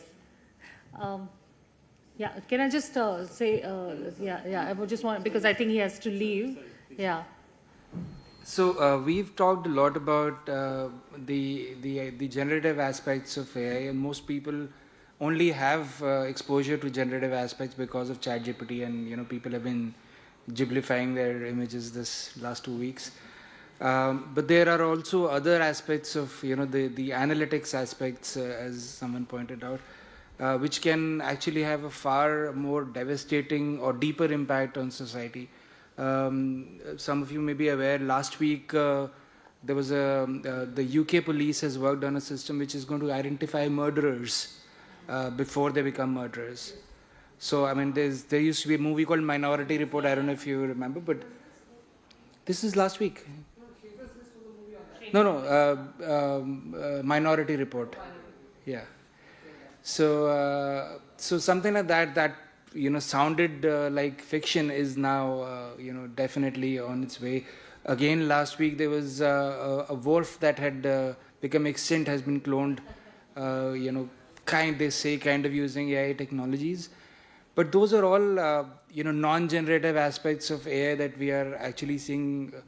And it raises a lot of ethical questions about what kind of research should be allowed, what should not be allowed, what may sound very dangerous but maybe useful. And then, of course, the social aspect of it. If you're calling somebody a murderer before he's committing a crime, people are going to turn against him, and all sorts of repercussions follow. So, would the government place guardrails to have protection against such things being made, or would they actually encourage such things to be made so that for yeah, so those are the questions. Very simple for you to not to get surveillance. I mean, there are apps. We have a lot of apps. We have a lot of AI embedded apps as well. For you is to just switch it off. Self-regulation is the most important thing. You can. I mean, if there is all of the products I can say which are made, which also we take care of the challenges and sensibility of a user. It's not that you just make it and they will just come in your privacy. We have to take care of self-regulation, and there are features in the product inbuilt itself and the application or any other device which you are using where you can actually switch it off, whatever you don't want. So, rightly said, take off the clutter, out the noise part out, right? If I may, I'm sorry, just last question. Since this is such a popular panel, this is for Mr. Anil Anthony. You spoke about the decision making, etc., at the panchayati level, etc. My question is, how do we ensure that policy making and the implementation of AI actually goes down to that level? Because we typically tend to think of AI as like someone at the upper middle class kind of thing, but how do you make sure that it goes down all the way to literally panchayat level? It's a good question, good thought. See, again, I would come down to like, what is the general perception of AI?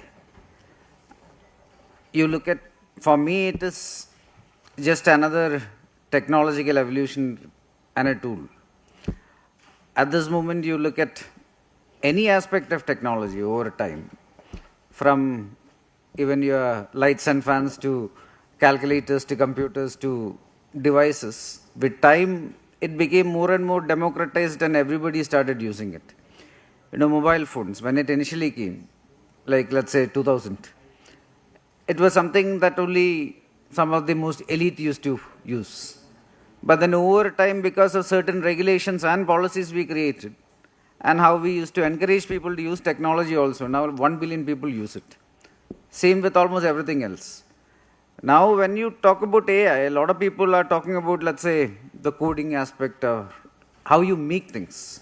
But that is not something which 1.4 billion people will be doing. That is just like any other sector or whatever it is, where they will be either the public sector or the government sector. And that is also lakhs of people who are creating things, solutions. But then you look at our government and what we have been doing in the last 10, 11 years. Something that we always have focused on is creating solutions, physical and virtual, of scale. Like just in the last 10, 11 years, almost 300 plus policies we had created in different aspects. I'm just giving you some of the bigger ones. Like there is a housing project. In that project, 5 crore houses did we create. There was a Swachh Bharat Abhiyan, 12 crore toilets were created. There was a Jal Jeevan mission, 40 crore tap water connections were given to houses. So, like that, physical infrastructure was created. Now, you look at the digital side, again, it is something similar, where UPI, now almost 1 billion people use it. Right now, you look at CoWIN, at that point of time, again, almost 700, 800 million people were actually using that thing. Now, you ask me, like, what is it? It is also a technology application that went to the last mile. E-governance solutions are there in almost every state. And again, from everything to your land records to how you pay bills, Everything people till the last mile are using. Now, even if I am in a village in Arunachal Pradesh, for that matter, I just came from there. That is why I just remember that. There are also people in very remote areas. Now your utility bills are paid using UPI in your phone with an e-governance app. That is how it is done in the village there also. Now, all these components have AI in it. Like AI is not just, let's say, all of us sitting in our house and making complicated codes. Finally, it is application. Now, you look at ChatGPT or DeepSeek, etc. Like, finally, it has created a scenario where somebody who doesn't know how to write one single piece of code can create high quality literature or layouts or even things like photos and paintings without coding. We are just giving prompts and it is giving us solutions. So these are also AI applications. People are using it. That doesn't mean that you need to even know how to code. It just means to know. It just means just like a calculator, just like a your smartphone. You just need to know how to use the tool, and that is percolating to the last mile everywhere, where we have created solutions of scale that 1.4 billion Indians are using in one way or the other. So we have reached the last mile. It is no question of how can you ensure it. It is already there. And it will get more and more deep, where technology integration will increase. And with that technology integration, more tools will be used. But it's already happening. Thank you, Anil. And I'm sure we're going to have a Ghibli photo of ours in the evening today. So thank you. As we come to a close, it's time to obviously pause, reflect. And today we witnessed two very powerful conversations. Nandini, who was from the morning conversation, is still here with us. How beautiful is that? And the second panel discussion, which is just concluded. So this was across borders. In the morning, of course, we had people from California and joining us, and right now we have an excellent panel of generations of different diversity and corporate, non-corporate, like I said, but one shared vision to shape a future where artificial intelligence is aligning with human values, equity, and purpose. The launch of the A4G Impact Collaborative would not have been possible without a lot of people. So thank you to DTU, first of all. So the students of DTU, you can give yourself and the Dean a big... and since this bunch was selected to be here, our host institution, to the Dean, to the Honorable Vice Chancellor and Professor Indu, and a warm to all our brilliant speakers and panelists. Thank you for generously sharing your insights and opening up new dimensions. I hope that, I'm assuming that this dialogue will go forward from here and there will be some kind of a collaborative or platform that will emerge stronger than what we've spoken about today. And every engine has a launch behind the scenes, and one that never seeks the spotlight except for me, which I always, I think, land up doing. But the invisible backbone of launching A4G has been this very strong alumni network, Nitin, Akhil, Sumit, Anshuman, Raja, Rohit, and many others who are not here, the advisors, mentors, and supporters. Aarti, I'm sorry, interns, volunteers, and a very extended team who have worked tirelessly over the last 2 months to, get this whole thing together before it even had a stage. So the silent hustle is what has given its voice today. And so to everyone here today, we see you and thank you. And the future is not, like I said, something we inherit. It's something we are going to co-create. So with A4G, we've taken this step forward, and together I hope we continue to shape a world where technology empowers. Thank you so much for being here. And with that, I'd like to request the alumni team to give a token of thanks to the panelists. Thank you.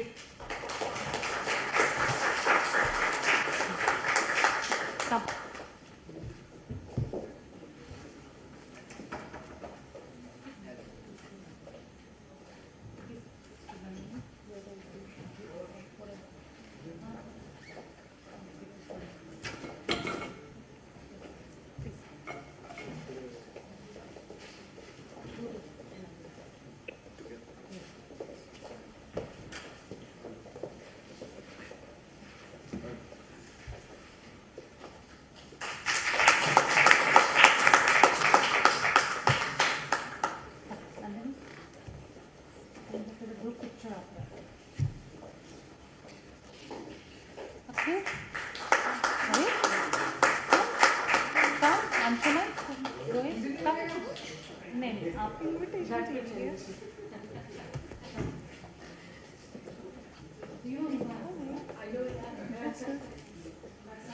Please come now. That explains. Yeah, that explains a lot of things that happened.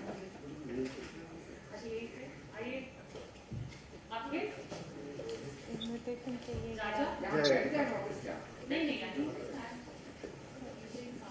कैसे करना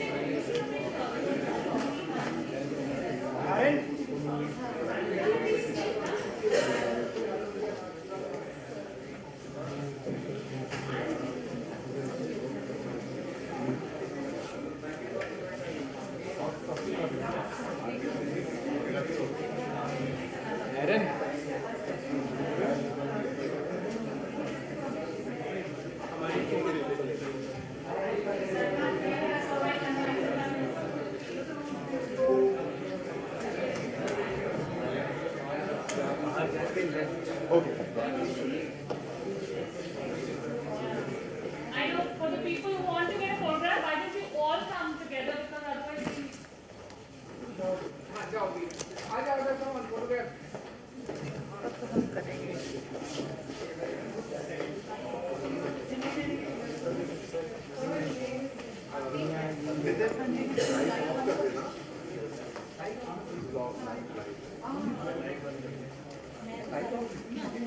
Yes, thank you so much. Thank you.